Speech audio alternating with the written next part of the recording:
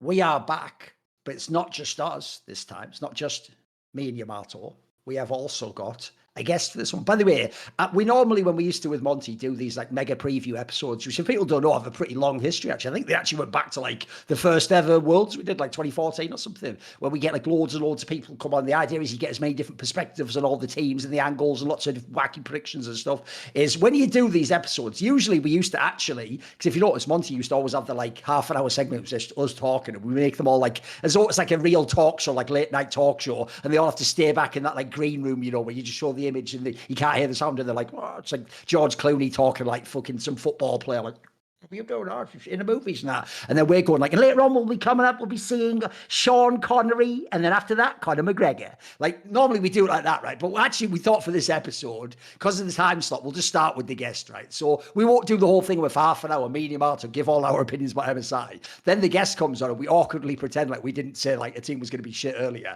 And then they're like, no, they're going to be really good. Like, oh, how's that going to work? So we'll just start with the guest. Spoiler, it is Summoning Insight. We are doing the old school mega preview for an international event. Now that actually MSI has a real format, I think it's the best format, why not just do like we do for Worlds? So we have got on tonight's show 5 different guests, and in theory we have got every region represented, although I will say sadly I actually had a banger guest for LTA, but they had to pull out for actual like org reasons where they had something going on. And the person I did pick to replace, I don't think this has been announced online, so I'll keep it secret with all the guests out. You can just see as they come through. Spoiler, there's not actually that many more bangers. Like Upset's actually a pretty good one. The one that's going to be technically for LTA, you might rage if you actually hope it's someone from the broadcast or one of the teams. It's got to be fucking nuts. What are you talking about, Yamato? All you need to know is I'm starting the show with the fucking best AD carry. My apologies. The best player in the LEC in the last split. So welcome to Upset. Hello. In the regular season, I might add, but thank you. Listen, you're on Fnatic. That goes without saying, mate. Oh, yeah. I didn't say champion of the LEC, so I think, you know, I feel like that was the awkward elephant in the room I wasn't addressing there, mate. Let's just start there, though, Upset. You brought it up. So first things first, before we get to MSI, you've obviously had a career where you've sort of been close many times, or people would say you were one of the best players or one of the best ADCs. But in the past, there always was someone else. Could have been Hansama, could have been, I mean, the joke is recently, could have been Kalist, could have been Reckless, the dreaded Reckless, could have been all sorts of people, depending on what year we're talking about. What does it actually? What was it like to become before the play? What was it like to be the MVP of the split? Do you ever think this would happen for you? Is it significant to you? Where's your head at in that sense? Definitely, really significant. Especially, I think as an AD carry, it's not many have been crowned with this award. I think it was only me, Forgiven, and Reckless. So it's obviously very great company. It doesn't make up for not having the team trophy, obviously, in any way, but it's something I'm really happy and proud of, and at least it's makes the bitter end a little bit more sweet, let's say. Looking back at the split, at least I feel like on an individual level I've shown something. Okay. Did you actually listen, don't bullshit me just because you like it. Did you actually have him as MVP, Yamato? Yeah. I had Upset as MVP. I thought it was clear, because even like in the games that you guys, like your losses were kind of bullshit. It's like you had the first series against SK, and then it's like the end game versus Koi. I think it's like it was very, very narrow in terms of you guys like being first place or not in the end, because you did beat Casey, right? And I think also another detail that was important in my mind was, it's like on Casey, it seemed like the effort was kind of more widespread, while I think that it was very clear, like that Upset was above and beyond on Fnatic, that was so close to being first. So for me, I always, you know, I have biases everywhere because I know people everywhere, but Upset is one of my favorite homies, so. Still, I actually just thought the All-Pro. No. Listen, I could actually complain about the jungle position, but we'll leave that for now. I just look, KC top side of the map. You've nailed it. Fnatic bot lane. Now, if only that was a team, but that's for another day. That's for me in the opium den with my pipe dreams of what could be. Also, in that game against SK, listen, Upset doesn't play fucking mid lane. He wasn't the one diving that tower. You go back and watch some of those games. You'll see what happened. It wasn't me. So anyway, let's get into the actual stuff. So obviously people are wondering, how is LEC going to do at MSI? Now, I will point out, as I referenced in the beginning part, I actually also, even for our regions like LEC and LTA, I actually way prefer MSI because you get 2 best of 5s against potentially like Asian competition. You get to actually play it, whereas like people like FlyQuest get like 1 BO5 and then they have to be like, but I almost won it. It's like, you actually get like a proper sample size. You get to really test yourself against these people. So the obvious thing people want to know, admittedly, Upset said he mainly watches LCK and obviously he played in LEC and watched the matches there. So we're not going to like try and shadowbox too much the LPL. He watched the final, and obviously LTA, I don't even know who the fuck knows if anyone watches that. Mathematically, ES charts would show you, I can objectively prove nobody watches that. So I'd have to have one of them in here at this point in time. I don't even know if some of them watch it, mate. I feel like there's players in those games fucking turn off the monitor sometimes. Who knows? So the question obviously people want to know is, how do you, I'll just roast the shell that, since I don't have any guests, fuck your region. It's the LCS still and it's trash. Anyway, bring someone on the show for you. So the question is, if we want a shadow box, since you watched the LCK, look, it was up and down there. Obviously people thought maybe Hanwha Life would be here. Instead it is T1 after all, and Genji is obviously the dominant team. How do you imagine, just give us your overview, before we get into the specifics of each team, what is your sense of how LEC, MKOI and G2, we're assuming everyone makes it through the play-ins, how would you think they can match up against the LCK teams? I think it's looking pretty grim for EU, honestly. I think EU has been pretty competitive in the top 4, like over both of the splits. But I'm not sure if that's like a really good thing or not. Like you could say the teams are maybe pushing each other, but maybe in the end it would be better if all the talent, like all the very, very best player would be condensed into one team instead to really have a shot to beat them more. Sure. But yeah, so it's hard to say. I would say Korea is obviously heavily favored.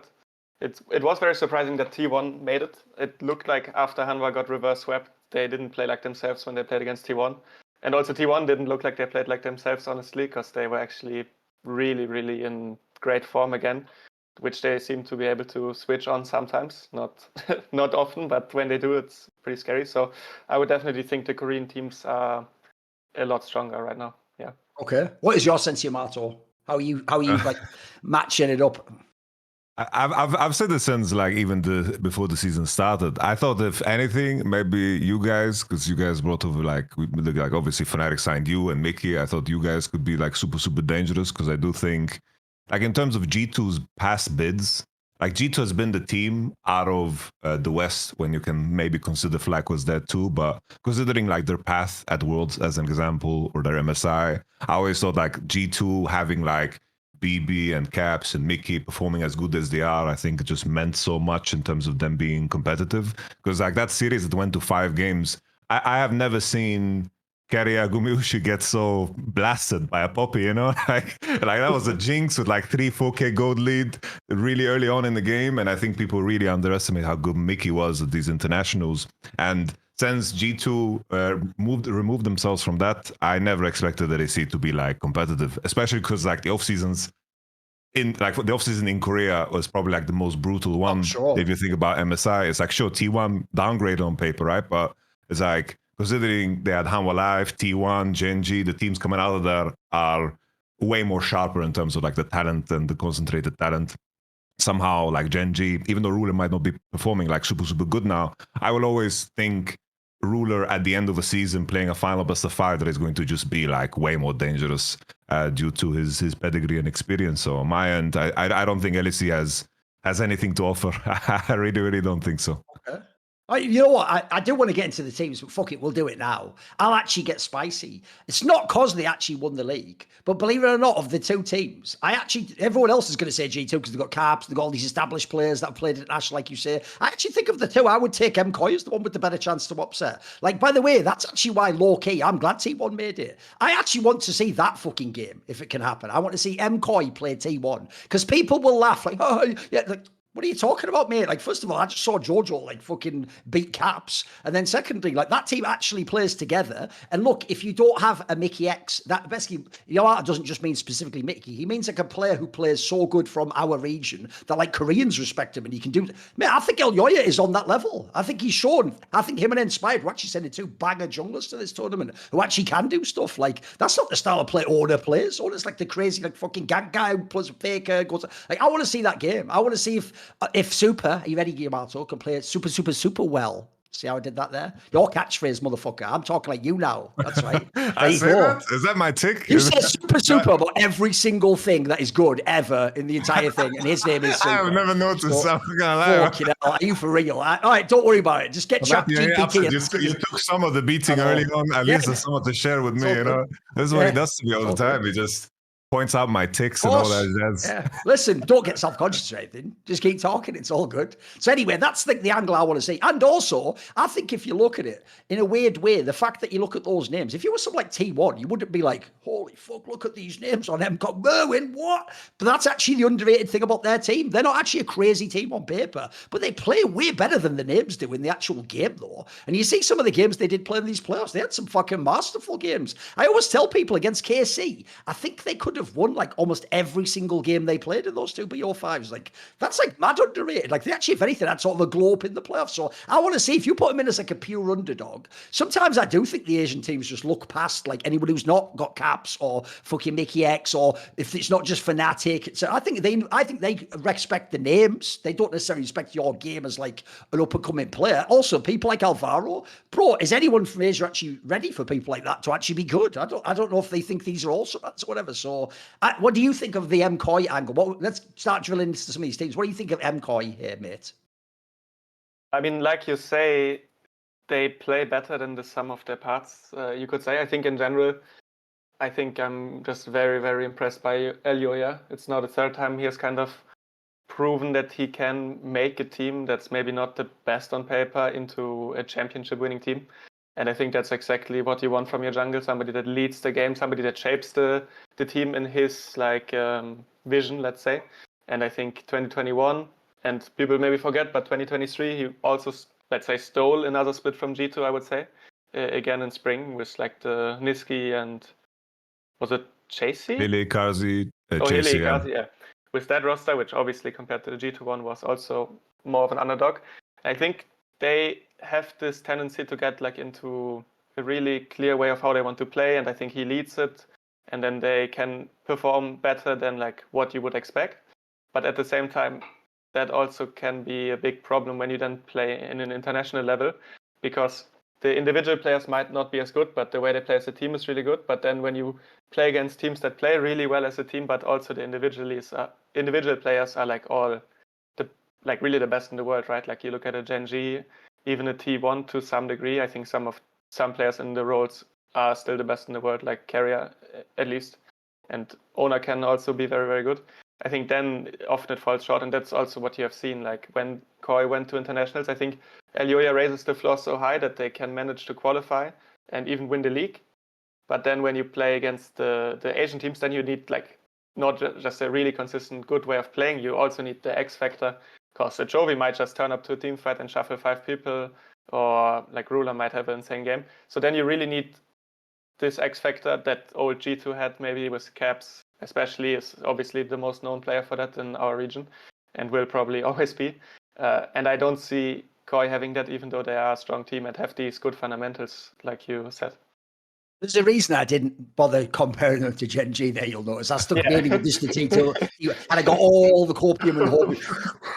There's a reason I didn't even bring the Gen.G thing in, because spoiler, if people don't know, like, for example, when I do betting, you can do, like, before the tournament, who's going to win the tournament outright. And normally I always tell people, don't ever bet on the favourite, because obviously the odds of that are incredibly low. Like, what if they don't win? Like, all the other teams can win. So what you normally do if you're going to do that bet, like bet on the pre-tournament, is you try and pick, like, a second or third team that has, like, good odds, that, you know, maybe have, like, 5-1 odds or so. For this one, it's one of the only times ever I just picked Gen.G, mate. It's just like, it's a double Olympic 05 tournament. Like, they probably are going to win it. Like, if you see how they play in Korea, like the joke is the closest team to beating them isn't at the tournament. They're fucking at home with Zeus watching online going, oh, fuck, has a guy posted another thread about that transfer? Fucking hell. Because for some reason I've noticed to T1, it's like whether they win or lose Yamato, they have like two fucking buttons they press, and it either like releases some like drama about like Joe Marsh, or it releases some shit about that agency. And it's like, oh, we won the game, quick, put away the Joe Marsh one.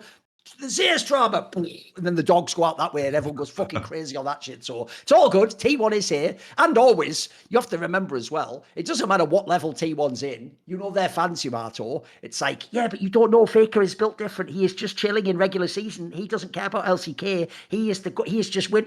Spoiler, he hasn't done it at MSI for 1 billion fucking years, by the way. He literally won MSI 8 years ago, if anyone doesn't know. Just saying. Anyway, right, what about the other team then? Oh, Yamato, you should give me your thoughts. What do you think of MCoy? And if you can, because we're going to, spoiler, I should have prepped you on this, Yamato. Since we are going to talk to all these different guests, it is basically going to be a variation of the same conversation over and over and over again. So get on your toes, mate, because you can't just make the same point again and again and again and again. You know, sometimes Thorin has some really out there hot takes. Motherfucker, I know how to keep it entertaining. You can't just every week be like, I think this player is the best. You have to have some angle, you know, like, but what if this other player was in his spot? You have to have some shit like that. Right? You have to keep it interesting, keep it controversial, basically. So the question is, if you were to contrast, you can do it with Gen G too if you want. I just feel it's futile. If we're going to do MCoy against the Asian teams, if you want, by the way, we can briefly touch on LPL too. How are they going to match up at this tournament? I think the main angle for me, because I'm in full agreement with what you said, Elias, because I do think like the angle of teamwork, how they play together, and like having, you know, like an overarching idea of how they want to pursue the game. I thought always their mid to late game was always like very inconsistent, and I felt like teams could like wait them out, but now they kind of actually like set up for the Drake, you know, set up for the Nash. They don't like throw games like 12k gold lead. I always bring this up. It's like when you were playing with Kana, that one split you guys played, and it was so close that Kana would just have no career in the LEC if you guys like didn't qualify to playoffs, because fucking there was that game against Koi where they like threw 12k gold lead. Yeah. You're playing Jinx. Sure, yeah. And I'm like, oh, bro, the butterfly effect of that one throw is kind of mental. But they have kind of tied that up. I think the main angle I would go with is like teams that have won their leagues technically outside of Gen G. In terms of like prep work and how like sold I am on drafts and how they, let's say, structure their best of fives, because I think that's a really, really big deal. It's like we have best of five, of course, Fearless. And double elimination, and I think that matters a great deal, because I think in terms of strategic victories, like a team like AL, I think Koi also winning, I think a big part of them just winning was them figuring out how they wanted to branch out in a series. It's like what sacrifices you make, what you give up, and how you move into the series. And I think if there's an angle there, I do think Koi's prep work in playoffs, figuring out how to make sure that Alvaro and Elioya are consistently effective, because I thought that would be like their biggest flaw, is that they would run out of champions to pair together with jungle and super that would make sense. And there was like that one game I remember that they lost against KC. It was the fourth game where they played like Lucian, Karma, bot, and I was like, oh, are they just out of gas here? And then Casey came in with like the Pyke Wukong draft in the game 5 that they in the end lost against, of course, the Brom of Alvaro. So I think on the prep side, I think Koi can definitely bring something that is unique, and they can branch out. But it comes back to the same thing. It's like that only really begins to matter when you get to game 4 and 5. In some cases, and if you can't get your foot through the door against some of the Asian teams, because I think like beating Bilibili, I had this conversation with Keire earlier too. It's like beating a team like Bilibili. It's like strategically they are not sharp. They take fights. They play every Drake. They're not looking for some cohesive idea. The drafts are kind of all over the place. It was like game 5 against AL that they played, where they had like Tristana, Milio, Akali, and it's like it can work because it's Bilibili, but if you don't allow them to just win fights over you, which is, I say allow, but you need to be able to play the game good, then you're not going to, you know, all these details that we can break down about the drafts and all the macro, it just goes out the door. I do think these two teams, like the 4 teams in particular, are going to be very, very tough to like create an upset victory against. But I do think from where I'm standing, like looking at G2, I do think Koi has enough ideas in the early game to actually put them in potentially winning positions. Because I feel like that's always the main thing. It's like if you're going to Cause an upset win is usually it's like you have some crazy draft idea that just works because the enemy doesn't know how to deal with it, or you have a big enough early game lead that you kind of take the game to a point where 4 or 5k go the lead, maybe you can win the fights then. And I do think that their early games are like dynamic enough to maybe break some of the lane phases, because I think most junglers at this tournament, like the best ones, it's like level 1, 2, 3. They find like some angles to break the game. They level 2 gank bot. They level 2 invade after chickens. They are very, very creative like that. And I think Elioya and Alvaro can cook some shit up. What we're going to do is, as I said, we're not going to talk much about LPL because, I mean, you watched the final, so I don't want to make it like he says from out. I've done this in the past where it's like, what do you think about this? And then someone gives like a strong opinion, and it's like they only watched that match, and maybe earlier on that guy played that fucking champion. Famously, Frostgore and wrecked us out for this one, where she said Fnatic like couldn't play Leoda or something when it was like Yellow Star's fucking signature pick or whatever. So I'm not going to do that. So we're going to mainly talk about LCK and LEC. So I'll just say this: watch how this works, Yamato, and you'll see how the formula goes. Okay. So on this part of the show, I'll say stuff which it's all going to be congruent. It's just you'll see how I sort of shift the dial on how much of it. So when I talk about the LPL versus MCOY, here's the copium. So Billy, they have all those scary players. I actually think literally Koi's jungler is better than BLG's jungler. Like, you can actually win through that aspect of the game. Think how rare you ever get that as a fucking Western team going against like a top Asian team. And then against anyone's legend, I will say that on paper looks like you're checkmated. But mate, my boy Tarzan is a fucking giga choker, isn't he? He's fucking, he's a hapless, like fucking worker on the Death Star versus Darth Vader, isn't he? Fucking that hasn't worked out yet. And then secondly, they have loads of rookies. No one knows how some of those people are going to do in MSI. They haven't been to this place. They were watching it on stream like the rest of us. So, but the reason I say watch what I do here is because later on when we have the LPL guy on, I'll basically talk about how the LPL team was shit all over all these teams, to crush them all, including BLG. And there's actually no world where Merwin and Jojo are beating Bin and Knight. But you know what? That's how it works. See, narratives, sometimes they overlap slightly. Sometimes they dodge each other like fucking Tron bikes. That's just how it be. So let's get back to it, right? What about the other team, though, Upset? Everyone wants to know about G2, because actually, you know what I said earlier about how T1 fans go, oh, Faker, and that was just like, that wasn't their real power level. They were like, just chilling in regular season, and then they wait till like the playoffs. People tried to write that narrative twice about G2 this year.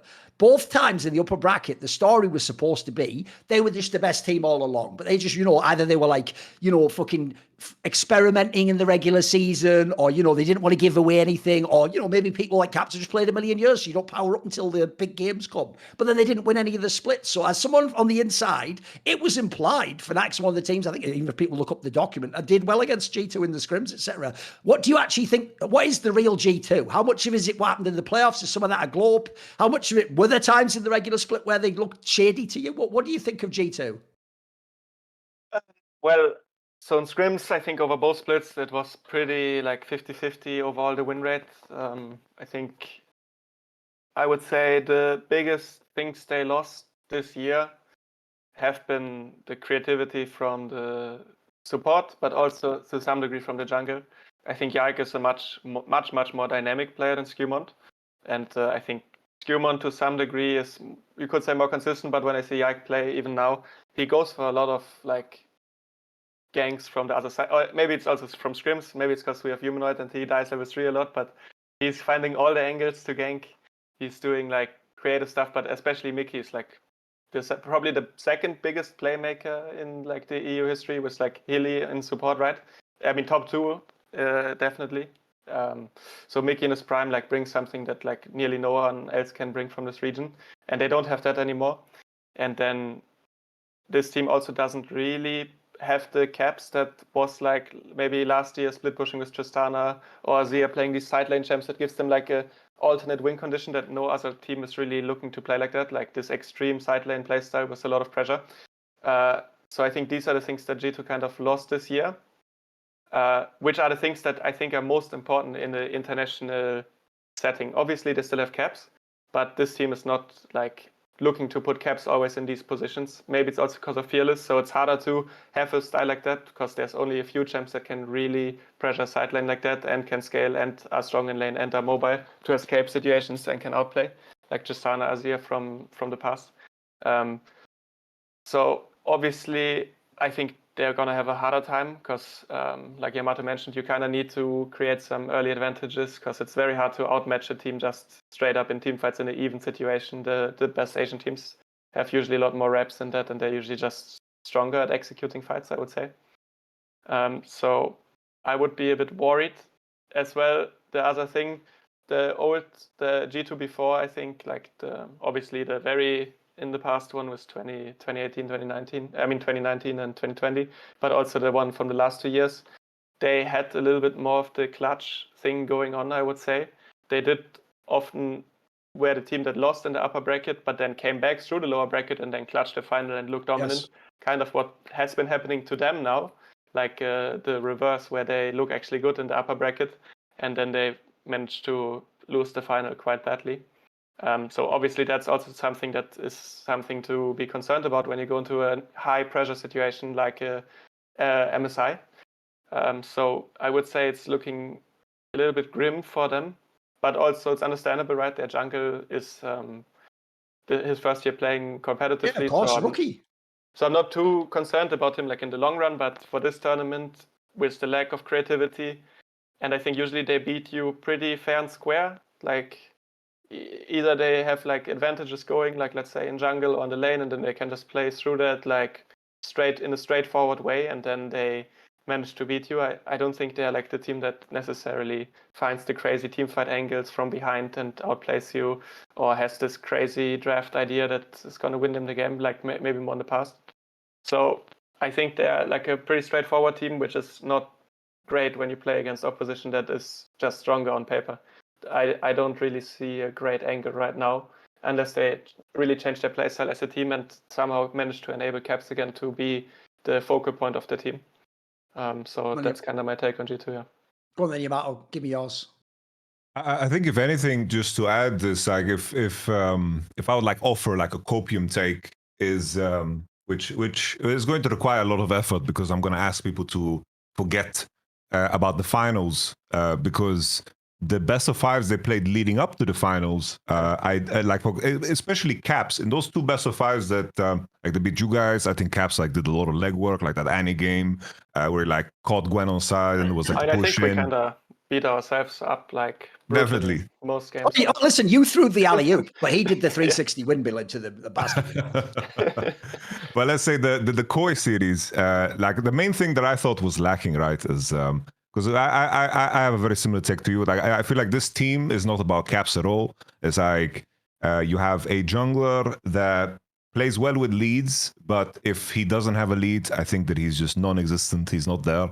I think he's very almost like solo queue pilled, where it's like either he drives the game completely because he's ahead, like that one Zinzao game he played against you guys, or like in winter when he played like Pantheon, he got ahead and then he just took over the game. But then it's like, oh, he gets invaded. There's a split map, and then it's like I didn't see Scumont because it just looks like the way he plays. He presses tab and sees enemy CS on jungle being ahead, and he's like, I'm gonna catch up somehow, and he's just like racing against somebody that is like in a car or some shit instead of trying to do something dynamic. And I think that the bot lane is the same way. I feel like if this bot lane doesn't have initiative, doesn't have push, I don't think that they are good at all at knowing how to be like impactful in the game. I think like that game you guys played, the Kalista Tarek that you guys by some miracle lost. I hate to tear up old wounds, but even like that game, I think was absolutely like crazy. That G2 as a top 4 team in the league even got in that position. Like you guys were 2v2 diving them and burning the sums and killing them between two turrets was even crazy to think about. I would be surprised if Genji would lose that game. If they get a lead like that. Yes. So back to my initial point, the point of Copium is that those two best of fives, especially the one against Koi, I did see Labrov play a more dynamic game. I saw BB and Caps actually work together. There was like the one game they played Camille, and I think that in the same game Caps played Rise, and they were pushing side, collapsing into one side, and they actually had like some momentum going in the game. But both finals that they played were so goddamn awful from super jungle position that they didn't give their solo laners anything to play with. I like usually if Caps is underperforming, I think it always signifies something else. And I think that when he operates with very limited information, he's going to take a lot of risks, and he's going to look, silly doing so. Sure, that one play on Oriana when he like melee walks into Leona. I don't know if he just believed in Trash Lantern super hard, or he just melee walked into Leona. Sure, you can criticize him for that, but I think like his overarching body of work always. I gotta remember it's like 2021 when we beat them, and kicked them out of the Worlds run. I always bring this up on stream because it's just fun. It's just fun because everyone said we wouldn't be able to do it. Like even then, you could see Caps, his vision of that series was like he was just picking Oriana every game.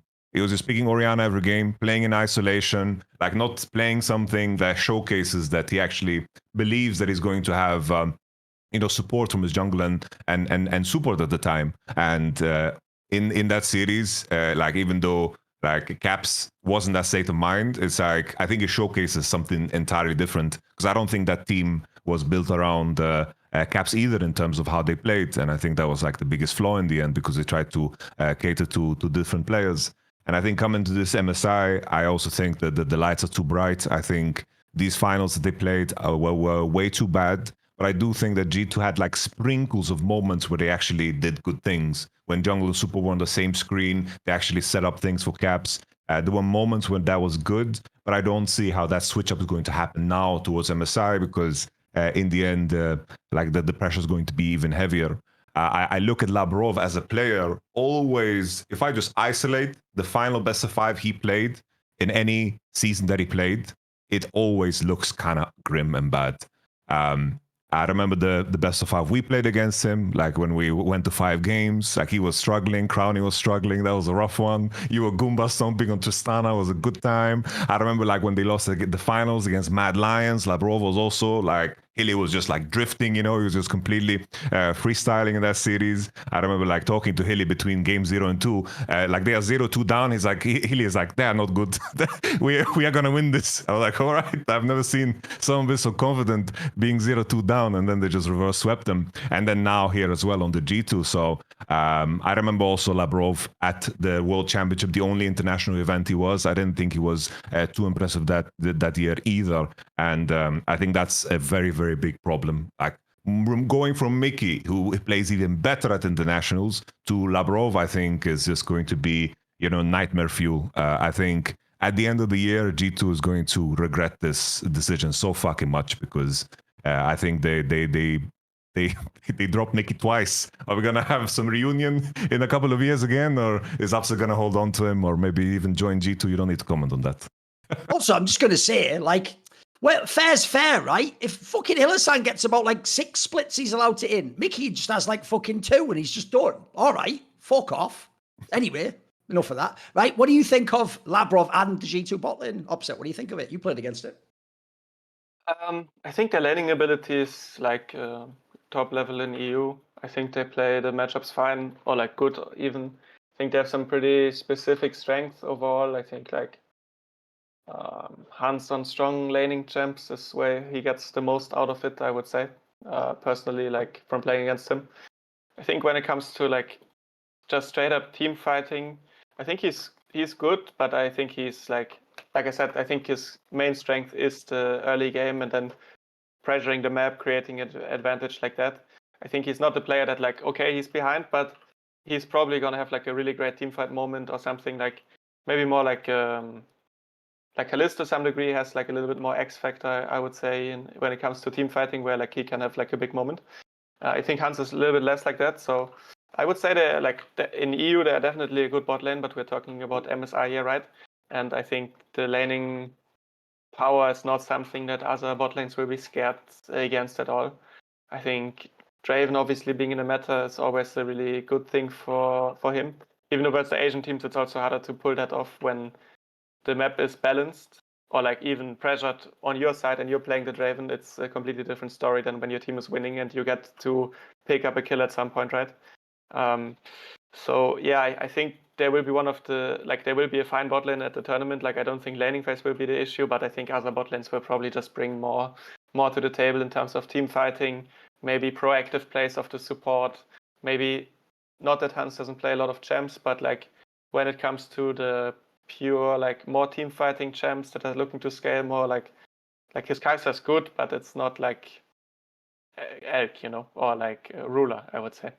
and I think the strengths are just not quite there.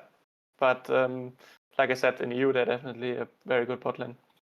I mean, that's actually why I'm a bit worried for G2. It's why I led with MCoy, because first of all, it is rookie season for Skewmon. So I said this with Callista when he went to Last Stand. If he'd have somehow flunked the tournament, I wouldn't just be like, throw him in the bin. Like, spoiler, people like Perks did that, mate. Like, it's happened before. Like, it's really hard to go. It tends to only be the Asia ones that just go and like smurf in their first ever year. Like, that's really tough. And so when you add in the Skewmon factor, well, the problem is, I actually think their bot lane is badly suited for this meta. Because think about it, right? Every fucking Hans Sama team is like, let's win the lane. Let's be like ahead early in the game.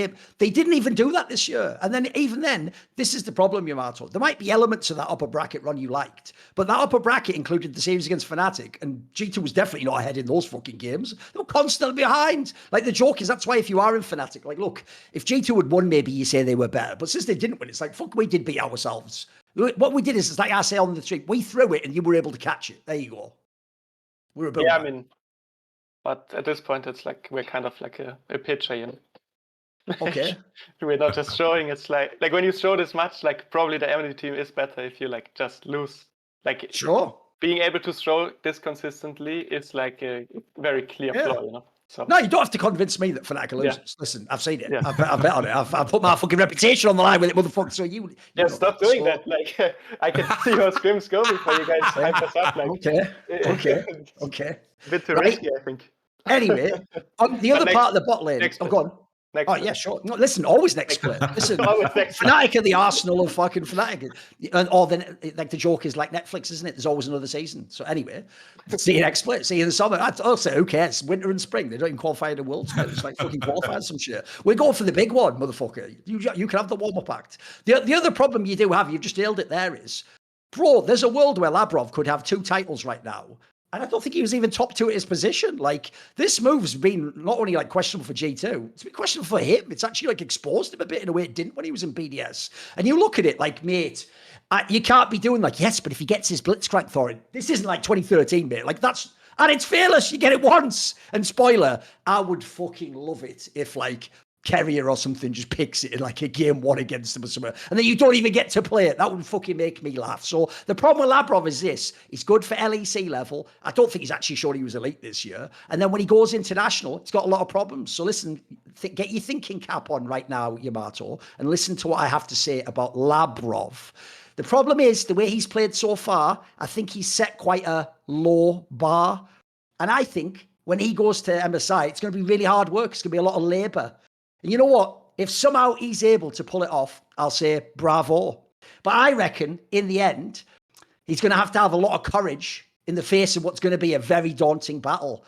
But that's enough of my Valor rant. Those were all acronyms of Labrov. Because the thing about Labrov is he's all mixed up, and he's a mess. So I did that. It's actually now a word game show where we're getting, it's like sort of like Countdown or something. We're getting fucking crazy. Listen, every segment can't be the same. I'm trying to make them all unique in their own way. Right? I think we flip over now. Fuck LEC. We did that. We did the Copium. We did some angles. We did some takes, etc. This is what I want to know now. Since you watched LCK, let's just go straight to Gen G. What do you think of Gen G? Because a lot of people say actually upset. Not just this year, but even if you add in last year in JDG, that's kind of been shocking for Ruler, because he went from like, he was always a contender of like just best fucking ADC. Some people used to say he was even the best player in the world when he was in the first year of JDG. I think a lot of people criticized him last year. And even though Gen G's won a bazillion games this year, he seems like, he's always the player. People tell me he's the worst on the team, or he's having struggles, etc. I know this is someone you look up to. So what do you think of Gen G? And specifically, let's start with Ruler. What do you think of Ruler coming into this tournament? I mean, yeah, it's true. He has done maybe more uncharacteristic mistakes than before, and I remember quite a few games where he even got killed in the lane. But I would also say that it's a little bit unfair to compare the other supports in the league that he's playing against compared to Duro. I think Duro has improved so fucking much compared to Winter. Like, it's a different player. It really felt like he found his place in a way, and he's starting to like not be in his own head and do the things and try to win the game, and gets caught way less than before. But you still can't say that he is, like, in my opinion, close to like a carrier on the individual level, or even a delight at his best. So I think his jungle plays different to, like, let's say Owner or Peanut especially. I don't think their game plan is necessarily to give up a lot of resources on jungle or even support like really be really good in lane to get him into winning positions as much as like the other top teams in LCK, especially Hanwha, I think puts Viper in better positions more often, like through jungle actions and stuff. But I also don't think this is how they need to play at all, because they have the best mid laner or the best player in the world easily with Chovy right now. And also their top laner is really great. But yeah, I would say he's playing a bit worse, but I think if you would put him with like a carrier, I think you would see the prime ruler again in a way. But yeah, I'm not in his head, right? It's hard to say why he's doing these mistakes, but this is maybe like something to keep in mind when you talk about his performance this year. Are they going to win MSI? Yeah, I mean they really should win MSI. I think you saw last year that they were capable of overcoming like the international hump for Chovy, right? He won also last year. Obviously, that doesn't mean they should win this year, but I'm less worried about him underperforming at all. I think even last year at Worlds, I think he's playing very good. Like maybe not as the best player in the world in these matches, but he is very, very consistent now. Like I don't see much choke in this team anymore. I think that would be the only angle that they don't win MSI if they underperform, because it's very clear that they're the best team in the world for me right now, with the best player, who is their mid laner especially. So it's really not. It's up to them to just play to their level, and I think they got this. Yeah. They win MSI with Yamato. Oh, they have to, no? They have to. Otherwise, like something is wrong in this world. Like it needs to be. It needs to be something outside of the game for it to impact. You know, there's to be illness. There needs to be PCs are lagging in the hotel, some shit. You know, there needs to be something. When it is that, then they lose for sure, right? Sorry, what? The PCs will lag for sure. So. All right, that might tilt them. Okay, there you go. The classic. But at least they are not in Mexico. They're in Canada, so hopefully True. they're gonna get some better computers. We've been there, Thorin. We were in Mexico for play-ins, and we were screaming on 20 FPS, so it's was a rough one. And also, we had like 4 positive COVID tests where we had to go in, and it was false positive. It was a mess, you know. So these international. Obviously, Yamato, my old joke, went and got the cursed monkey paw. I just want my team to be fucking sick at an international event. you got to be precise. Those demons, the contract law, mate. But Gen G wins. They do win the MSI, right, Yamato? Double the live. It's hard to pick against them, right? Yeah, they have to. They have to. Like otherwise, we're gonna have to have a conversation about the upper bracket winner being. They should be gaining something for winning to get there or some shit. That's gonna open that Pandora's box. Oh, you're right. Yeah, true. Because it'd be like, oh, they didn't lose twice. That thing that Monty always gets tilted by. True. Okay, upset. What about with T1? Because specifically, there's been a lot of drama about the ADC position. People didn't know if T1 would even be here, or 2, if it would be Gumayushi. So what do you think about T1 and obviously the bot lane of theirs? I think T1 showed like a masterclass for Sanhua. I was very, very impressed with how well they managed to play, honestly. I think the change in how they play is crazy in the bot lane, especially. Like Guma looked very shaky throughout parts. It obviously could have been because of the different situation with having a substitute and being benched and stuff. But sometimes when like Guma is playing at his best and like the team is really like in shape, like at the last 2 World Championships, or I mean probably the last 3 World Championships, and even now these matches against Hanwha, I think Guma is playing like close to perfect. Like it's really, really impressive when he gets to play like this. The sad thing is you don't get to see him play like this like that often, in my opinion. Like I think he gets outshined by other people in the league in his position. Does he have something unique about how he plays? Because it seems like in these tournaments he does do something different. Is there something unique about his style?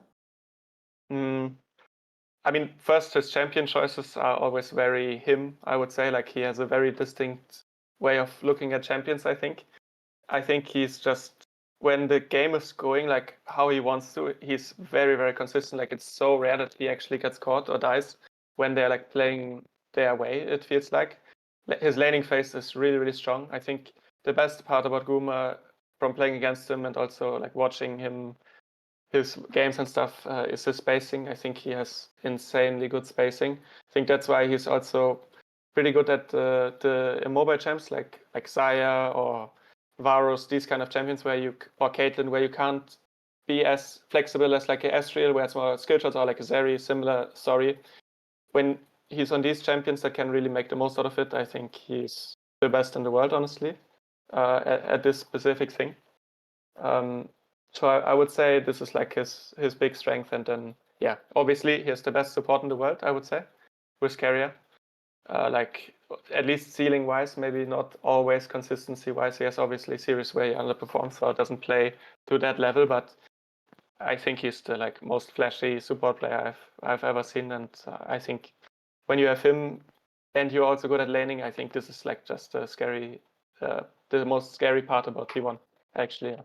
Taking into account you didn't watch all of LPL, if Gen G wins, is T1 in the final with them? I mean, I watched like all the highlights, but the games are so crazy most of the time that I watch, like really, really a lot of fighting, like all the time. I think BLG is like the scariest team that will probably lose in the whole tournament. Okay. I just because the individual players, like maybe Knight and Bin have not been like popping off as hard as you could remember from other times, but just the names alone, I think, are very, very scary players to go up against, like name value alone. I think Eric also can have like immense carry performances.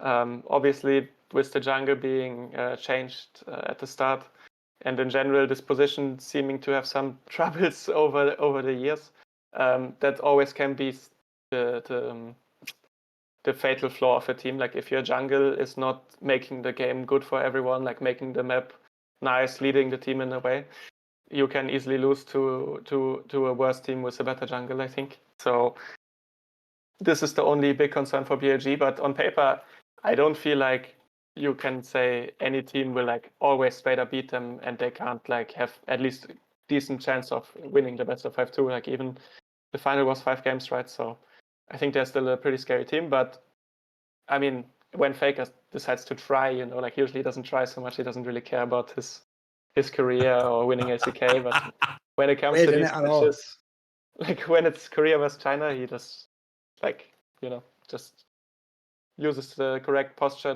The joke is he's obviously just a patriot, isn't he? He's obviously just a true patriot, and that joy comes out of him, and suddenly the Korea spirit bombs for him or something. I don't know. Fucking there you go. Something like that, yeah. I suppose so, yeah. So, no, but jokes aside, obviously I think T1, when they're in form, I don't know why it happens or when it happens, but when of course. It's a mystery. I think maybe I'm coping a bit too hard, but I think there's a world where they could even win this tournament. Fucking hell. Calling a door and win of MSI. All right, homie, whatever you say. Whatever you fucking say, pal. I don't know about that, but it's all good. It's all good. Also, I will say, to be fair, T1 fans would be absolutely insufferable if they won MSI. Like, you even imagine, bro. Like, Dom should just turn the stream off at that point in time. But at this point, you would just have to accept that if Faker tries. Like, no, I know. That'll just be a real thing at that point in time, Upset, which will really suck, because it'll be like, it'll have gone from a stupid wrestling narrative to like, that's actually the most accurate fucking analysis of the situation. Like, we may as well all just quit all this draft analysis and watching the fucking lane in and looking at all the stats and stuff. Apparently it's nothing. Apparently it's just magic, and he is Father Christmas and always comes on fucking Christmas Day. By the way, don't worry, Yamato. On the next guest also watches LCK, so we'll go deep into that topic. I'll just say this. I actually now also think I'm getting a sense of what's going on internally within Fnatic, because what happens, Yamato, is because he likes proper ADC play and macro play, Upset watches the LCK and he watches the slow movements and the correct decisions and back out, this fight's not the right one. I can tell Razok just loves the LPL. He's obviously he's just like, hey, this is League of Legends, gentlemen. Okay. He's like, look, guys, they play BLG. Put me in BLG. Put me in BLG, mate. He actually loves Canyon, which... Oh, right, okay. But he watches only regular season, maybe. I don't know. All I'm going to say is Canyon's only clutch, mate. Yeah, that's true. But the only reason T1, I think, could win the tournament is if Gen G, like, underperforms. Like, right. You could see against Hanwha Live, like, they could have lost. They could have lost. They could have easily lost. Yeah. And they could have lost 3-0. Like, it's not like these opponents. I mean, obviously the competition is fucking tough, right? They're playing against Viper and Zeus and Zeka and stuff. But I could see a world where the pressure, like T1 has a really, really good run and Gen G has a really, really bad run. Like, this is the only scenario. And I mean, you said with the betting odds, right? that would be the angle, I think, to have the dark horse of the, or maybe not dark horse, but the second best team, I would say, could be T1 probably. I will say as well, and we'll get to the LPL later, because the LPL ones, like BLG's underpowered and anyone Legends, like a fresh name. I will say the betting odds even are that it's Gen G as T1 in the final. Like everyone's just taking those as the two teams people they think they can rely on and have the history. Okay, as I said, Yamato, don't worry, the next guest is LEC and LCK, so we'll spin it straight into that. We extended this a little bit of time because we were talking upset here. We want to talk to the MVP of the league. Plus, just like a Fnatic playoff game, like 40 minutes. You know, we wanted it to be 20 minutes or so, nice and clean, in and out. You just win. In the end, it got messy. It went 40 minutes, and now he gets kicked out, and that's the end of the run for upset. Here's the thing: I actually like a no upset a little bit, guys. It's not a guy I've never talked to. I'm just flaming, is it? I saved that for people I really don't like that are on the other teams. So thanks for coming on upset. Any final words? Yeah. Next split is for sure going to be better. Of course. I hope you guys bet on us again, like always. Of course. I will. Don't worry. Off. Yeah. Let's go. Yeah. Listen, I'm going to lose my mind. I may as well lose my money too. You know? Yeah. There you go. Next split. Right. That'll be it. So we'll go to a break now. We'll be back with our next guest after this break to talk again about LEC, LCK. And don't worry, LPL and all the rest is coming. See you after the break. See you. Bye-bye. All right. Before we continue, I got to talk about something. I got to talk about something that I just had before this podcast. I'm talking about Factor Meals. Factor Meals, honestly, they've been a life changer for me because I go to the shop, I spend 2 hours there, I look around, I buy groceries, and then I come back home, I cook, and then I have to clean the kitchen, 2 hours. I eat, doesn't taste so well because I can't cook for shit. Cost me more than a meal that just comes to my door every week, freshly cooked. And on top of that, no measuring, no pointless bullshit. Because of course I care about my diet. Might not look like it, but I try my best. I get my protein meals. Boom. I want to have low carb protein. They hook me up. Certain ingredients I don't like the other week I got some zucchini. I ate it because it tasted fine with the butter they sprinkled on top. But I don't like zucchini that much. I let them know I don't want zucchini in my meals. Next week, no zucchini. Got me some more broccoli, more Brussels sprouts. They can cater to every single one of your meals. Perfect for any lifestyle. You know, I stream all the time, 12 hours, 14 hours. Obviously, I don't have time to cook and all that jazz that I mentioned. Sometimes as well, you know, in terms of the nuance, you know, it's always so surprising to me. It's like, I grew up in a world where the microwave meal was like the lowest form of a meal that you could have, the lowest form possible. And, you know, removing yourself from that like nostalgia, you know, because usually like that image of someone like eating like a microwave dinner, you know, in front of the like all food across here, they're all home alone, you know, it was like the image of depression. But nowadays, bro, is the image of somebody that cares about their health. It keeps my baseline super high. I like the fact that I can just pop it into the microwave and it's super easy, you know, it powers my day. You can also add, you know, additional details to boost your nutrition, whether it's like those small little booster shots or even breakfast, on-the-go lunches, premium dinners, anything that you can think of. They can, of course, cater to your every need. They got your whole day covered. Enjoy more of the summer by spending less time cooking, but still eating delicious meals. I use it, and honestly, you should too. So get started at factormeals.com/LFN50off and use code LFN50off to get 50% off plus free shipping on your first box. That's code LFN50off at factormeals.com. You know, the coolest thing about that I wanted to just add is that I've tried this in Germany. I've tried it in Sweden. I've tried it in America. The quality is so damn consistent. The bar is super high, and you gotta go get it. So free shipping, 50% off, factormeals.com/LFN50off. What are you waiting for? Upgrade your life, save money, and at the same time, you know, stay healthy and nutritious. Cater to your every need, your every taste. Use Factor Meals. There you go. That's why you get the co-host with the like golden radio voice, Zaboutine. So you just do that right. It's pretty good, wasn't it? I like the way he. I even thought jealous. he was I'm jealous. I know. I thought seriously, I'm jealous. I wish I was able, you know, when brands come to my stream and they're like, I wish I was able to do that. Yamato, you're just like, you're so good at it. Oh, this is a very easy product, bro. I eat it every day. Sure. He does actually genuinely like it. It's not even a joke. He actually really, it's great. It is true. He actually did literally ask Dom for it even before he was sponsored on our shows. And also, I actually even thought there he was going into some sort of Dr. Seuss thing, like I eat it in Sweden, I eat it in Germany. I did like, where the fuck's this going? Like, okay. Anyway. Also, my dream is to just have you. I want you to eventually just be in the real ads for like these companies. Be like, Trifecta meals. It's super, super good. And it's like you and the fucking Roddy Sack or something. Yeah. And you're all just eating it, whatever, before you get quick 3-0. Like, you can get a whole meal in before the 3-0 happens. Like, whatever. Everyone's getting roasted on this, so you got to understand. It's all good. It's all good.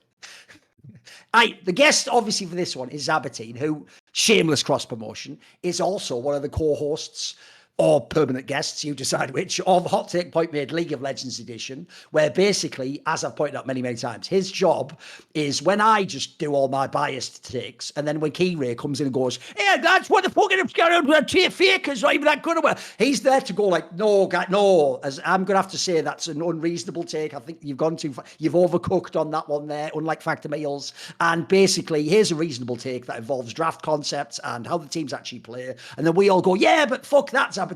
I think this player's a bomb." And also, he's not like on some anime tip, is he? So welcome to the show. Obviously, if people don't know, Zaboutine used to be a coach of a number of North American teams, and he now does loads of coverage of league, but he does it in French is the key thing. So if you know French, you will know his work. If you actually love French, by the way, and you're unaware of this, I think I'm talking to literally no one right now, but if somehow you were living under a rock, they literally do, Law from the LEC and Zaboutine do a regular podcast and have for ages where they break down everything in French. And spoiler, I only know a little sprinkling, un petit pois de français. I only know a little bit Zaboutine, but the few times I've listened, I'd even told Law this. The opinions get a lot spicier in French, I'll tell you right now, mate. It's not quite, they're a little bit, Law's different on the LEC. You need to know that. So if you know French, get on that podcast. It's a banger. Thanks for the shout out. Yeah, it's more spicy. I mean, we can gatekeep, the opinions in French. Yes. And sometimes we say shit and we're like, I hope no one's gonna translate that and go on Reddit. We hope. And sometimes it goes on Reddit. I'm like, oh, it's like French interviewer Law Valley on podcast, and it's the end of the world. It's funny. Yes. Okay. So as I said, I set it up because I just know from doing the show. Every time we do Hot Take Point Made, you have loads of LCK takes. So I know you watch LEC. I know you watch LCK. Do you actually watch LTA? Do you watch LPL? What's your viewing schedule at the moment? Oh, MSI, because I'm co-streaming MSI. I've watched a little bit of LTA, but I mean, I watch mostly like C9 FlyQuest, and I just watched the grand final of the LPL to get a kind of a grasp of like how anyone's Legends plays and how BLG, like the shape of BLG for this year. But I'm more versed in obviously LEC and LCK.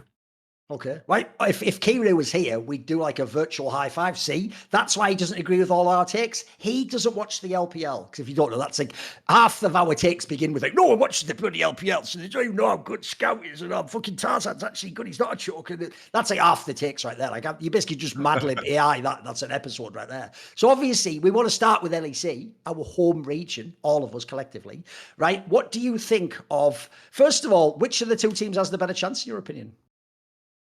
I mean, I think it's a very weird pair of teams that we're sending because I don't think anyone expected at the beginning or even during the middle of the split to send MKOI and G2. G2 barely made playoffs and then kind of came back in shape in the second part of the season. I mean, props to their staff, right? They're always sharp when it matters throughout the years, depending on no matter who plays for the team.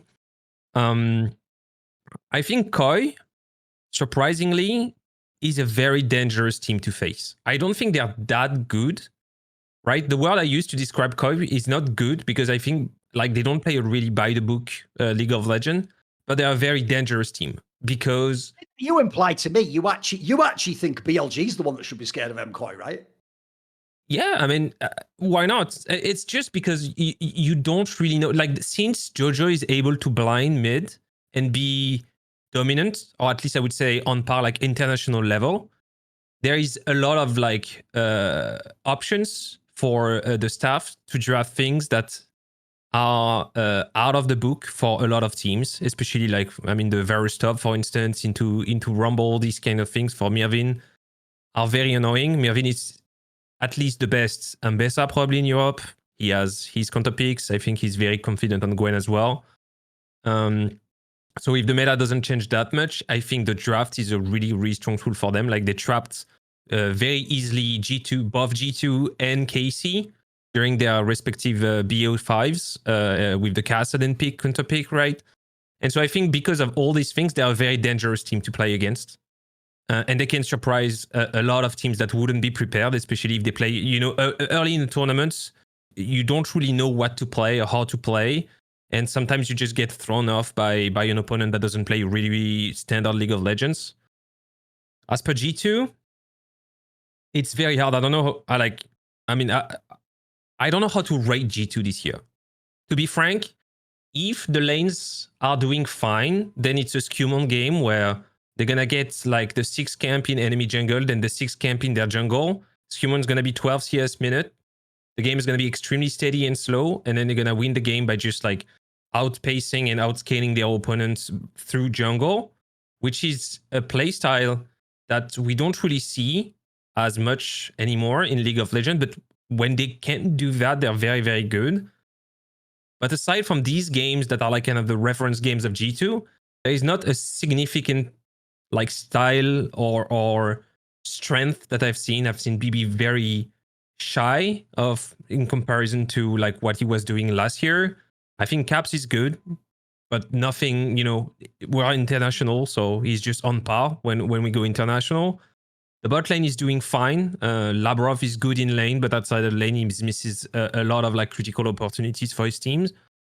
And so at the end of the day, it's like you kind of feel like if they can play this playstyle, they will be strong, but who's going to let them do that? You think like BB versus Bin or, versus Keen or Chovy or whoever they're going to face, they're going to have the opportunity to just have Skumon just like clear the jungle for the whole time. I think in that playstyle, FlyQuest looks much more dangerous than G2, to be frank. Like if you want to have a farming jungle that's going to win you the team fight later, I'd much rather bet on FlyQuest than bet on G2 because I think they have a similar playstyle. Okay. Any thoughts, Yamato? No, I think on the conversation of jungle, just to follow that up, I think the argument could be made that maybe like outside, even though I think the Furia jungle that they sent Tattoo is a very interesting prospect, in regards to the junglers that are being sent to this tournament, the lineup is completely demonic. Even coming out of the LCP, you have Levi, who's insanely experienced and had enough of an X factor to, call some upset wins together with the rest of his teammates last year at the World Championship. And also, of course, Junjia in CFO, like the list, like besides, like sure, Beishuan, you can have arguments against that he is not performing super well, and he's more of a jungler, like in terms of how they play. It's very clear that he just gets told what to do because he loses so much efficiency. And if the enemy jungler is efficient, he just falls behind almost naturally if the things that he is told to do don't really work out. Because like every game that they played against Tarzan, it was like, oh, he's just 40 CS behind somehow. And he just loses every chicken because he just misses the beats and doesn't really understand super well his windows to act and his windows to pressure. And in regards to the rest of the jungle pool, it's like we mentioned Inspired, Elioya as well, Tarzan, Owner, fucking, this is a crazy, crazy list, Canyon as well. And I think that's going to be such a difficult point to overcome because I think G2 is like Skumon is such a solo queue jungler. Like it's very clear. It's like if you put in that many hours to be 2000 plus LP, it is going to have an impact on how you play the game. And it seems it's very clear that he likes to drive the game through him. And when he does, he has like some highlight games that are absolutely insane. Like some of his best performances are super, super good.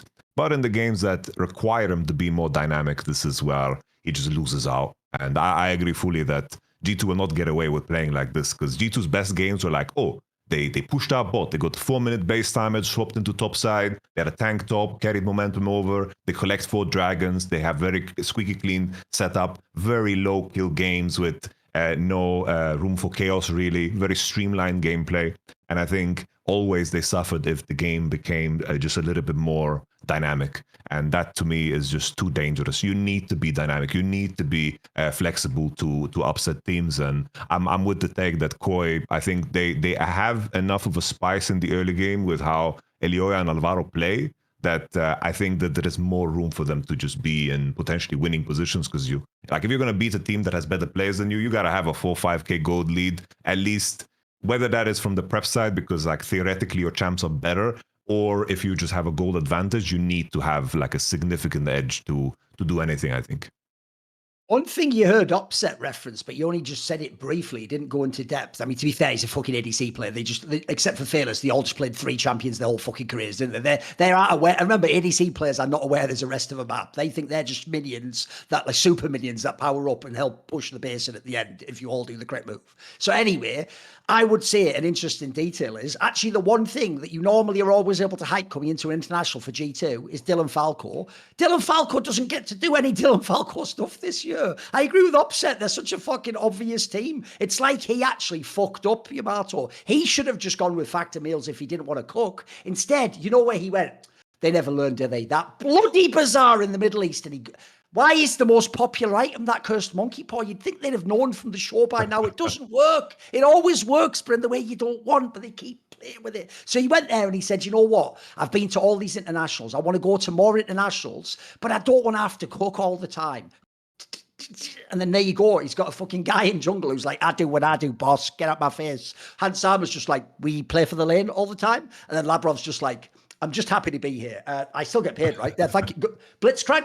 Well, whatever. See you in the next series. Anyway, I think that's another problem. You would have thought if I'd have told you that last year's G2 was coming to this tournament, you'd be like, oh, let's see what Dylan Falco does in like a game 4 or game 5 against an anyone's legend or a fucking BLG. Maybe he has some crazy pull he's got for like Dylan Falco magic. That hasn't really been a factor, unfortunately, this year. Like this year, they have just been more of a strip. Like I think it's why actually people don't find G2, aside from the change in form, like that crazy that they don't win. It's like they sometimes just don't get the best performance out of their players in the match. Like how often are their players the best players in all their roles in the match? That's not really a thing anymore. That was kind of an overrated angle from past years. So do you have any thoughts on this, Zaboutine? It seems like you want to jump in. Come on. No, I just feel like they're boring. Like I just want to say that as someone who's been, I think, like every single European, extremely excited about watching G2 play over the last few years, I have my sentiment towards watching G2 play kind of the same lines as like watching Fnatic play, which is, oh boy, it's a G2 game, and usually it doesn't disappoint. It's pretty boring. It's a very because I don't think that like Dylan Falco or like the staff of G2 is built out of like strategical geniuses that teach the game, where it's like, oh, you're gonna type a deep vision here and make it like crazy TP play. I've seen teams way worse than G2 have way more like crazy approach or have way more polished macro when they're ahead. They're way less often ahead because they are worse players, but when they're ahead, G2 really plays the most boring League of Legends of all time. And if you want to play like this, I mean, you might as well get the best players, right? Like Genji doesn't play a very exciting League of Legends, but at least when there is a team fight, it's very exciting because the players are doing things that no one else can do. But know that like most of the G2 players, I would say, are on par with like the rest of the top European players at their position. You have probably the most predictable and tame League of Legends you can watch in Europe when you watch G2. By the way, go on. No, I just wanted to say it kind of reminds me of there was this era of G2 where they were like really long time ago with 2016, 2017. It's like when they had the approach. Like they had an approach. I remember their philosophy was that late game wins games, and that was the only thing they put like effort into. And sure, they had like that MSI that went to finals. There was like pretty solid approach, but their worlds runs like it was riddled with the whole G2 vacation shit and all that jazz. And that approach of like finding like skipping the early game aspect, because if you know how to win from behind, that's going to matter more in terms of time distribution. It kind of brings me back to that idea, because they got away with that to some degree. Obviously they won everything in fucking Europe, to say to some degree is obviously a stretch, but they did in fact like just take the best bot lane and add that to their team. But eventually like that really caught up to them. And this type of an approach doesn't work at all if you are the weaker team coming into the international. Something I wanted to float by you, Zaboutine, because I have worked on this idea in terms of like G2.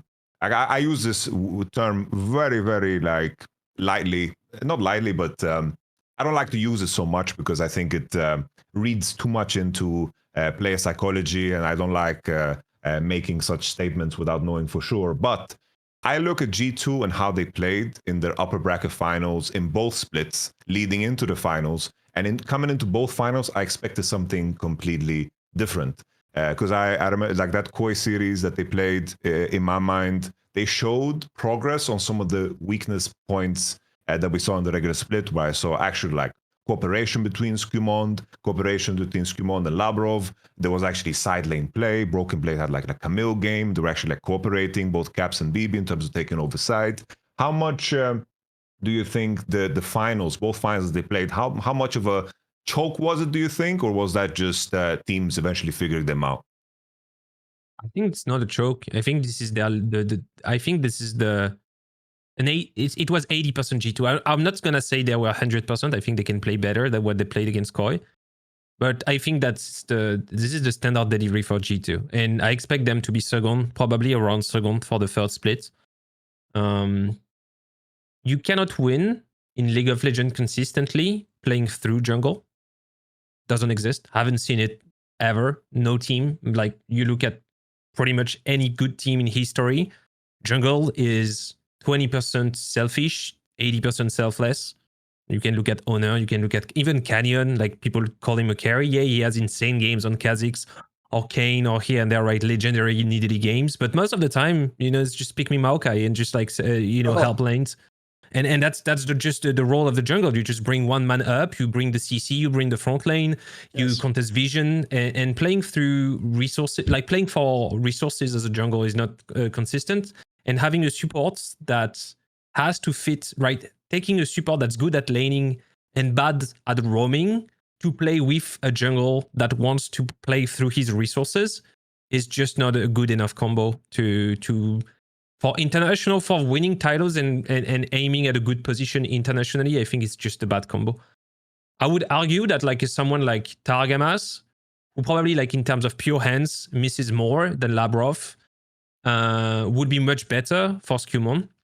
But I'm saying that last year I didn't work with Bo either. So I don't really know whose jungler would be actually like a resource for G2. Because maybe like someone like Jun, who can really just bring a lot of like skirmishing to Skumon. But playing with the playstyle of Skumon is really, really hard. And I think the problem is you need to have the best laners in the world to actually win with that way. But once you have 3 winning lanes, it doesn't really matter what your jungle do anyway. So you don't like Mickey? You just hate Mickey, or you just didn't No, I love mention Mickey. I absolutely love Mickey. I just feel like it would be a waste to have someone as smart as Mickey because we're playing for enemy camps. By the way, 3 things. like that. One, save that for hot take point made. G2 should sign Jun. There's a fucking take for you. That's a banger. Yeah, thanks. I'll write that one down. See you tomorrow. Then also, I like the idea, Zaboutine. Listen, he was obviously addressing the crowd and the public as well. I like the way he was explaining to Yamato Cannon, the guy who coached Bo and Selfmade. Like, you can't actually just win League of Legends from the jungle position. And Yamato was looking like, holy shit, I'm learning a lot. Fucking write that down. Like, fucking, this might help my career, bro. This changes everything. Holy shit. Selfmade didn't stay, bro. I made Whipple jungle. Okay, true.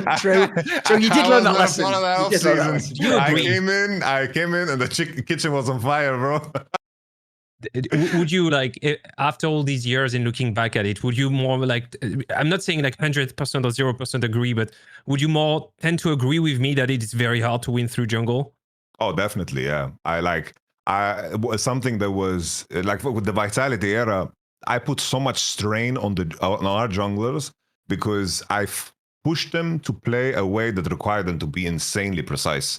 We drafted winning lanes very, very often because we had like Jizuke, Atsila, like they just wanted to play very aggressively and they didn't know how to like hone themselves in. So the pressure I put on our jungler was we drafted something that was winning and his job was to just go fight the jungler most of the time. With Kikis it worked, like we had like a Trundle, like win streak and I think usually you use the jungler to set everybody else up. It's like, it's so rare that it works. It's too niche in the draft to be able to force it.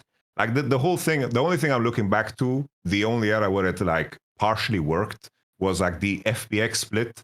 But I still look, I went through those games like recently with like Milky Way and how they did it. And there were so many skirmish moments that just shouldn't have worked, and they just happened to work. It's unexplainable. Because it's like you sit there and review that, and from a coach's perspective, you look at that and it's like, I don't think you should have done that, but it worked. So who am I to fucking argue? You know, it's like it was just a fucking streak. As a streak of those moments. But I'm with you 100%. I do think the majority of the time, the jungler is not going to be the central point of the draft. There's going to be cases like the Kindred games, maybe. It's going to be like an occasional like Nidalee game, as you mentioned. It's like Canyon tried. Like there was that year of Damwon in 2020 where he tried and he couldn't do it, even though he was the best to ever do it, and probably in like the best form of his like career, especially like that Worlds series against. I remember that one where you had the Nidalee pick. Like that's proof almost there. This guy was godlike, but he just couldn't win the game, and he had a mega powerful champion. Like you can't do it. Yeah. All right, and then the third thing. The third thing was, are you ready? Here's a dad joke for you, Yamato. So square brackets dad joke. Do you know what I would do if you were below me? Complete the joke and fucking say no, I don't, obviously, for fuck's sake. Are you the guy where if I go knock knock, you go, I didn't hear anything? Right, just fucking carry on. I shook my head. The answer is I would peek at you. Bro, what is the context? I don't remember the context. Everyone watching the stream, Pikachu, right? There's literally a Pikachu above you. Everyone on the stream got it, mate. You're just the one who's a boomer like me. Who's like, what is this? This is my style of humor. Bro, you listed off things. First you were serious, like, oh, that's a hot point. Hey, you can bring that with you. And that's like the third. So you thought of that for that long? Because I thought there was going to be like some overarching context. Motherfucker. I've learned not to interrupt sometimes. But this is, by the way, everyone will go, why'd you interrupt? Because it's weird shit to 10 minutes later, innit? It'd be a lot funnier when I thought of it, wouldn't it? Just popping in there, popping out, and then I'm out again. So you see, being a teammate, I'm self-made, and I tried to play fucking Sejuani and actually just fucking play for the lanes. And you know what? Fuck this. I'm power farming again. We're back. I'm back, motherfucker. And I dare you to replace me with Whippo. Anyway, Swallow Whippo doesn't go on LFN shit anyway. Right. To flip it though, let's talk about some LCK. So here's the question, Zaboutine. What's the angle? Here's the thing. I don't want everyone to say why Gen.G will win MSI because it's everyone's take. So is there an angle where they don't? Do you have a way to shadow box against them? And do you think there's dangers in the field for them? I'm trying to think because I feel like the problem is with the shitty format, the LCK deprived us from like the actual answer, like the kind of the glimpse of answer. Because T1 looks so strong against HLE, but I don't think HLE played that well, whether it was against Gen.G or T1. And when T1 plays like this, and they actually have a top laner, you can't count them out, as Upset was saying. But I would say it will be anything besides a Game 5 Grand Final would be a significant counter performance from Gen.G. Even if they lose the Grand Final in 4 games, it's already... I accept... Right? You're not like in the perfect shape on the grand final. You go to game 5, you take a bad draft or you take one bad fight or something happens and you lose. Losing in game 5 can happen to anyone. But anything besides game 5 grand final is just huge underperformance for Gen.G. I don't see any team across the field that has the quality of players that they have. I think the game is played. It's very streamlined nowadays, especially with the removal of the first grubs. And I think this is the perfect pacing for all the players in Gen.G. It's so easy for them to play. They can blind pick pretty much all the mid laners, so they don't really have to like go into any crazy areas. Chovy is master of Talia, master of Azir. They're like the best champions. Most of the counter picks he can play, like he's with the best Yone in the world. If there is a Zoe, he can play it. He's one so I don't see any piece of information that would suggest that Gen.G is not the favorite in every single matchup at these tournaments. That said, I mean it's an international tournament. You never know. Like there is the one of the things, because I watched like the latest things I watched was 2 days ago. I rewatched the LPL Grand Final, and it is so hard to evaluate LPL teams when they play in LPL because they have their sub meta where they accept every single skirmish around the map for literally like 5 games in a row, and nobody can like guess really what their level is. And then they come out of China, and suddenly they have to adapt to play like the Korean teams, and then it's a hit or miss. But when it hits, Then we have a huge rivalry between Korea and China, and sometimes like China comes ahead, especially during MSI times. We've seen it in the past. So it's really hard. I mean, anyone's legend could be the team that beats Gen.G, but it is absolutely impossible to guess how they're gonna play against a slower team where there is no like a skirmish every like 2 minutes and a half.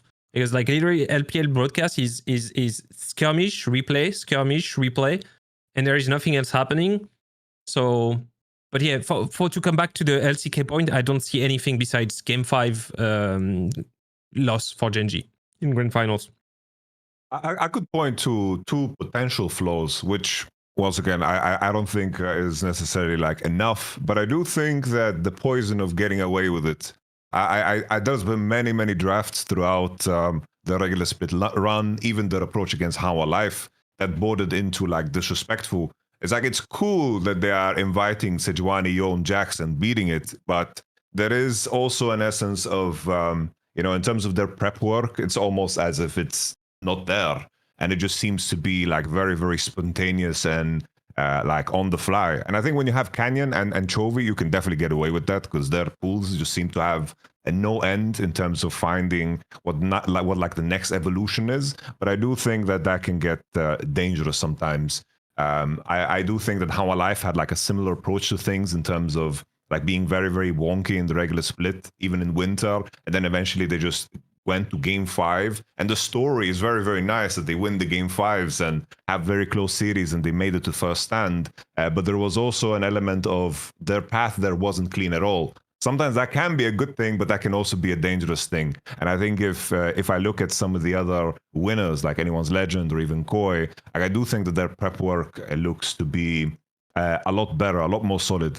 I feel like in this fearless environment, we can actually judge a little bit more in terms of what maybe the coaches do or have as an impact in terms of how they can influence the game. Obviously, players are very involved in draft and such, but I do think that is a potential for Gen.G, where if they walk into a series against Anyone's Legend, maybe they will allow the enemy to get exactly what they want, and I think that can be dangerous. But then again, it's like the format is double elimination. You can get away with it once, and also it's fearless. So making that mistake also sometimes only happens once. So definitely this is a team that qualified here through reverse sweeping. So they have a lot of strength. And then additionally, I think if the T1 angle to beat them, I do think that Gumayushi Keire have managed to land at like, in terms of form and also in terms of meta, at a really nice spot.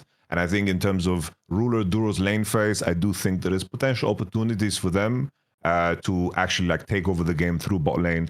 And I think that matters. And even though I think Doran is a player that like his performance against How Alive was very good, and he showed like a deeper side to himself, whether it was the Gwen game or Ambessa game, and then like topping off with a nice K'Sante game. I do think that in the top lane matchup, I don't see Keen as a player to decimate a player like Doran. Like I think there could be a world where Doran runs into Bin at this tournament, and then maybe like he plays Ambessa against Bin's Camille, and then suddenly like Bin just wins the game through sheer force of just being skilled. I do think that where the meta is, there is some opportunity there for T1. But once again, I repeat, I think Gen.G losing this tournament would be fucking crazy. I'll give you some copium, which is, even though I actually thought opposite was a bit harsh on Duro, I thought he was really good this split. I actually think he was better than Ruler, by the way. If anything, it's fucking Duro that should be like, maybe if I'd had Viper, I'd have fucking never looked bad. So I'll say this, though. I actually think it says a lot about how good he's been, that no one bothers to mention he's a rookie going to an international tournament. Like, who the fuck knows how this guy's going to play? Admittedly, it is support, which, listen, no matter how much everyone gets mad, it is the position you can sometimes be carried from. That's just true. Certain players out there, fucking barrel. You know, certain people out there who've done a lot of things in their career that maybe aren't as good. Wolf. Anyway, you know the names. You know the names. I didn't even say it. You thought it. You did that in your head, not me. I could have said anything there. That might be rematch, your results. So revolving. Yeah, exactly. You did that anyway.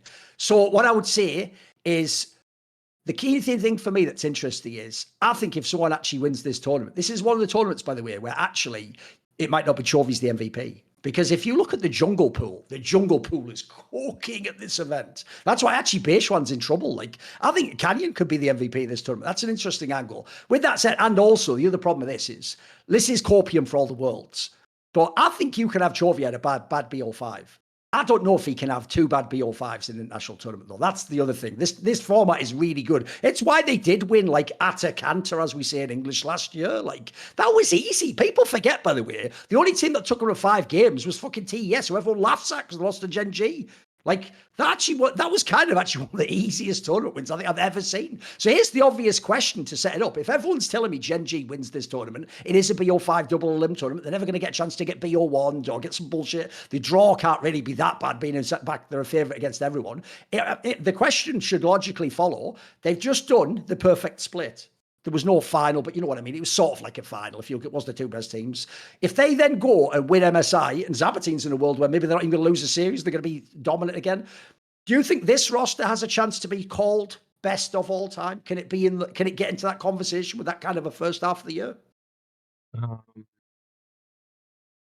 It's sort of a hot take point made question, but it's all good. We'll go with it. Yeah, it's level wise. The problem is there is the eyes of the people who actually watch how the players play, and then there is there is the result aspect, which is like Yes. the people who watch League of Legends 3 times a year and try to like have an opinion.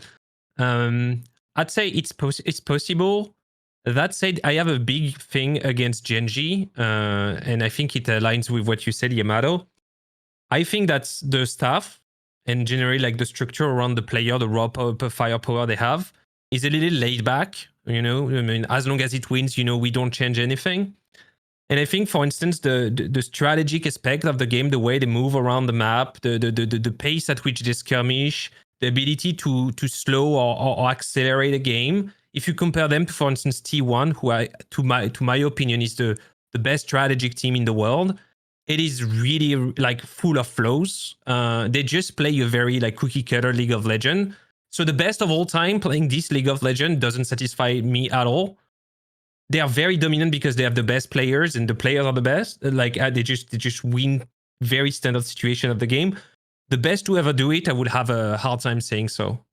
Do you want to know the same thing with the about old JDG that team fights all the time in one. Let me just give you an interesting detail. He said there he wouldn't have this Gen G as the best to do it. He actually does have last year's T1 as the best team ever. Oh, True? damn. No. I thought you did that on Hot Take Point Mid. 2023.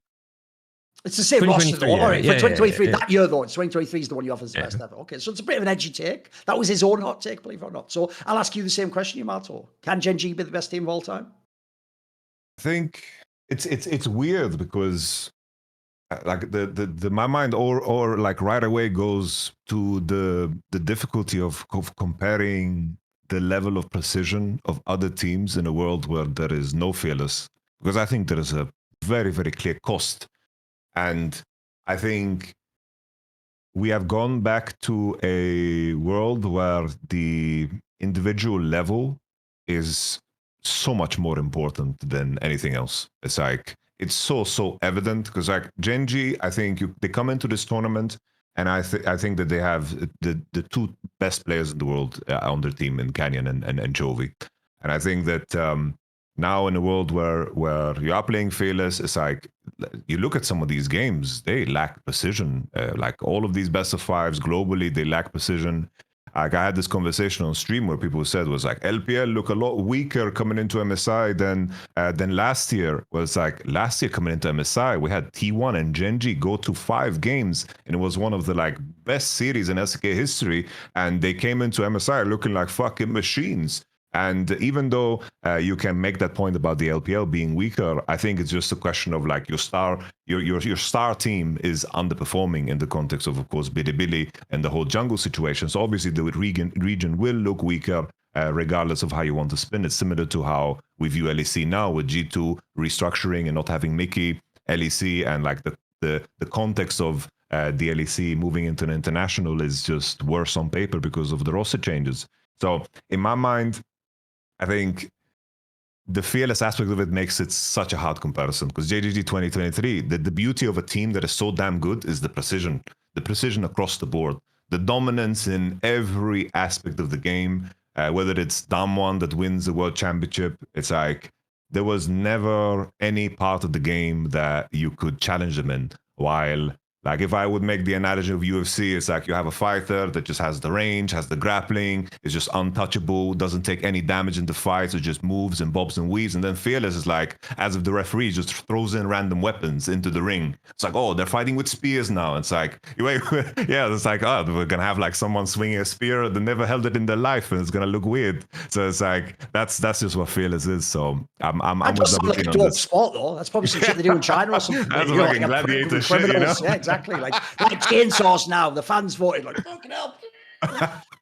Pretty good. I will say this, though, counterpoint. You could also argue, though, having a perfect split in BO3s of Fearless draft, that's pretty impressive, too. Like, you never ever fail, no matter what. Remember, you can never know what the game 2 draft's going to be. Like, that's also got its own sort of charm to it. I know what you mean, though. It's hard to compare to all the past years, for sure. Come on, Zaboutine. Yeah, no, it's just I think it's to top what Yamato said. That's true that you know when you play a BO5, you have to play at least one poke comp. You have to play one dive comp. You have to play usually one pill comp playing without engage, which is super hard. Like, you know, you have these Braum versus Nico games where nobody can engage and you have to play only on space.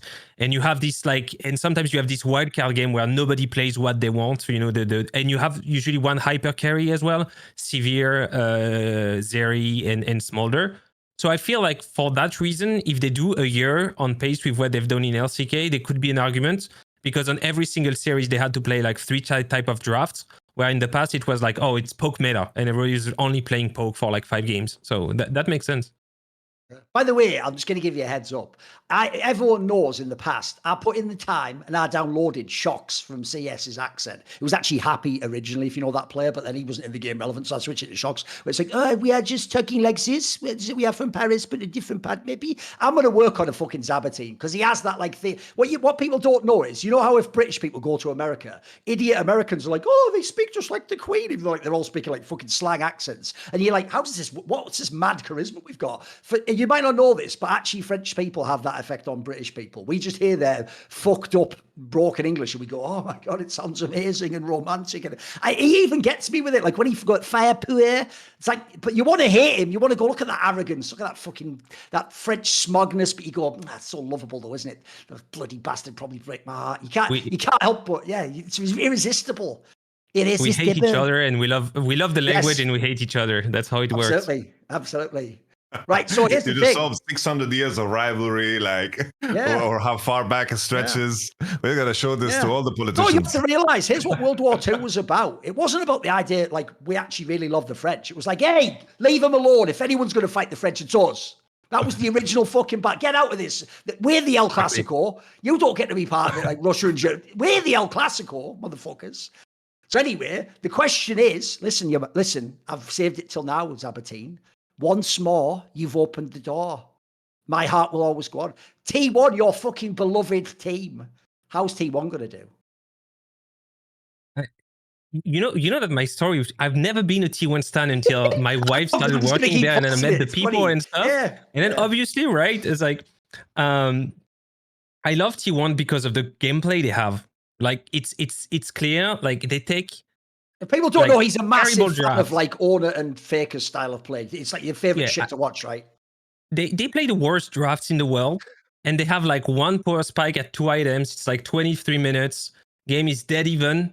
And suddenly it's like Keire, Owner, Faker, 1 TP, 4 kills. They take Baron, they finish the game. You're like, how did they win with that? It's like Lulu mid, Jace bot lane. You don't even know what. It's like 0 win condition from the draft. I like this playstyle because it shows... as I think the word of Yamato is really good, like accuracy, like precision in the way you play. It's like everybody's on the same page, the ability to grasp information around the map and make a decision on where to fight and at exact which time to fight. I really like this. That said, I think it's very hard to win in Fearless BO5 if your mid laner is unable to win some games through carrying them.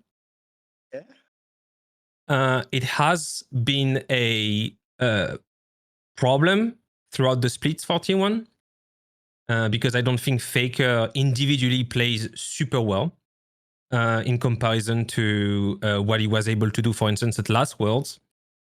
For this reason, I think it's going to be extremely hard with the format of double elim BO5 to not, for the teams that are going to face T1, to not prep against this. Because once you get the Galio, the Ari out, yes, you're going to have to face you pick Talia and Faker has Azir and you might lose one. But if you look at the panel of mid laners like Shanks, like Chovy, that are very good. And even I think that someone like Quad from FlyQuest could completely hold his ground against Faker in his current form. And so it's pretty hard, I think, for T1 to actually get the lead that they had against HLE and just get away with 3 games. And the more they play games, the harder it's going to be for them. Because I think that when Honor is outside of its champion pool and Faker is outside of his champion pool, the team is way, way worse. Do you actually see them like potentially? I know you haven't watched the reasons that much. Are you thinking they make the final though? Is it just Gen G that you're worried about?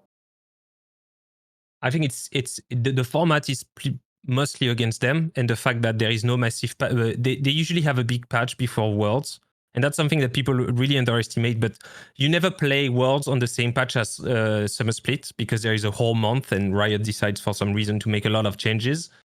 I think that T1 has always been the best to find like good champions at the right time. I think with the prep they have right now and the format, I don't think they're gonna be able to like pull kind of like the win out of the hat.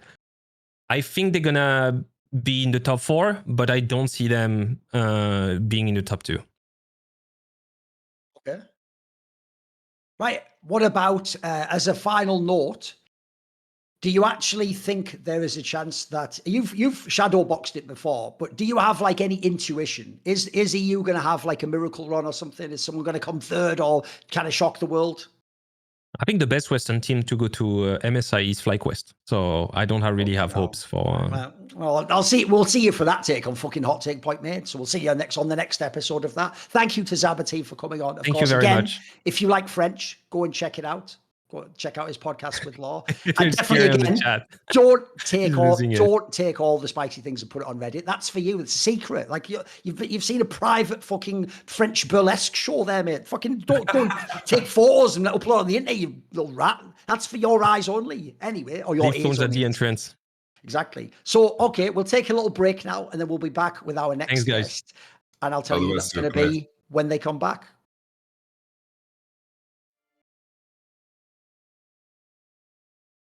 I've got a few questions for you, and I'll present them in a sort of sing-song rhyming fashion. So just listen up. Do your balls stink? Well, don't just pop them in the sink. Are you sweating in your pits? Pop a Mando stick under them shits. Can you not wash much? Their wipes are brilliant in a rush. Imagine you a nemesis and treat body odor like your opponents and block that shit for up to 72 hours. Because Mando is clinically proven to. If you don't know, the technology it works on is the idea that it's not actually perspiration that's bad. That's just God's creation to allow your body to vent heat. If you don't know, dogs can't sweat like that. That's why they have to... Obviously, there's certain perverts maybe watching the stream do that as well, who are human. That's irrelevant. That's nothing to do with the ad. That's definitely not in the copy. You know what? Maybe we'll get a note about that. Let's see. But I'll tell you what, I'll clean the rest of it up just like I could if I'd have used Mando and I hadn't have made a classic faux pas there socially. And what I'll say is Mando actually understands that it's about actually the BO eats... the bacteria that you have under your arms eats the sweat. And the problem is that is what produces the body odor, believe it or not. It's not actually the fact that you sweat. That's not what makes you smell. In fact, little random detail for you, since this is an international show, look this up. Korean people actually don't sweat to the same degree that Westerners do. They have something different about how their bodies work, which is why when it's super humid they're all fine. You know, you always see it at the businessman, like the salary guy, wearing like his full suit, walking around in Seoul in like bloody 1,000,000 degrees or whatever in Fahrenheit. I don't, the joke is I don't even fucking know what that system is. You just times it by 1,000,000 plus USA or something, right? Don't you? I think it's the mathematical equation. So anyway, they have all sorts of great products. They have the whole body deodorant that can be used on the aforementioned balls, pits, thigh folds. You know, this was Americans who came up with this. Thigh folds. Fucking hell. What's wrong with y'all? Listen, I'm not saying I'm fucking Adonis or something, but bloody hell, thigh folds. Anyway, if you've got them, this will fucking stop you stinking your mess. Also, your butt crack, jeez. You know what? Your ass. It'll get your ass in gear, and you can even use it on your feet. You know what? Fuck it. There you go. There you go, you little Oh, turd no. bots. Oh, There you no. go. There you go. Enjoy that. So I don't give a fuck what you do with that. Okay. You do whatever you need to with that. The point is, I could use the deodorant on that, keep it nice and fucking nice and chill. It's not stinky like you all hope, with some rare fucking cheese smell that maybe Zaboutine would have appreciated. So, where's this all going, you ask? Well, you can get a Mando starter pack, which is perfect for new customers to try out all these different things. I've tried most of them, actually really good. It comes with a solid stick deodorant, cream tube deodorant, and then 2 free products of your choice. You could pick mini body wash. How about those wipes I was talking about? The deodorant wipes, really good for gamers, people who stream, just use them between matches. And you get free shipping. So it's a special offer to our listeners. New customers get $5 off the starter pack with the exclusive code, which is going to be Summoning. It's just the first name of Summoning Insight. That equates to over 40% off the starter pack. Use code Summoning at shopmando.com. If you actually don't know how to spell, or you just were a big fan of Sesame Street, shopmando.com. And then use the code Summoning. Please support our show. And if they ask you at the checkout, like, where did you hear about it? Say Summoning Insight, or say Last Free Nation, or say Yamato Cannon's media career, however long-lived that will be. Or and his feet. Could also say that, say you're looking at my feet and you just thought about Mando. Maybe that's going to be the new ad. I don't know. Maybe I'll be in ads at this point in time. So shout out to Mando. Shout out to everyone who buys the products. Shout out to perverts who just actually did screenshot my feet there, and whatever in God's name you're going to do with it. Because I'll tell you what, the only thing sicker than that is trying to figure out LPL macro. So our guest for this one is Initialise, who basically, if you don't know, is the person who was the stand-in for Nymeria in all contexts, but he's actually now trying to like forge his own personality and be his own man. Now that Nymeria is off on the LEC. Also, by the way, if you don't know, this is how you know when you're actually god tier at the casting thing.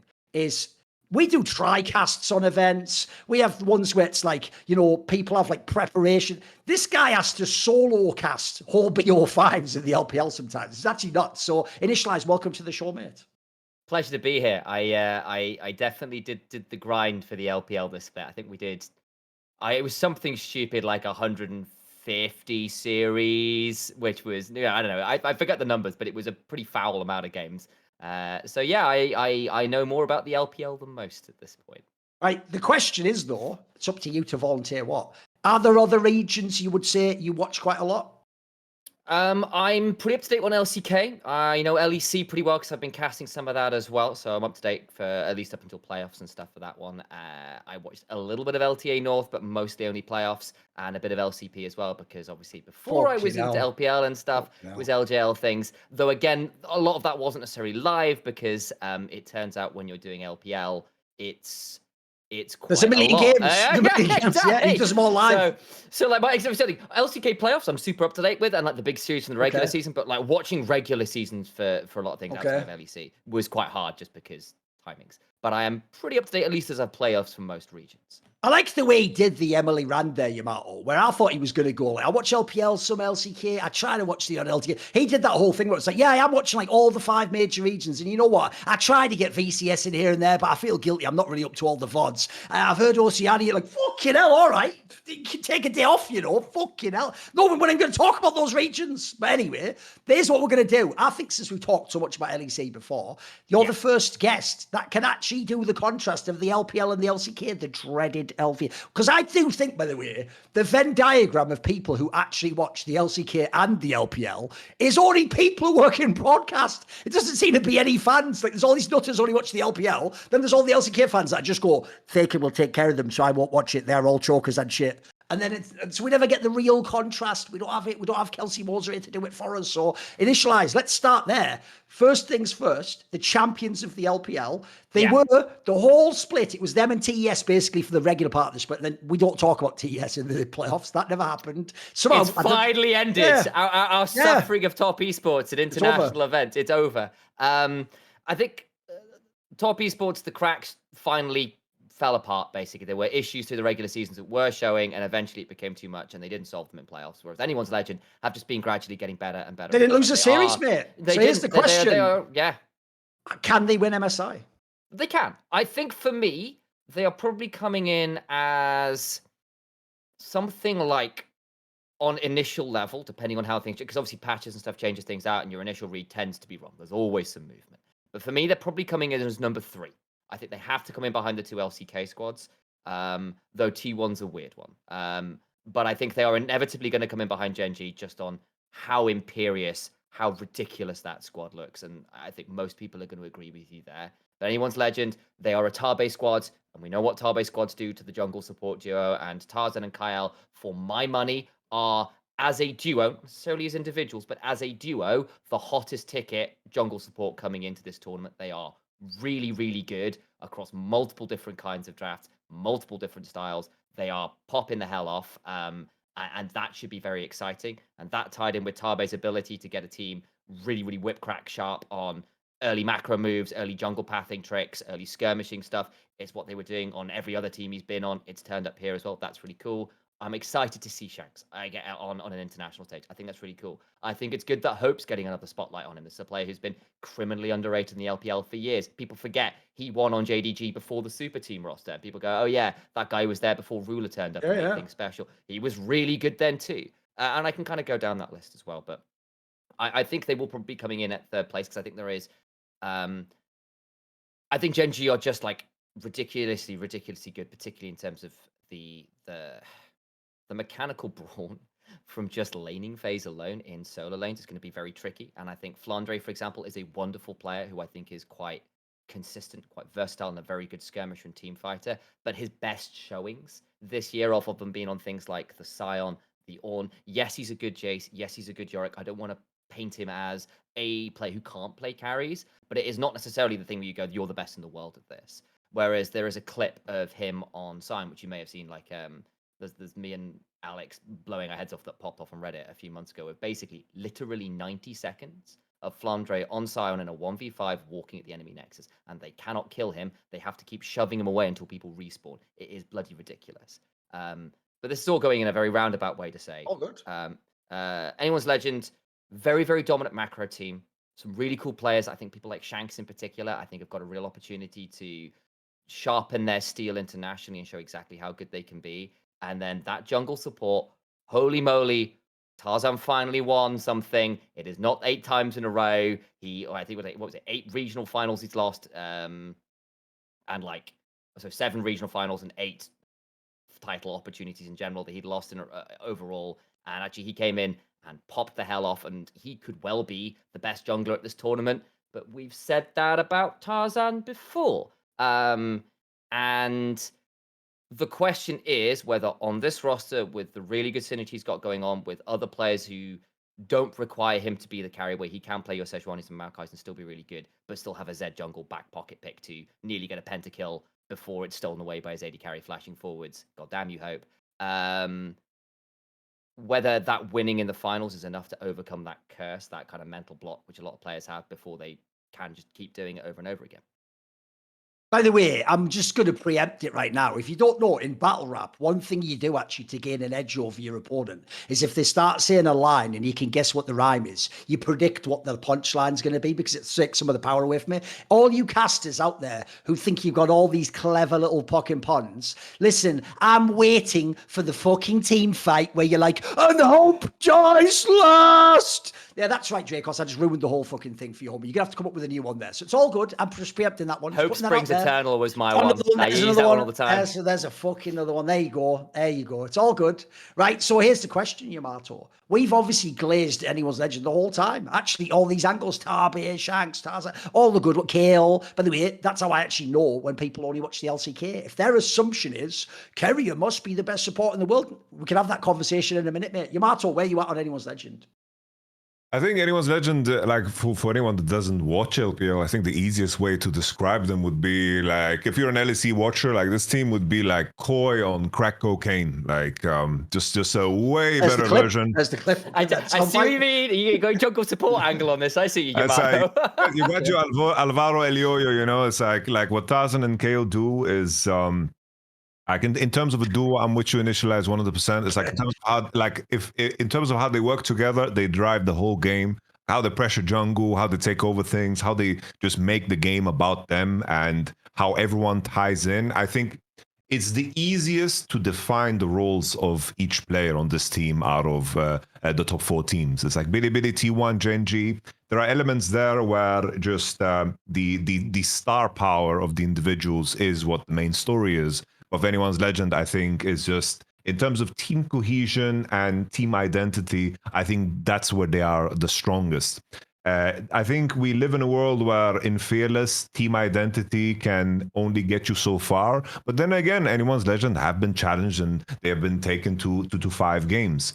I think their weakest games is when they have to stray from that path. I think in particular, I think there was that one game that stood out where Flandre blind picked Ambessa into Bilibili and Bin just slammed Camille. And then it's like, I watching that and having Game watched 4, it, yeah. it's like, Game yeah, 3, we just know that Bin's gonna carry that game.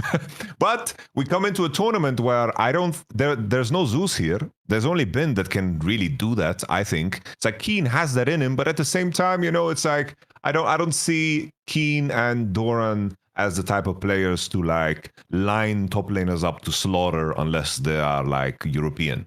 Right. So on my end, I think Anyone's Legend, the biggest question mark is just how will they, deal with the fact that they are playing, at an international. They're dealing with a very, very new experience. I think the key thing for me always why LPL has always done so well at the MSIs is because between the splits, the changes are very minimal.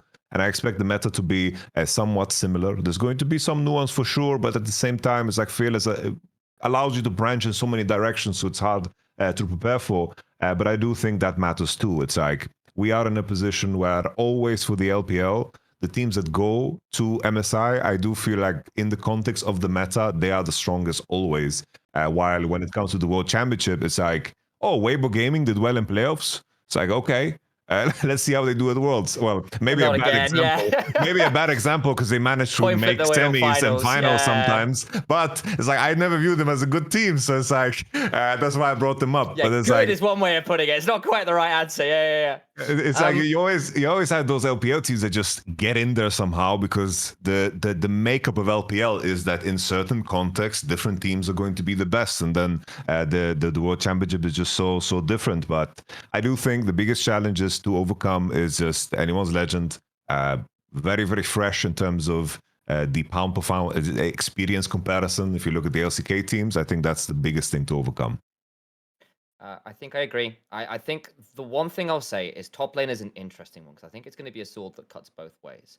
Because the other thing is, I'm for all the Flandre, if he gets on a good Jace matchup, a good Yorick matchup, hell, a good Ambessa match. He had a great matchup against Ben where he redeemed himself on that Ambessa in the finals. Like we've seen, actually, I was at the finals. That was Ben playing. He just smashed him on the side. I apologize. I take it back. I was thinking of Doran's game with Team Italy, which is very different. Yeah, I know it's all blurry together. This is the problem. But the thing is, Flandre isn't someone I'm necessarily going to expect to consistently come in and drop Doran in lane, which say, obviously Zeus versus Doran's a weird one, where the Father's Day happened and domestic Doran turned up and all those things. But or like Keane, is Flandre the player you expect to take those guys out of the game, as the way a peak Bin could? Not that I think Bin is at peak right now. When we get to BLG, we'll have that conversation because that's a whole thing in its own right. But Flandre will likely survive lane. He might even get to do it on things like the Sion, the Ornn, and he will have things like the Yorick. He'll have things like the Jason there as well, and that would be great. He might even do very well in those matchups. But then the other side of that, is he actually going to be able to shut down whatever pick that a Doran or a Keane comes out? Are you going to be able to threaten Doran where, say, his levels 1 through 5 aren't always the cleanest? He blows flash a little bit early, going for trades he shouldn't have. Even in that finals versus HLE, actually, if you look back at some of those matchups, there's a few times where Zeus gets a flash in a 1v1 that maybe shouldn't have happened and that kind of thing. And that could potentially be a worry. But the other side of that is Flandre is likely against some, say, a Doran or a Keane potentially to be able to get through that lane and then turn up to the skirmishes and team fights where his ability to be at those fights and be very, very proactive in being a really annoying frontliner could be very potent as well. So I hinted at it earlier. Let's do it. Let's make all the LCK fans really upset, because you have to understand. Here we go. T1 is not just popular, but I actually do think one of the few opinions rabid T1 fans have that I agree with is I do think Keire is fucking unbelievable. Like he's my go-up support. Like I actually would pick him of all of them, because I also do think he's done things like that no one else did. Like he played the ADC. The joke is he was the carry in the lane in some fucking metas. And I also think if you ever look in their careers, everyone else looks at like, oh, was Zeus choking? How did Faker play? Every tournament they've ever won, Keire was unfucking believable. And there's a reason why even people used to say he's like the best player in the world, not even just the best support. But got some news for you boys. This will sound ridiculous because this is another Korean player. And if you watch the LCK, you're like, you mean the guy from Live Sandbox, like the old Prince? Keire actually is the best support in the LPL. And this has been sort of an epic season for him, right? Yeah, he has been, for me, the most consistent support in the LPL at a very high level. There's been moments where someone like On has had probably better counter picks, like On still been bringing out things like the Elise and popping off with that. His Nico's still good. But the average level of Kyle's been way, way higher. He's got a few picks where like you just can't give it to him. Like Kyle's Rel is a no-go. The Nico is a no-go. Like he's just really, really good at those. But the thing that is going to make him better is the fact that he and Tarzan together just amplify each other in a very, very scary way across lots of different styles of drafts as well. And I think something that sometimes gets overlooked is how good is your support when the draft archetype changes. If you're no longer playing Kai'Sa with 3 dives, if you're now playing for a carry topside or an early skirmish or a late game team fighting, or actually now you have to play Lulu, or, you know, and you kind of go through these different lists of actually, well, how does the game play out? What are you doing in terms of where you're moving around the map? Kyle's ability to be in the right place at the right time with Tarzan to make the next step of the grand Anyone's Legend plan play out is really, really scary. And while I would argue, I think probably Keire is going to be mechanically slightly better than Kyle, and Kyle is certainly a little less experienced for obvious reasons. Kyle is a very dangerous player who has been doing it all year long against some of the very best in the world in LPL as well, where like, yes, the precision has gone down with Fearless, but the bloodbaths have been there, and you have to be ready to go. And Anyone's Legend have navigated that more consistently than anyone else in the LPL now across ungodly amounts of games. Yamato, dare you blaspheme and put him in the same category as Lord Keire? I think in terms of performance, I think there's some peaks at Keire that just makes him untouchable. Like even that series against How Alive, I like some of the shit he did is just bonkers. Like that Poppy game is just insanity. Yeah. Nico, like his Rakan game as well. It's just the highlight reel of Keire is something that just I think you can't really touch. I think still jungle support duo, I think Tarzan, if that's the only metric, duo Tarzan and Kale, I think they are much better than Owner and Keire. Even though I think in this split, more so than ever in the history of this T1 roster, I think Keire and Owner are actually working together. It's like we actually see him play Rel, Leona, and it actually makes sense because with these champions, you need to connect with your jungler and figure out and take the space. Otherwise, in a lot of cases, you're going to look like an Inter. That's why Keire always skewed himself to mobile supports because Owner wants to farm. But I always make that same inference that Mata has had, the impact on these two guys to actually make them work together. But there is a lot of work to be done before you can put yourself in that level. I feel like the best comparison I could give to anybody that doesn't watch LPL is like Tarzan and Kyle is as like basically Delight and Peanut if Peanut was mechanically insane. And that's like a very, very fucking big props because that's what from it a is. time machine if we brought him back from the old days. Yeah, fucking 2016 or some shit, you know? And it's not like Peanut has been, inverted commas, bad mechanically. He's been inconsistent mechanically. Like sometimes you go, damn, that was a great Poppy game. And you go, otherwise, well, what the hell was that?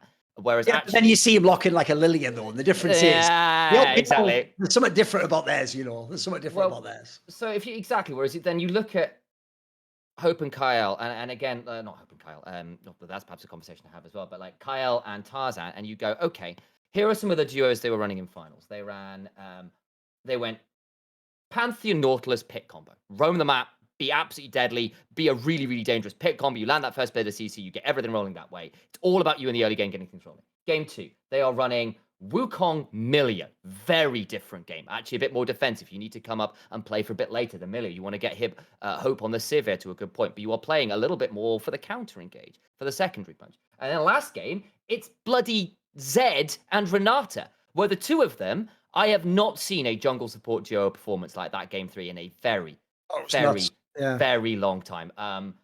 They really did do absolutely everything under God's green earth to get things rolling. Like Tarzan was playing to the wire with the bailout to get him back out to nearly get pentakills. He was getting quadra kills in lanes off ridiculous shadow switches, and you're going, okay, you've just played 3 vastly different champions and 3 vastly different duos and 3 vastly different drafts, and being elite level on all of them. And that flexibility is what I think gives them a lot of power. Not, of course, that Keire and Ono don't have that, at least on an individual level. But I would say, as I said, I think there is that synergy level between these two that is a bit higher. Even if I'd say particularly for Keire v Kyle, I think Keire is probably a higher level on a higher number of supports mechanically on average. And I think that's, Kyle may prove me wrong yet. I think this guy's only been on the up and up. He's been getting better and better across the year. That I could and will happily be proved wrong on that front, but we'll see. Bro, I loved all of that came after you saying Peanut mechanically was good. Okay, inconsistent. Nah, my man, Peanut sucks mechanically, man. Come on now. He means it like the LCK equivalent of where people would go, Jankos is washed. It's like he could still occasionally pull up like a mechanical champion or do a big play, though. It's not like he's total trash and he's only a brain in a jar. Like, he does have hands. The difference is, obviously, he can't match Canyon. He can't match Tarzan. He can't match the Kanavi. Yeah, he's not on that level. Let's spin it, though. You brought it up already, so it's an obvious transition, right? I understand why they gave Kanavi the MVP of the split. Again, TS was very, very good. Plus, they did directly beat anyone's legend. And so it was one of those things where if you ever watch Kanavi's game, again, I can tell who actually watches the LPL. He is unbelievably good in the LPL, especially in regular seasons. But I tell you what, if you were to do an MVP that was regular season and playoffs, I would take Tarzan. I am a Tarzan glazer, but listen, now's the time to fucking come out the closet on that one, isn't it? Because this is the best time. Those Zed games in the final, if no one saw them. Listen, I thought Canyon's Zed was good before. This was fucking unbelievable. And that is like literally, like he said there, it wasn't like some sort of weird, like you can't catch me. It's like he was killing the motherfuckers. It was actually unreal. And obviously, if you are a Tarzan believer, look, everyone else is going to go, he's going to choke again, whatever. But in the movie, obviously, when you finally win the final is when you sort of break the curse, isn't it? And now you come into this world where he actually has a team. I'll give him this as well. His team's style of play is very consistent and he's going to get his chances. So what do you think of Tarzan right now and his chances in this tournament? Initialise. If you're going to want an equivalent in terms of like the narratives, the storylines behind it, it is someone like, maybe even someone like a Doran, right? Where you go, domestic Tarzan is not international Tarzan. And Tarzan has sequentially messed up at international tournaments. Look at the LNG quarterfinals in 23. It was awful. Last year, actually in 2024, I actually think he had a pretty good tournament. I don't think it was his fault. I think he played fine. He just wasn't maybe like the reason they won. But if you are absolutely reliant on your jungler to be your sole win condition, it's bloody hard at international events. I know you were having that conversation with Zaboutine in the last section. So actually, being a carry jungler is your only way to play the game is a very challenging way to play. All of this is to say, if Tarzan comes in on the strength of form he has just been showing, with the versatility of playstyle he's been showing, with Tabe backing him up, with Kyle backing him up, to give him that kind of structure and playing with his own actual really clever early pathing strategies, I think Tarzan could well be in with a shout of tournament MVP if things go well for anyone's legend. If anyone's legend were going to win this tournament, Tarzan is MVP. I think that's by the way, the way things goes. Coming first place in the tournament with Gen G, this unbeatable team, and Canyon, that would be a pretty fucking crazy way to turn the whole narrative around real fast. Yeah. I think also the like if I go against the narrative of like the Tarzan choke, it's like he's never gone into a tournament where it's clear like that his team is not flawed in any shape or form. True. It's like in the end, he hasn't been to that many internationals, like looking at how long he's been playing. But it's like even looking at that Griffin run that they did, he actually played good that tournament. Like in the end, like they lost to IG, right? And I think a big problem of Everyone that did. was Yeah. it's like in the end, it's like doing that and losing because Sword is playing the way he does, and Chovy is trying to compensate by playing tanks mid. It's like I thought they had a pretty solid tournament. The LNG one, it's like in the end they lost against a T1 that was completely fucking on fire, with also a team that was inherently flawed, like with hang on support and so forth. So it's like, if I want to be very, very nice about what his international performances have been, I think this is the one time where he comes into the tournament and, okay, he's the best team coming out of the LPL. And I think that's super, super massive. So on that front, I think I believe in Tarzan. I believe in Tarzan. But we've said it so many times in this show already. The junglers here are crazy. It's demonic. It's crazy what the list of junglers are.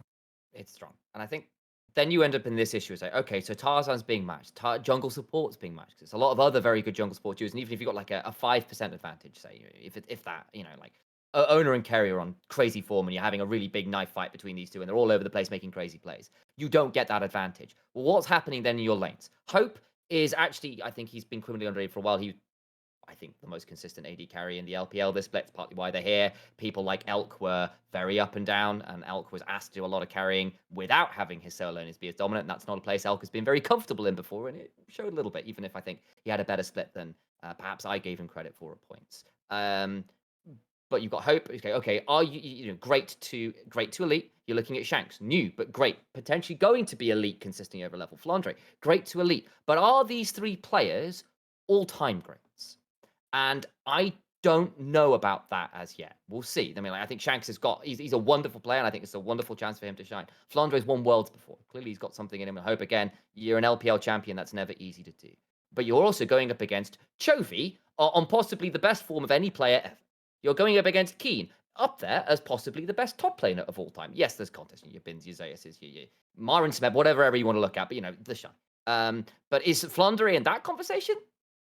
Hope, again, you're going up against the likes of Gumiusi on rare form, looking to prove himself after all of this kind of debacle of where he's going to be.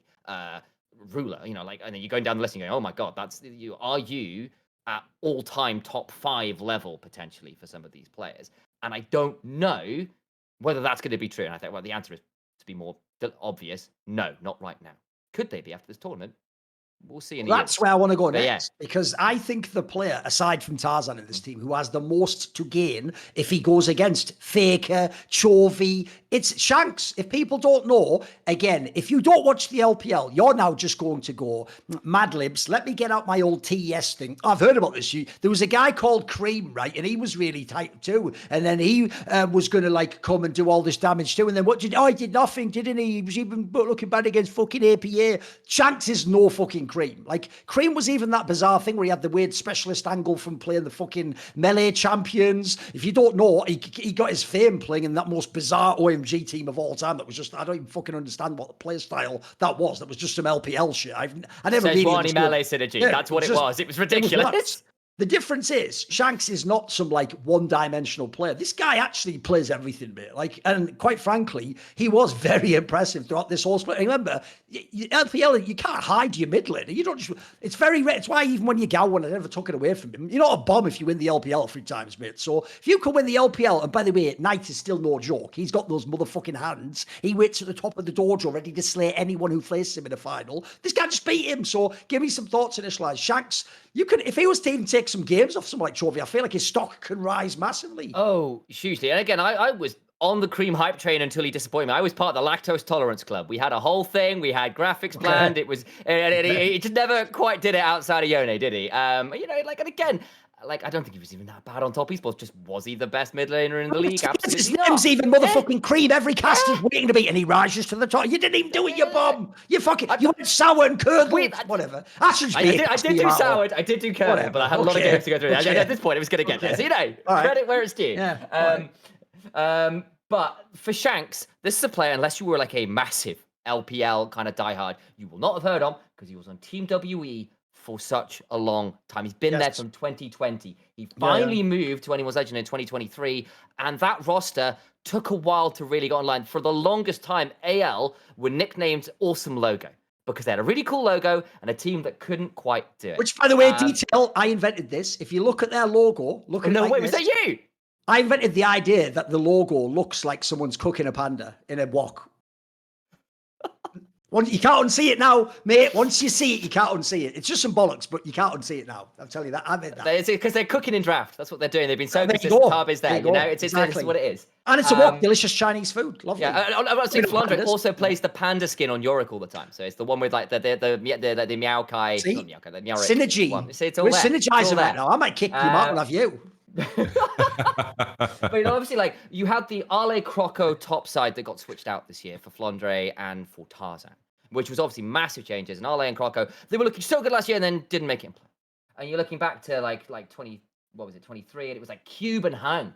I was like, and Shanks is trying. My God, is he trying? And it just that top side wasn't there. And for the longest time, this guy has been so close, but so far in the playoffs that they couldn't make the gauntlet run. Because the thing basically is, to make it to an international event is a Herculean effort in the LPL. Unless you top out top 2, really, your run is monstrous. I think there is something like 8 or 9 best of 5s you often have to do, where you have to go all the way through all the other teams who are trying to do the exact same thing as you, and you've got players like Scout and Rookie and Knight and Shanks, and and you're going down this list, and yes, it's the players you will have heard of.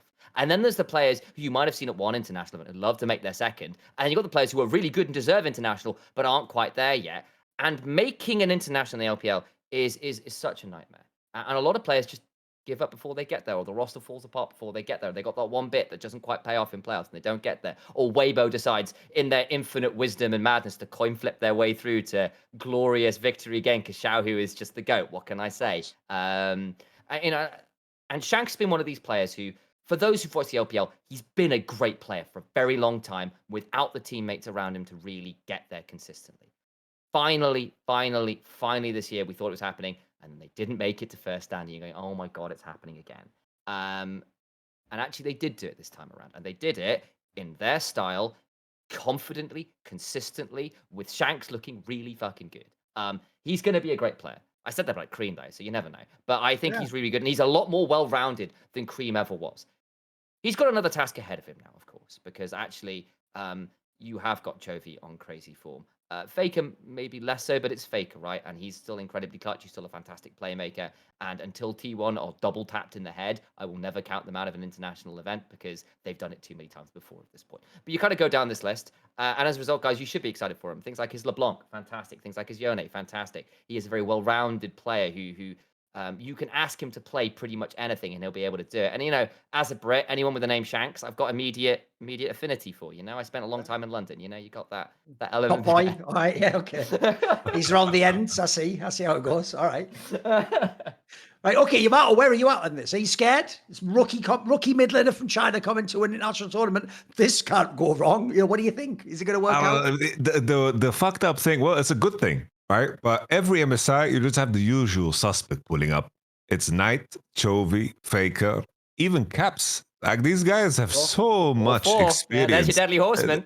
Like they have so much experience. These are the type of guys. It's like they know all the little neat tricks. They know how to adapt.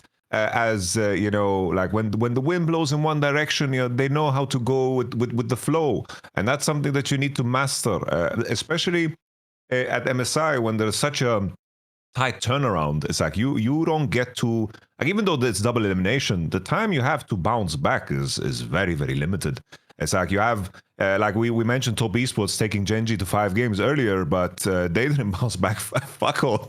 They got smacked around by, of course, G2. Yes. Yeah, sure. They are cooked by G2, and I think this is the main thing. This is the main challenge. It's like you travel abroad, even though it's like LPL is very brutal in terms of like the logistics, because teams travel around, they have to play from other places, they sleep in hotels and so forth. It's brutal in that sense. It's like dealing with new logistics and being outside of your comfort zone. Some players thrive in that, some players don't. And I think the main challenge is just that level of experience that they bring. Because in the end, it's like if you make a tier list, if you only look at gameplay throughout the split, I think anyone's legend, anyone that watched LPL should be a clear second if you just look at gameplay, in my opinion. But if you think about all these other things, the intangibles, that usually are hard to measure. But in the context of some of these players and some of these teams, is very easy to measure. And that's super scary. By the way, I just want to put this out there. Since you give the comparison that anyone's legend jungle support duo, that's like MCoy on crack cocaine. I don't want the old Koi staff to get any really fucked up ideas. I know we're doing everything to win, but that's too far. You know what I mean? Oh boy. Anyway, let's flip over. Let's talk about BLG. Yeah. So here's the problem I have, okay, which is even though the same people who tell us when they don't watch the LPL, don't just go off that, international, you never know what happens to people there. I think everyone has written BLG off. They're just going like, oh, they didn't win the split. They lost twice to anyone's legend. Bin actually looks kind of whack. It's probably the worst split he's had in fucking years. There's all these reasons to hate on them. Beishuan has been good for their team, but he's not a top jungler. Spoiler, he was never in any jungle conversations to be fucking a top player to be the MVP. The other junglers we're talking about were the MVP candidates. So with all that said, I do feel like an obvious angle to set up here Initialise is when you, as you said, if you have, I think Knight was fine actually in general, he was up and down. I think when you have a name like Bin though, and you have a bunch of weeks off and all the other players coming in, I don't think they're going to play him like he's in bad form, mate. And also, maybe he didn't get the memo. I mean, I saw his interview, mate. He's basically saying like that, anyone's engine aren't even the champions for beating him. Like, I think Bin has that delusional, irrational self-confidence. Do you think BLG can be some sort of a dark horse for this tournament? So, I think they can be, but it depends what BLG we get, because they've had a really weird split. And we'll get into this story because it's one of those ones that in typical LPL fashion has all the popcorn drama you could ask for. But I will start up with this one. Anybody who just watched the finals of LPL is going to think that Knight was not good. He was, for me, the MVP of the split. Like, legitimately. Myself and Nightmare and a few of the other LPL English guys as well were in this place position as well, because he was doing the Lord's work trying to get a BLG squad that was not very good at points over the finish line. And he was still probably the best mechanical mid laner in the damn league. He was still absolutely terrifying. Now, you're going to go back and you're going to watch the one game they won in finals and he got the MVP on Silas, and you watch him watch 8 Ornults in a row and you go, what the hell was happening? And you're going to get Keire come in and go, I watched the pro view and he didn't get the understanding of how Ornn versus Silas model is different. He mind gamed himself out of it. It wasn't a good finals from Knight.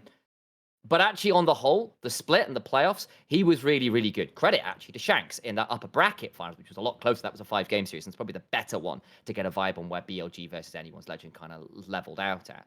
But Shanks actually did stand toe-to-toe with Knight in a laning phase, which wasn't always that easy, even if actually, Knight was still coming out with a bit of CS. The team fighting stuff was still very good. There was a Cassiopeia camping. All those things were really cool. But Knight was still very, very dangerous. The BLG have become a much more spiky team. And by that, I mean their strengths are still very strong, but their weaknesses are a lot more glaring and a lot more problematic. They're a lot more brittle as a team. And basically, the story went like this. In winter, they came in with a sort of unchanged roster. Shun had left because of poaching allegations and some other stuff in the background that meant he burned a load of bridges with the organization. He left the squad and went to JDG. And it was all a whole mess that was all over Weibo and all the other social medias. And they kept Wei, who had been a kind of sub for Shun across worlds and getting them 2 worlds last year when Shun was kind of in a bit of a weird spot and they went up and down a lot. And Wei was there and he was still pretty good, but he was kind of a gremlin in the jungle. You go in and you'd start weird things in the jungle by being a menace on things like Lee Sin and Maokai and all these champions that get into the jungle and do weird things with pathing. And it just wasn't working in winter. Hell, they lost to Beishuan and Thunder Talk Gaming in Winter Split in a best of 5. And I'm here, don't get me wrong. I'm a massive Thunder Talk Gaming fan. 1xN Ishin, their AD carry, is one of my LDL new hopes. I love that guy dearly. I have been holding on this banner for 4 odd years, watching him go through Academy and casting him to like 40 people on my little LDL co-stream from back in the day. I'm all there for that squad, and I love how plucky they are. But they should never have been beating BLG. If you got but exactly. But you're not supposed to beat BLG. Yeah, exactly. You've got this world finest squad who are like a team fight away from winning worlds to bombing out into Winter Split, coming into Spring Split, and it's looking dire. They cannot win a game. It's all over the place. Their coach is substituted on stage. He is not. By the way, I want a quick sidebar. Do you think the conspiracy was they really were going to fire him early and they had to just make it seem let's do it more professionally and then, but like they reeled it back in basically, right? I completely agree. I think there'd been a lot of rumors in the background that things weren't working with the coach staff and the players. And again, we've seen people like Bin and a number of these other BLG players be very outspoken, very vocal, have a bit of ego to them, understandably so perhaps, but it's not working right now. The synergy has been off for a long time. And so Maokai is effectively fired on stage. He leaves, and he's there for a couple more weeks as backroom stuff, and then he's let go officially. But for all intents and purposes, that is the moment he goes. At which point, they also buy out Beishuan from Thunder Talk Gaming to come in and try and fix the team. And Beishuan, how do I explain Beishuan? On TT, he was one of their star players. When they were winning, it was off Beishuan being really good, particularly on Sejuani and Lilia. Playmakers where he could be the tip of the spear that makes things happen, be that from farming and getting loads of big sleeps off, or just being Sejuani and doing what Sejuani does in terms of getting that we're going on this person. And he and 1xN, Ishin, depending on whether you want to use the Chinese pronunciation of the letter number combo, were your players who went, this is why this team is ever going to win games. And he's brought out and comes across, and there's this interview where basically Beishuan says, I've come to BLG, and my job is to basically get everybody on the same page, throw myself into Valhalla to get everybody doing the same thing at the same time. And whatever I do for myself doesn't matter, because that's not why I'm here. I'm just here to get everybody doing the same thing, because it wasn't happening. Everybody was pulling in the wrong directions, different directions, it was all falling apart. And so we kind of had this idea of Beishuan, the Band-Aid, not Beishuan the player. Because we've not really seen Beishuan as a player in the squad. He's never going to get the resources or the agency or any of the other things. His job is just to service the lanes, mate. Yeah, you know that scene in Rick and Morty where it is sort of along the lines of, what is my purpose? Your purpose is dying for the glory of your laners. And he goes, oh my God, no, that's what it is. And all of the post-game thing where Bin's bitching about like, oh my God, well, maybe I wouldn't have died if my jungler had warded for me. It's like, mate, you had a ward in image, just put your ward fucking down. And you're like, all these kinds of things where like he is there to basically say, we go now on this player and everybody joins him. And it worked. It did. They went on a 6-win streak and they got together and finally BLG looked like BLG again. It has made them a lot more brittle because it's been a long winding up and down to explain how they got here in the first place. But their whole thing right now is if they can snowball early game, if they can play through winning lanes, BLG are utterly terrifying. All of those old things you remember from them getting early leads, using their hands to just be fantastic and having On really pop off on some of his cooler picks. Like he's still playing Elise and getting lots of gold, actually. They're feeding On gold as a support on a lot of these enchanters and kind of assassin support picks with like heralds and plates and stuff to get him towards things like rocket belts and Zonyas and stuff. That's quite cool. But they are basically they're trying to get all of these early snowball again, early skirmishes to go. If they get that first early skirmish, that first early play rolling, BLG is back, baby. It all looks good. And then the mid-game rolls around. You hit about 15 to 20 minutes. And they are going to, invariably, in the enemy jungle, somewhere by blue buff, decide to see someone on their screen and go, right, we're having him. And they will dive on in, and they'll int away a crazy team fight. You're going, what on earth are you doing? And they will overforce at that point. And then things get awkward. And again, like consistency in terms of when are we fighting? When are we not? Gets a bit more awkward, especially if they're not far enough ahead that it just doesn't matter because they win by just having a wallet diff. The other side of that as well is, well, what happens if they don't get the early snowball? Elkanon go for the knife fight bot, which they do all the time, and then lose it. Or Knight is isolated, having a bad time. Or Bin right now in general has not been playing actually that well. He's still good. He's still smashing mid-table tops, but against elite level opponents, he is losing more than he should be, especially when he was like right up there in conversation for best top laner in the world. He is not that now by a long, long margin. But the thing is, like, actually, we've seen a lot of tower dives where they try to dive for 4 minutes and fail every single one of them and give up 4 kills to a bot lane. Or Bin will die in a solo kill or be down 20 CS in a matchup he shouldn't be. Or, you kind of go down this list and you go, and then they don't look so good. Last one on this one as well, as we're kind of talking about the fragility here. They are incredibly reliant on Knight being able to get out of his lane and do things. And similarly to Elk as well, basically because their solo lanes in general have not been consistently dominant. And when they haven't been, it looks a lot worse. Go watch that finals. They were a complete mess. And their macro sense isn't very good, especially from behind. It is very, very poor. They don't do due diligence around objective setups. They don't do good warding patterns. They are still, when goes going wrong, pulling in different directions, and it's very obvious that they aren't as clean at that. If anyone has faster response timers than more global, better teleport angles, they will get punished by that invariably at some point in the game. And yet, they are still mechanically very scary. They've still got some of the best players in the league. They still snowball better than nearly anybody out there if they get that snowball rolling in the first place. And even from behind, they've got your Knights and your Elks and your Bins from the right game states where they can still come in and win the game. It just is nowhere near as consistent as it once was. And their drafting sucks.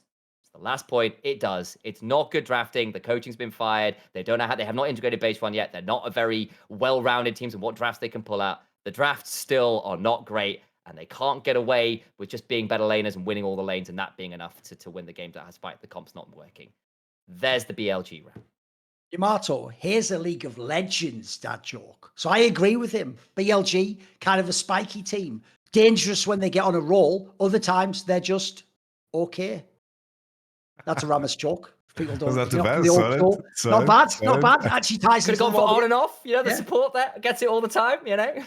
Yamato, what do you think of BLG coming into MSI? He did the breakdown them in the LPL. What about at MSI? What are your expectations? Are they going to say hidden power level? Do you think they're going to shit the bed? What do you think? I think the main thing for me is if they're in games or in game states where the correct decision is to fight, I do think that they can compete with the absolute best. My issue is when it isn't. When it isn't in the in-between, whether it's farming on side or whether it's like waiting for certain item timers or just waiting. It's like, oh, the enemy is overcommitting to this Drake position. We can take mid turret, push top for free, and take a tier 2 and just win the game because we're going to be 3k gold ahead. It's like, no, they're just going to walk into that Drake space and face check a Braum and a Maokai and just like lose the game. And I think that's just the biggest issue. I feel like they are a much worse version of what they were coming into the previous MSI, because when they came into MSI that year, they were just a team that was insanely good at snowballing through bottom side, and all of their games were basically spearheaded by that. It's like there were some draft scenarios you saw in the regular splits, like, oh, Elk and On are playing fucking Kalista Renata. They're going to win this game in 27 minutes, no problem. I'm going Billy win under time, no problem. We're cashing this in, there's no problem. And now, like, they come in with a similar kind of identity. I'm with you, Initialise. Like, it's all like early game. If they can snowball and they can get away with taking any fight possible, I think that they are so damn insane. I think on the topic of Bin, my view on Bin is there are still games where he plays that are like insanely masterful. Camille game, yeah. There's just my main issue with Bin for such a long time is that he has been forcing champions he shouldn't be playing. I don't understand. Like, why the hell is he playing? Like his Rumble win ratio might be decent, but I see his Rumble for what it is. He's not a good Rumble. No. He's not a good Ambessa either. But if he for some reason gets a first pick Gwen because the enemy doesn't decide to like ban it, I'm going to think that he's going to carry the game, which is very, very often true. I think it's like 5-0 on Gwen. Otherwise, the game is just permabanned, even in the context of 5 fearless. And I think if in some weird world, if they can find draft identities that sets up Bin for that, he's the only top laner at this tournament that can play that carry style at that level. But to be fair, there's only really 2 top laners in the world that I would trust at the highest level to do that, and that is like an informed Zeus and an informed Bin. And if they want to get weird and they want, like, they can potentially be a dark horse, I think it is through that. Is if they can find ways to put Bin into his comfort again. But there are other players that are willing to lock in Jax, and he just isn't. It's like which is wild, because it's not like Bin is a bad Jax player. Which is wild. I will say, like, I do think, like, if you would talk to me about Bin's Ambessa, say 2 months ago, 3 months ago, I would have agreed with you. I do think towards the latter half of this split, it got a lot better. In finals, yeah. But even so, I do think it did get a lot better, but he had to put in so much time to get there. And that has been issues. I don't think Bin's pickup rate of champions has been very good this year at all. And that has been a problem because, again, you are expecting a player who, the level that we have seen him at is best in the world. he is not best in the world, at least consistently right now. And I think just in general, not. And that has been a pain point for BLG. I mean, like, he's also just been like very salty in general. Like, I don't know whether you saw his post-match comments after the finals, where he was like, you don't count as a champion because you haven't got this one. It's like, and I, on one hand, I appreciate the pettiness, that kind of drive. On the other hand, like, at some point, there's got to be a little bit of self-reflection. Like, my guy, there are things that you are doing in game right now that aren't correct, and there are steps that are being skipped by BLG that are not correct. Like, the dragon point you made out. The other side of it is like when they do try to cross map, they then skip 3 steps. They haven't shoved out waves on the other side. They haven't put the water, and they go for this dive, and it takes too long, and they get counterpunched by a Talia coming in, and you go, why the hell did this dive not work? It's like, well, you know, this team. I thought one last angle we'll hit. We already did all the LEC. Since you're one of the few people who's actually watched LTA, right? LTA only gets 1 spot for North now. So sadly, Cloud9, who actually looked pretty cool, doesn't get to come to this tournament and mix up. But we do have FlyQuest, who I will remind people did not win the first split. They did win this second split. It looked good, etc. Everyone I know from NA is going to be on the corpium of like, they almost beat Genji. Motherfuckers, we had that story. It was called Misfits. Like, yeah, after that, nothing happened. Like, they almost beat T1 once upon a time. Almost doesn't count. As they told me in Counter-Strike, the people who are from America, almost only counts in horseshoes and hand grenades. Think about it. So I don't give a fuck, but I want to know, what do you think of FlyQuest's chances at MSI? Are they going to do something? I think they might be the most consistent Western team with arguably the highest floor, and a high, like, in terms of like the floor to play. I think they have actually been playing really cohesively as a unit. I think there's been some cool drafts. I think Busio and Mass have been playing pretty well. I think Inspired is up there as one of the best Western players going. If he gets some cool picks, that could be really fun. Bwipo's, as ever, an anomaly. You're going to get the, wow, that was really cool, and the, oh my god, what on earth was that? And you don't know which. Quad is solid. So, you go through the system and you go, okay, they have, I think, leveled up from Worlds last year. We kind of saw them, what was it? They took Genji to 5, right? That wasn't bad, but again, it's not there. And they are, I think, with a higher floor. I wonder about the ceiling. I've done NA teams the disservice before of discounting their top seeds because some of the middle of the pack and lower in the region aren't that great all the time. And then you come and say, oh, they've not had the level of the rest of the league to really be elite and do a good job. And then they come into internationals, like Team Liquid at First Amber actually okay at points. We've seen, EWC Worlds. People have actually done pretty well, taken wins off teams, push a lot of these Eastern teams to at least a couple games, which is good news. So I still think FlyQuest should be a good team. I think they are still going to be in the problem. This is going to be a best of 5 double elimination against some of the best teams of the world. You might get some games off people, and you are a good fearless team. Actually, I think FlyQuest drafts well in fearless. I don't know whether drafting well in fearless and having a good floor is enough to have the X factor ceiling to get a series off one of your top 4-5. That's not to say they're a bad team. I just don't think they have quite got that step up. But hey, NA have proved me wrong before when I've discounted them, and I try not to do that this time around. Where are you at on FlyQuest, Yamato? Yeah, honestly, I think I watched them throughout the entire split, and I've watched them the entire year, and I honestly think that they've gotten worse. I think they've gotten worse. I think if I look at at least, yeah. It's like if I look at their prospects coming into this international, I think the main thing for me is just I'm looking at Mythi and Nukeduck. It's like I think this is a team that can do a good job of shaping themselves in terms of like, we're playing against this particular style, we can beat it becoming this. Because I do think that they've shown like a range of play. They have played like a lot of early game drafts. They have been capable of playing like scaling drafts. And I think a big part of that, and I think probably like the best player, Western player by far in my opinion, is just Inspired. It's very clear that he like knows how to drive the games and understands how to use the timers that he gets, and he plays the scaling champs, he plays the active champs super well. Just a very, very well-rounded player with almost no flaws.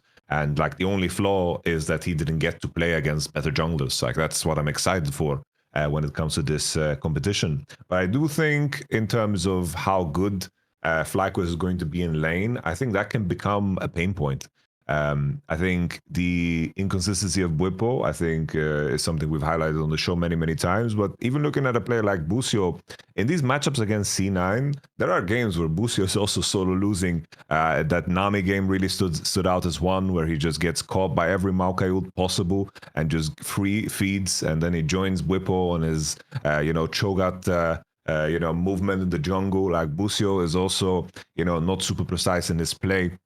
And I think Bwipo is someone that I trust coming into internationals because I think he knows how to prepare for them and he knows what he needs to do, which might sound like a very simple thing, but there's a lot of players that don't know what their role is on a team and what they need to really, really hone in on to actually be able to beat players that are on paper better than you. So he's very good at focusing and drilling down. It's like, oh, for us to beat these guys, I need to be able to beat this CS number, not die, and my team is going to be able to do this. Or he always talks about his role in Fnatic. Like, my job was to be ready to TP bot in minute 4. So I just perfected that. I knew my level 1, 2, 3 needed to be perfect, so I just worked on that. And I think he's really, really good at that. But I think that's the main thing. I think FlyQuest, in terms of prep, why I could see them as the best Western team coming into the tournament is because I think they can look at Koi and G2 and be like, oh, this is what we need to do against them. And other than that, I'm in the same boat. I don't think they're going to be able to touch the teams above them. I think that the entry level is just way too high. Very high. It's just we now in a fearless world, individual skill matters way more. Like this is like it brings me back to like 2015 League of Legends or maybe even 2018 League of Legends with how like good important solo lanes were. But we haven't had this much weight behind individual play since forever due to fearless. My problem is, I'm not going to ride the hype train on FlyQuest. I'm a big Inspired fan, but I actually think he's going to be ELO held at this tournament. I'm just going to say this. During these 2 splits, I have pretty much gotten winning bets on every underdog win over FlyQuest. Like, any time they would play in the first split, 100 Thieves or Cloud9, if you give me those ridiculous, like, they're like, 3 to 100, I'm taking that all day long, mate. Blippo's going to give me a free game. I might get one game from the bot lane. You never know. Jungle, we'll have to see. Does he even have the right pick for his comp? Is he just fucking egoing him? Who knows? So I'm going to wait, as I always do. I'm going to go the other way to you, Initialise. I'm going to do what I do every year. I'll wait for NA to actually do it. Once you've actually done it, then I'll give you credit. That's how credit works. He says, after literally like 10 years of glazing upset, and then finally he got the MVP. So, listen, we all have blind spots. Little hypocrisy here and there makes you a human. We all have our blind spots, exactly. I am but human, despite what you may think of my appearances. Rookie, he was insane. Rookie was so good. Listen, I don't talk about Rookie this year. Now, listen. Rookie. Actually, he was pretty good this split, actually. It was insane, man. His playoffs were solid. Top 3, baby. There was about half of the beginning of this split. I was like, oh, God, this is going to be it, isn't it? Oh, God, this Invictus game. And the final game.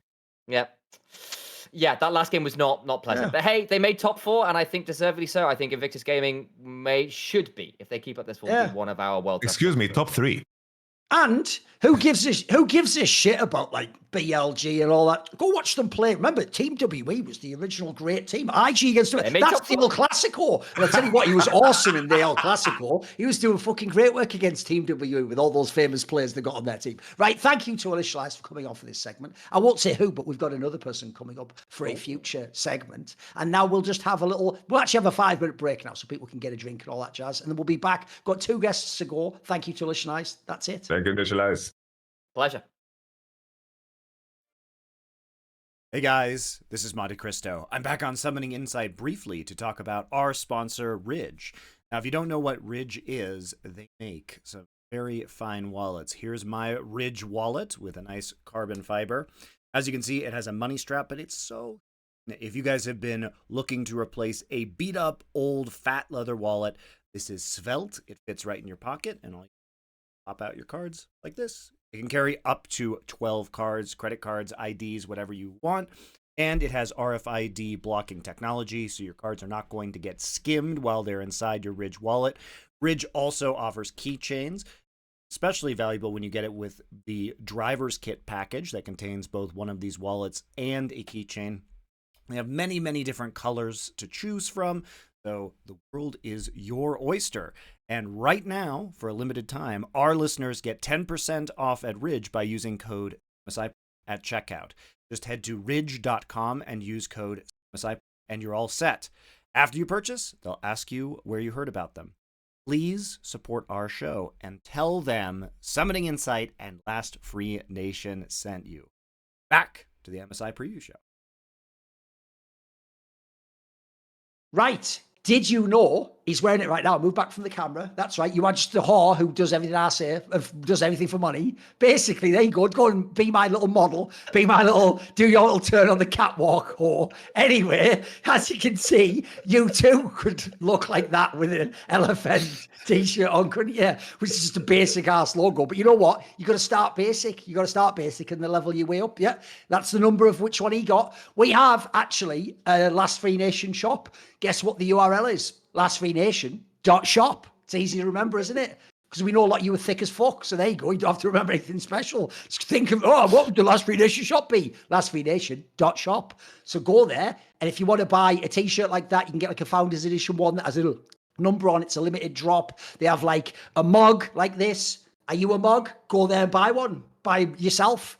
Also, they've got all posters. Yeah, fuck all our fans, mate. You got all sick posters, like me, Richard Lewis, as cool characters. And Tantalus, by the way, knows which way his bread's buttered. He always makes me like a really sick character from a movie. He just makes Monty and Richard like all the dickhead characters.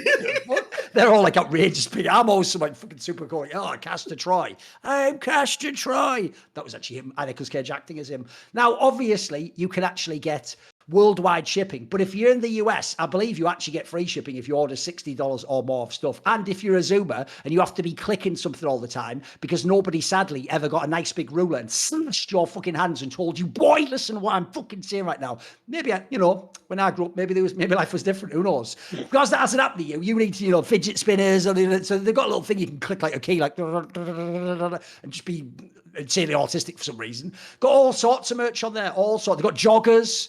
They've got some nice trousers when you're at home, unemployed. You know what? Fuck y'all.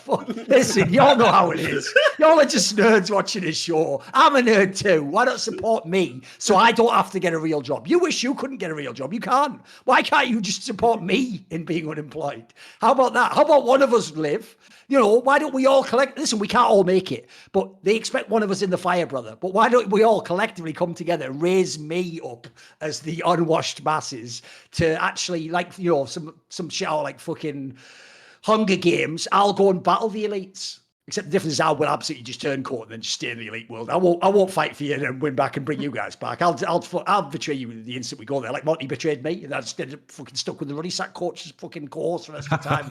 used to be a classic, double act, Laurel and Hardy, fucking Rick and Morty. Whatever. Now I'm just left out here fucking, all right, we can still win with Yamato. Said upset. Anyway, whatever. Right, so the guest for this segment is going to be Keire, who, if people don't know, he's Scottish. Now, I don't want you to think, Scottish? I love that. You mean like Sean Connery, 007? No. I'm talking more like Woolly, mate. So here's the thing, Keire. Gweed, Enan? Oh, you're not hitting me with the Gaelic, are you? I am, mate. I am. God. What's up? There we go. It's been a while. So Co-host of Help Point Made League of Legends. New episode coming go. soon. Don't worry. By the way, if people don't know, his job is to make all the mental hot takes on it. And as was always set up by Initialise, we'll just start here. Right? Everyone's going to go, I saw those finals of the LPL. You're always telling me this Knight character is really good.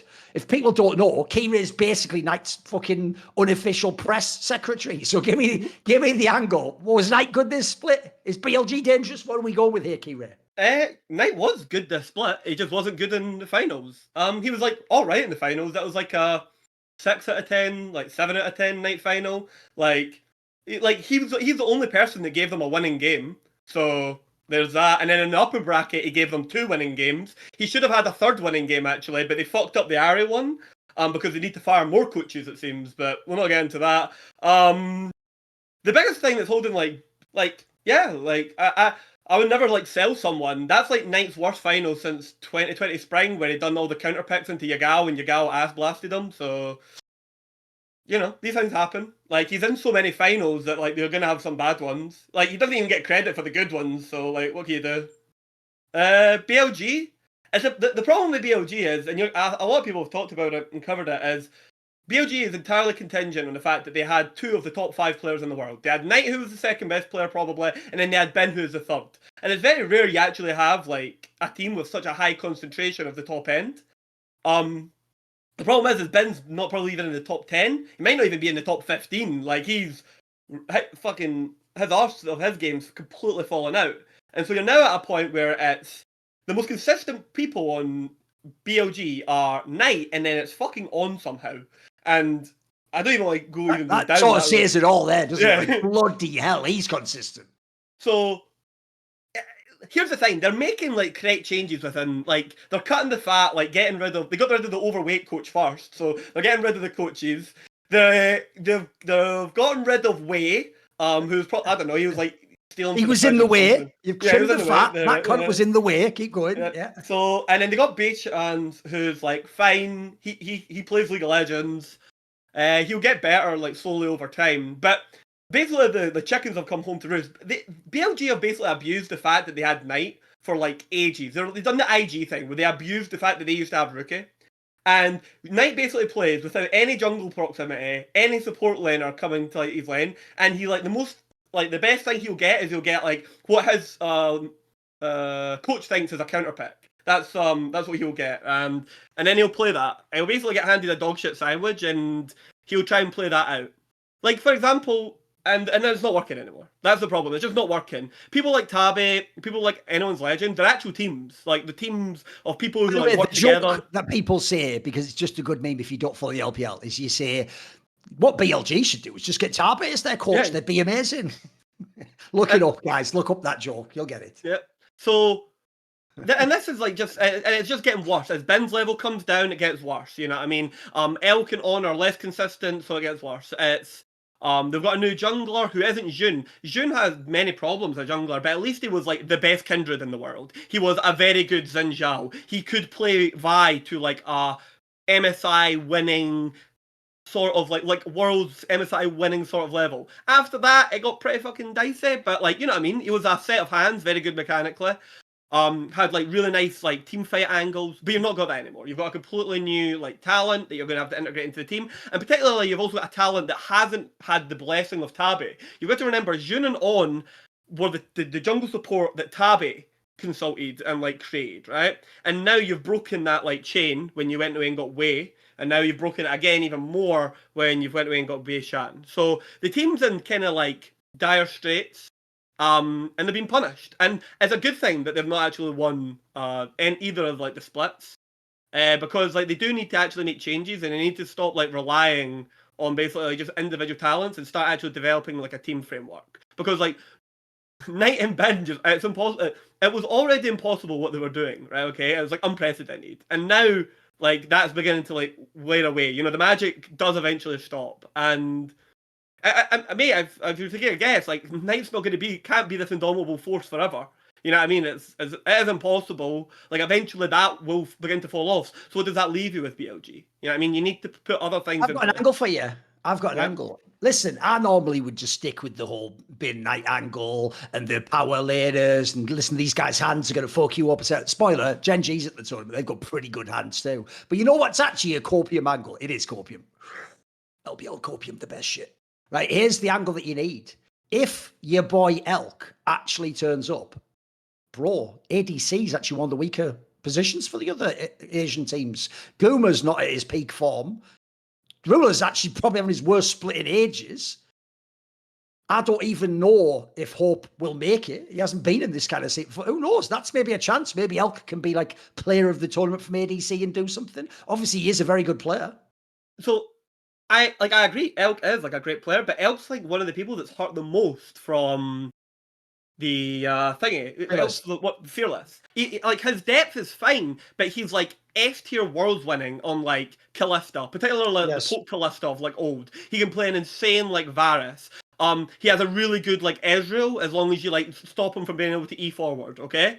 And then once you move down into that, it's like, is he as good on like the Jinx and Aphelios? Like, no. Like, can he execute on the Caitlyn? Not as regular. Like Kog'Maw, next joke please. Zeri, you never call him like a Zeri like specialist the same way like Hope is. Sivir can Hope, he can play like Sivir and Zeri. He can play like Sivir and Zeri with like Lulus and stuff like that. Elk's way more lane focused, and he's also just he's a very, very aggressive like sort of ADC. I do actually think versus the field, Elk and On will probably do like pretty well. Like even with all of like BLG's flaws, they're still like the 4th best team like coming into this tournament. I still expect them to like. I actually probably like, depending on the form of like Ben and Knight, like I think they could potentially come second, and like you know what I mean. Once you get to a final, you can hopefully try and make it close. But that's like the best case scenario for them. The worst case scenario is like BLG comes in with a complete like meta read that's wrong. They make the fucking games versus G2 and GAM look dicey as fuck. Remember, the games versus G2 at Worlds, I know I'm not doing like for like, but it's not like it was a 2-0 blowout. It went to like game 2, it went to game 3, and Knight had to go like Exodia God mode on Sylas to like push the game over the line. So, I don't know. They're disappointing. I've got a question for you, Yamato. Everyone on the show so far is basically sort of just preparing everyone for the worst with BLG. Do you actually think, for real, like if they're going to do badly, I think most people are just thinking it means Team 1 and Gen G will beat them and anyone's there. Do you actually think a Western team will beat, would you make the prediction, will BLG potentially get upset by a Western team, Yamato? Will it happen? I doubt it. I doubt it. I think that the West doesn't look strong at all coming into this competition. I think with Billy in particular as well, is just to get in the same game. It's just that it's like looking at what the LPL playoffs was. It's like we touched on it slightly with Initialise, but these teams, both of them needed to play so many best of fives, like an absurd amount of best of fives. And they are, you know, they are battle ready. They've been through fucking war, and I think that you might take a game, might take even 2, but I do think that Billy has it in them to just squeeze out wins. Even though I'm probably the last bin defender left. I know the issues of Bin on particular champs, and he definitely didn't have a good split by his standard. There are certain champions that he can still lock in and look insane on. And I think that if you line up any of the Western top laners against Bin, the same way in previous years when you land up Western top laners against Doran looked like, even though everyone was very quick to criticize Doran because he was weaker against some of the greatest top laners in the likes of Bin at these particular tournaments too, he still farmed the Western players in the lane and also through the game. And I think the only concern I have is that like there are games where I'm thinking, I'm looking at a game 4 draft, game 5 draft, and I'm like, oh, this could be a potential Jax angle. This could be a potential Camille angle. This could be, some of the classics that Bin plays. He could roll them out, but he just doesn't pull the trigger the same way he did in the past. And when it's handed to him on a silver platter and the enemy invites the counter, then he does it. But I hope that he becomes greedier, because I think against this top lane pool, in order for him to be effective, he needs to be, because I think the rest of the top lane pool here at this tournament, especially when it comes to the Eastern top laners, they are specialists at playing in isolation. And I think he can be the southpaw by being the guy that, makes the game about him. And I don't think that anyone is better at doing that at this tournament, even though Doran somehow just did that against Our Life. I don't think that's going to be a constant, though. By the way, I did neglect, Keire, to ask you, technically, what regions should we list you as? I watched everything, including like GAM and Oysters, but I didn't watch fucking Brazil because of too long. All right, I'll tell you what, we'll take a brief detour since we've done so much about the big names. Oyster actually was, for me, it's funny, everyone else went with KC. I think Oyster was the fucking story of Last Stand. Not only were they really, by the way, if you don't know, they won more games against KC than KC did against them. They also were in that semi-final against them. They beat some, they will get winning games off fucking the best teams in the world. Is that a fluke? Can we expect something similar at MSI? Do you have hope for them? Yeah, I think this team's a tri-threat team. Fundamentally, the tri-threat comes from Janja, Honghu, Doggo. Doggo's much more comfortable in his native ranging. Janja's just the father of this region now. He was literally Karsa's son, and now he's adopted Karsa and just beats him every day. The thing, here's a crazy one for you. Hongqiu, like, if anyone's going to be the inheritor to, like, Knight's legacy from, like, China, it'll be the LPL team that goes and gets Hongqiu when he's a little bit older, when he's, like, 19, maybe, like, 20. That's how good he is. Like, because LDL is just so barren in terms of, like, mid lane talents, and Knight himself is, like, a black swan. Like, Zhao Hu is not the same type of, like, mid laner as, like, Knight, even though he is a successful, like, mid laner. Knight is, like, a thing unto itself. This guy could potentially be that. I'm not saying he is, like, Knight might end up being a one-of-one for like this period of League of Legends, but if anyone's gonna have a chance at doing it, it'll be Hongqiu. Like, he's aggressive enough. He has his own little like unique counters. Like, I don't know, for example, like in his qualification game against Fofo, he played like Camille mid into Silas. Like, and that's his like Silas counter, because you get the shield on the trades and stuff like that. If he brings that out against like a fucking jovial faker, the world will melt down, mate. Yeah, Imagine like, in the draft. Bro, he done it in an elimination game. It was in the like the reverse sweep. He's done it in game 3 to like start the reverse sweep in the upper bracket. Now that's like the individual talent, and I think the individual talent is like pretty good. As a team, they have like many of the flaws of some of like the Western teams. Like, they're too reliant on like the big play, where like they will set up like objectives, and they're like so reliant on the individual like carries, like outplaying their like partner, rather than just taking like the 80-20 Drake that they set up over like time. There's like a great example of this. Like, for example, if you've seen Genji game 4 versus game 5 versus HLE, Genji like use ultimates to delay a back on Viper so that they get like a 80-20 dragon. They actually don't have to fight the dragon really, because it's that easy for them. And by the way, Chovy plays the fight like not that well, but it's so well set up it doesn't matter, because like the fight just plays out itself. This team just doesn't do any of that. It's just fucking madness. Them and Gam, they're BO5. I noticed when you listed all those players, you didn't mention that guy Driver, the top laner, who you're all going to remember. He's just the guy who's like... Yeah, let's know. Basically, listen, he's probably fucking sick of Dance Dance Revolution. Unfortunately, this League of Legends bit, like... Yeah, like, it's a good thing that, it's a good thing he was playing against Keire for a BO5. That's all I'm going to say. Interesting players, but like this is one of these.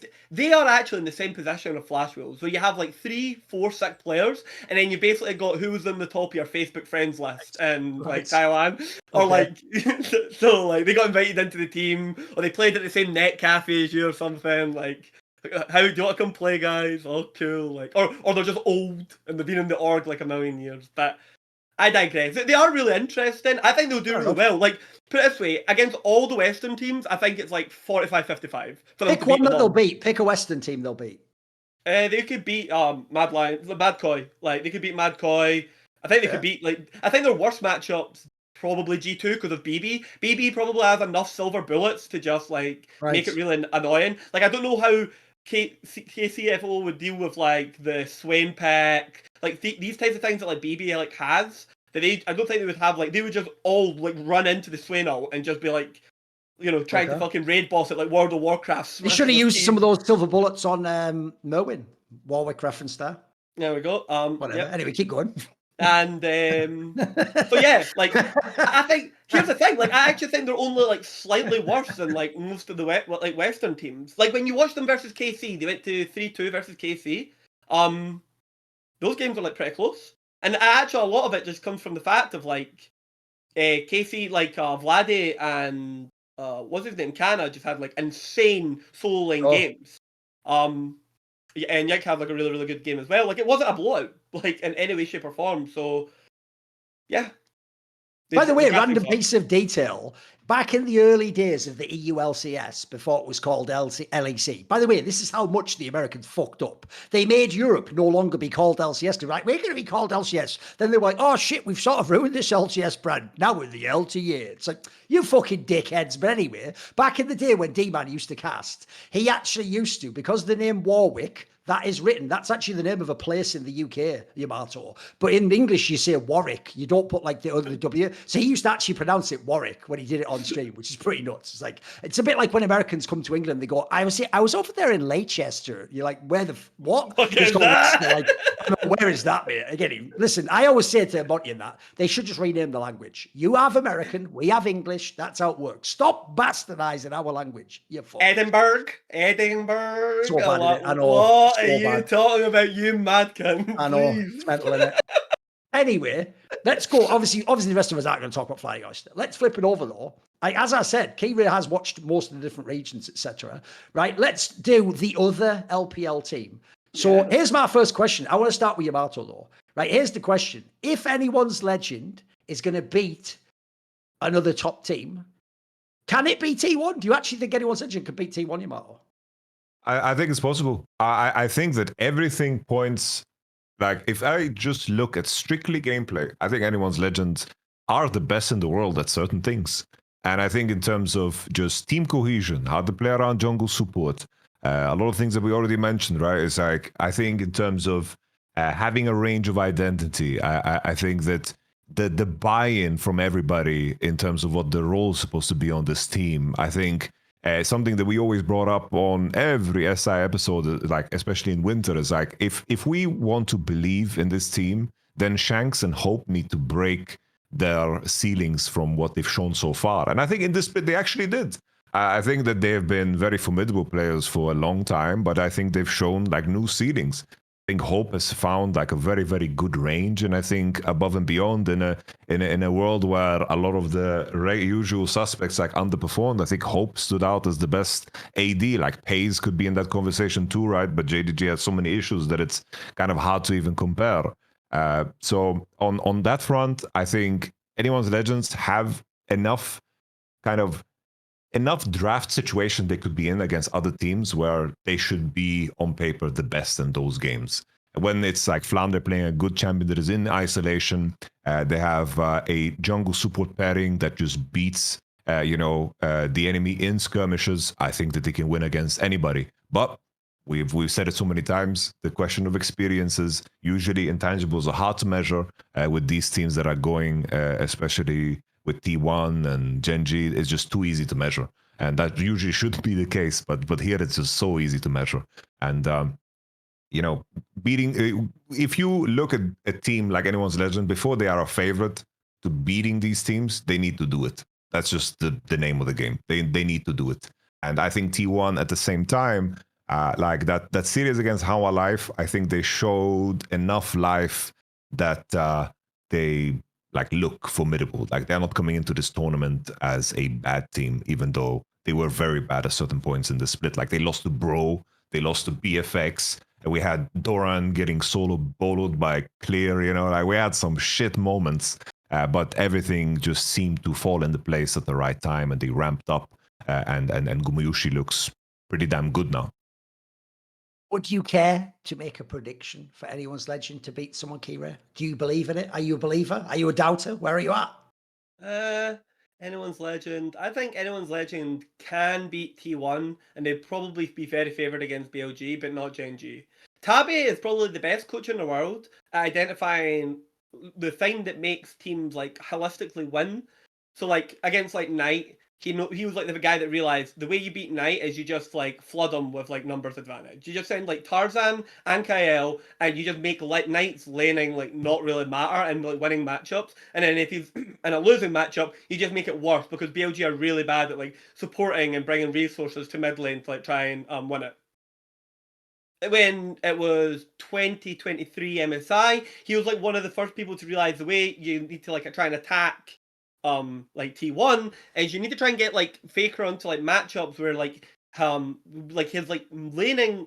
Faker wants to like cheat the game. He wants to get into a matchup where he doesn't have to lane, and he wants to get to mid game and late game where he can make like plays or make him team fights. So Tabi will try and like ban them out. Tabi is probably the best drafter in the world in games 3, 4, and 5. He is so good at drafting in like the deep series of Fearless, and he's really good at setting up for the picks late into series. Right. The problem is in games 1 and 2, Tabi's like draft priorities and like anyone's legend draft priorities are a fucking mess. Like, and I think the team, I think they're favored to beat BLG regardless. Them versus Gen.G is just like, can can they replicate that same level of success versus like Chove, who has a complete different level and monster unto himself, even more than like Knight, and he has even more like depth than Knight in this like current pool. Like Canyon, yeah, it doesn't really move to mid as much, but Duro does. Like Duro does like move around the map like a lot more. He like services to like his weakened like lanes. So I don't know. It's really hard. I agree a lot with like what Yamato was saying in terms of like anyone's legend being in the best in the world, like a lot of like things. But it's like correlating that into like wins. There's like some people just lose to like Team One's name badge because in their fucking head it's like they say Faker own a Guma and their brains just go and explode and like people just lose their absolute minds. Or like another one would be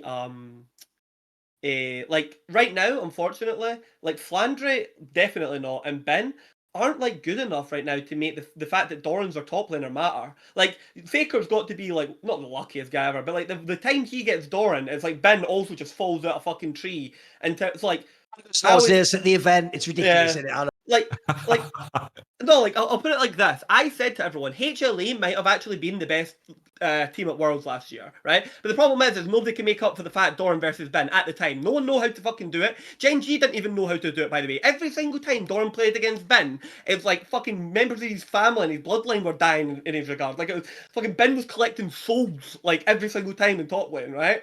And shout out Shang Tsung Bin. Okay, keep going. Right, and so it just got worse and worse and worse, and then Ben's now falling out of a tree. Where like, I think on certain picks and matchups, like Ben can get it done, but it's a BO5, and the problem is he can only do each of them once. In the previous iterations, you could get him Jace, Camille, Jax, all multiple times, and you could tie Doran down into these losing matchups. But now you only get as many as you can give. And I've got one for you, right? Okay. We just seen like Merwin and stuff. Like Merwin played against Kana, right? Okay, Kana, like Ben's maybe the best Gnar in the world, but has been so much better than Gnar that he would like win the Nidalee matchup. And I think Kana's a better Rumble, by the way. So like people have played against like a better version of Rumble than Ben will bring to MSI, and that was never like a problem. So it's just so like hard. I think anyone's legend like can beat those like teams, but I really need to like see it. The deeper it goes into a series, I think their chances improve versus T1. Like, I do think they can beat T1, but I think the problem is against the field, I think T1's the second best team. Against, like, the breadth of the team. I think anyone's legend are clearly the third best team. But the funny thing is, I think if any of the teams are going to have the implosion, it'll be anyone's legends. Because all it takes is, like fucking like Tarzan and Keire to like break down a little bit, Shanks to have a mayor of a tournament, or like Flandre or anything. Like if any of their like team dynamic begins to like crumble, because everyone's so symbiotic, like the pillars like start going like so quickly. It's why like BLG were like such a ridiculous team. It's like, okay, On's inting, right? Well, even if On's inting, we can still win the quarterfinals and semi-finals of Worlds. The only thing we can't do is win 5 games in the final. It's like, but they can push it pretty hard. I just don't think anyone's legend, even though they're the number one team, the number one seed, are that team. I'll just say this: I'm apparently more confident in anyone's legend than anyone else. I think it's T1 that will be the one that will drop to third. I think Doran will be international Doran, like I've seen a million fucking times. Never ever seen him have like a mega fucking run. He's had okay runs. He's never been like a world class player. It's like was said by Initialise. You'd never believe it was the same player that played in all those LCK finals who like just makes it work somehow. And also, by the way, some of the shit they did this split where he would like try and play carries is like, can someone wind this fucking guy's neck in? Like, get on the fucking tank, you rat. Your job is to get that bot lane going. Then I'll throw this out there. I think they're one of the only teams that have actually got the fucking support that can do anything against people like Keire. Keire actually is fucking smurfing this split. I've got to give it up to him. Every time I watched, I was like, I see what the hype's about. This guy's fucking good. And then you nailed it. Bro, they might have the best drafting coach in the tournament. It's fearless. Remember, that's the other thing. This isn't like in the past. And by the way, spoiler, Tabi in the past also has beaten T1 with 4/5 of this lineup in the fucking lower bracket of the MSI. He's given them that work. And that was fucking easy. So I want to see them. I'm with you. Let's get like a T1 anyone's legend and let's go to game 4 and game 5. And let's bring out the chess game of the draft and what are we going to do. And by the way, all I'm going to say is this. Here's the one last reason, setting up the hater angle as to why T1's not going to make it and anyone legend's going to beat and make the final. Because here's what happens when you get to game 4 and game 5. brother, there's a new level of pressure on someone called Gumayushi, mate. If he plays really, really bad, ooh, first of all, T1 will have to release some more shit about that fucking Zeus drama. Won't they, to do a smoke screen? Joe Marsh will probably have to like get dressed in a fucking chicken outfit and actually squeeze a fucking egg out on stage or something. Who the fuck knows at this point in time? Mate, they'll have a truck that'll come, transform into fucking Optimus Prime, then just be like, all right, Zeus, you should have stayed with us. What time is it? 9 o'clock. Can I see you at 10? Like, for a cuppa? Fucking hell. Man, the amount of lies going on in that story is fucking mental. And every time it gets published, the T1 Defense League gets on Reddit and they're like, this is all true because T1 said it. It's like, yeah, well, no, they've never lied before, have they? T1 have never lied before. They only essentially said their own CEO lied, you fucking morons. Anyway, that's by the by. We haven't even got time for me to bring up the fact that my beloved TV Max is going to go and destroy Showmaker's life. I can't even wait for that, mate. I'm so sick in the head. I'm like, you know what? Fuck you, Showmaker. You had Prime Canyon, Nagori. You're like winning worlds. You had Coma. Maybe you deserve CV Max. You know what I mean? You sick fuck. Should have gone to the L. If anything, now he's in the LCK, you should just go to the LPL. Just go wherever he's not, mate. He's going to ruin you in the fucking draft. It's going to be glorious. And aiming, brother, you better be playing like 17 ADCs because you're going deep in that bag, mate. And then you're going into a bag. Exactly.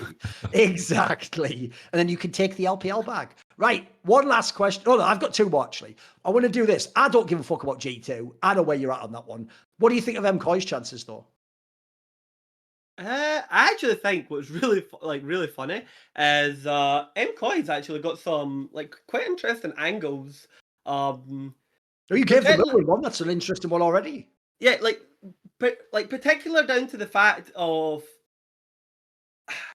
they themselves like have managed to like narrow down their like strategic like depth, and they've shown like quite a plethora of like different like drafting styles.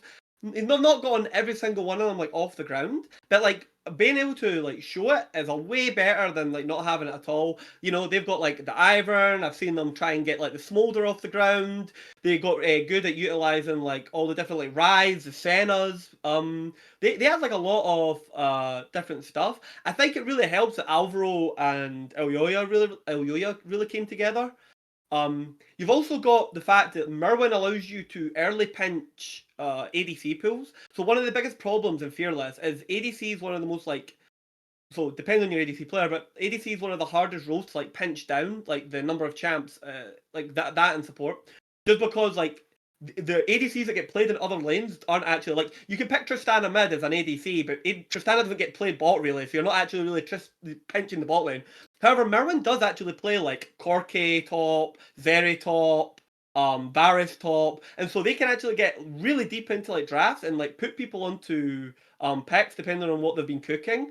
Quite well. I was really disappointed with Merwin's playoffs just in general. His actual individual level was it was all right. It was whatever, but I think he like his like picks and stuff were like good. And you know what I mean. There's way less of like the pure quirky like Merwin. Jojo's laning is still scary as fuck. Like that guy just getting through like the first like 6-7 minutes of the game is just a heart attack sandwich. That's the one thing I'm not ready. Here's the thing. I'm still on the stages of denial because here's the problem. I still can't really believe he beat fucking Caps Pro or Vladdy. But here's the thing. I just don't know if I'm emotionally ready for the idea he's going to beat fucking Chovy or Knight. Like, you know what I mean? Like, yeah. Really? Are we doing that? I guess. Listen, it'd be glorious. Fucking Canadian and Canada would be epic. But really? Well, is it going to happen? Here's the thing. Like, one of the good things about Mad Lions, and you actually seen this when they went to Worlds last year and they were playing in the fake World section. Like Supa, wasn't really that bothered by like the pressure and stuff like that. He just kind of like he actually got better at Worlds. They were playing like the Jinx and the Ziggs and stuff like that, and he was like he was perfectly like fine. And you don't have Frescove on like the team, so you've not got like a bleeding anus in the mid lane anymore. So like, you know what I mean? You've got Jojo and true that. Like you've paid for one thing, you've gotten another. Here's the thing. I think a lot of teams, like particularly like the Asian teams, aren't going to scout Mad Lions that well. And they're not going to like kind of like see a lot of the strats and stuff that they had. Maybe they will, but they don't. People don't ever tend to. I think Elyoya is going to get the pick of the pick his letter. That will be the ultimate tell, by the way. Is if a team lets Aoya play Xin Zhao in the opening game versus Mad Lions. It's like, if they even let him play, like, why would you even risk it? It was like BLG when they let fucking Tarzan play Maokai in Game 5. It's like, do you even know who you're fucking playing against? You rats. Like, I was losing my mind when I've seen that. Like, Tarzan, fucking Game 5 Maokai. What the fuck? Anyway, yeah, I think they'll do, like, pretty well. Here's the thing. I actually think, just outside of, because of, like, the layering versus Asian teams, I actually think they might get outplaced by G2 at the event, unfortunately, because I think G2 has a better chance of beating any of the Asian teams that they collide with in the lower bracket. Okay. But like, it's still not great. Like, okay, yeah. What I love is that Yamato Cannon's now getting the full Keire experience. You don't really hear some of these things on other shows, do you? You know, you thought I was I'm stuck on bleeding anus. Yeah, I have like a fucking level of decorum to some degree. I was showing my feet earlier, basically telling people they can wank off over it. But even then, that was still within sort of bounds, you know. Even then, yeah. It's not like if Escovi's going to be on any of my shows or these shows. It's like, oh, exactly. Yeah, who gives a fuck? He's the Goatsy of League of Legends. Keire, he has found ways to bring that up twice over the last 3 episodes. Bro, that's a fucking meme from 20 years ago, bro. You have to realize he's full fucking Hellraiser. They will tear his soul apart. Anyway, whatever. Good reference if you know that. A good movie as well. Anyway, right, we will now go and talk. There's one last thing I want to hit, which is, if you watched LTA, do you believe in FlyQuest? Everyone else on the show is basically glazed them and said they're like, FlyQuest.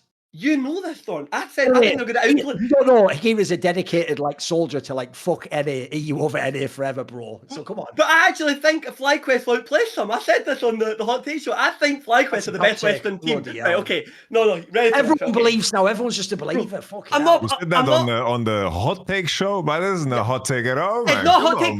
That is, I'm like the second coming. Like, what they call it, like, I arrive and they already believe, and people can come to my sanctuary. But I was there months ago, Yamato, right? Okay, telling people before. I was like, by the way, looking at playoffs, both NA teams, by the way. I think C9's better than them all as well, Yamato. So there's one for you. Yeah. Anyway, I like it. I'm staying on track, right? FlyQuest, mate. FlyQuest are bad at all the same things, right? Okay, the EU's bad at, right? Okay. They just have a little NA flag in their top right, left fucking corner. That's the problem. It's like, good side lane macro. No. Okay. A player that can just int at any point in time. Top lane Blippo? Check. Would you call it like a coach that's probably being paid way too much to draft badly? Check. Hey, he sometimes drafts well, sometimes not. I've seen the Kazakhs in Game 5. Nuke Duck's a boy, so's Mickey. I don't think they're good at drafting. Inspired might be the best Western player. Check, like, maybe the best Western player. That's always good, by the way. Oh, that's always a good start, right? Okay. And here's the other, like, tidbit. I actually think if you go watch, okay, like, Zen was, like, fucking killer, by the way, in playoffs. He was, like, really, really, really good in the playoffs. He was playing to a really, really high standard. It was Blabber that sent it to the fucking abyss. But FlyQuest weren't, like, that far behind. And here's the thing. They're actually, like, the way they play their comps is it's like there's actually someone there, like, speaking and, like, talking about it. Like, their shape is what I call, like, team fighting, like, positioning is, like, the individuals, but shape is, like, the team's understanding of what, like, your spacing between everyone else. FlyQuest have got one of the best, like, shapes in terms of how, like, their supports are able to get to their carries and the front line and the distance of the front line to the back line so that the back line's, like, still getting damage off. They're, like, so good at, like, executing, like, on that. I actually think they might just be the best, like, team fighting team from the West. And fundamentally, with the way games of League of Legends are right now, that matters against the East. Like, you eventually are going to have to take a team fight. Like, TL got 1 million gold advantages and mid-game advantages against all the Eastern teams. And then it would come to a team fight, APA would fucking diarrhea all over the river, right? Fucking miss all these buttons, kill nobody, and you'd just be left with absolutely nothing. Because fundamentally, at the end of the day, a bit like CS, you've got to kill somebody, right? Okay, you've got in the game. Eventually, you've got to kill somebody, and they're the best that we have. You know, hopefully, killing people from the East and doing it. They have one fatal flaw: they suck balls at fucking early skirmishing. Like, they are terrible at early skirmishing and keeping a track of numbers advantages. Well, it's always ass analogies with you, I know, man. it is, isn't it? I know. It's all I toilet don't know humor, what's innit? I worse, know. having diarrhea or bleeding from your anus. Who knows? It's just, Maybe one follows the other. Who knows? There we go. I guess it makes sense that it does. Here's the thing, Yamato. I know, listen, I asked you a lot of those questions before. I know you didn't get a lot of time to get in there. I just wanted you to experience the full Keire experience. No one forgets their first one. If you ever want a quick laugh, go and look up old episodes of EuroLeague where it's like a legendary player who you can tell doesn't know Keire, and it'll be like Soaz, and they're sat there like you now, like, I'm ready to talk about draft. And then he's coming in like that, and they're like, Sacre bleu, what is this? The fuck, bleeding anus? What the, I thought this was talk show. They're all just losing their mind, mate. It's hilarious. It's Mate, it was Certis when he thought, he was like, he couldn't believe what he had been invited onto. You can see he's looking to the left and he's looking to the right for help. Oh, I'm sure. Like, No, he's a good German boy. He's like, what is he doing? He's a professional. Here's the thing. What's not to prove of this stream? I know. Good, isn't it? Right, anyway. That was a pretty good segment, right? We've got one guest left, so thank you to Keire for coming on. Don't worry, you will see more of him with Zaboutine on Hot Take Point Made. And we've got one guest left. You'll see after the break who they are. See you after the break. Pleasure as always. We are back for the final segment of the show. So I'll just put on some better headphones, because what's that?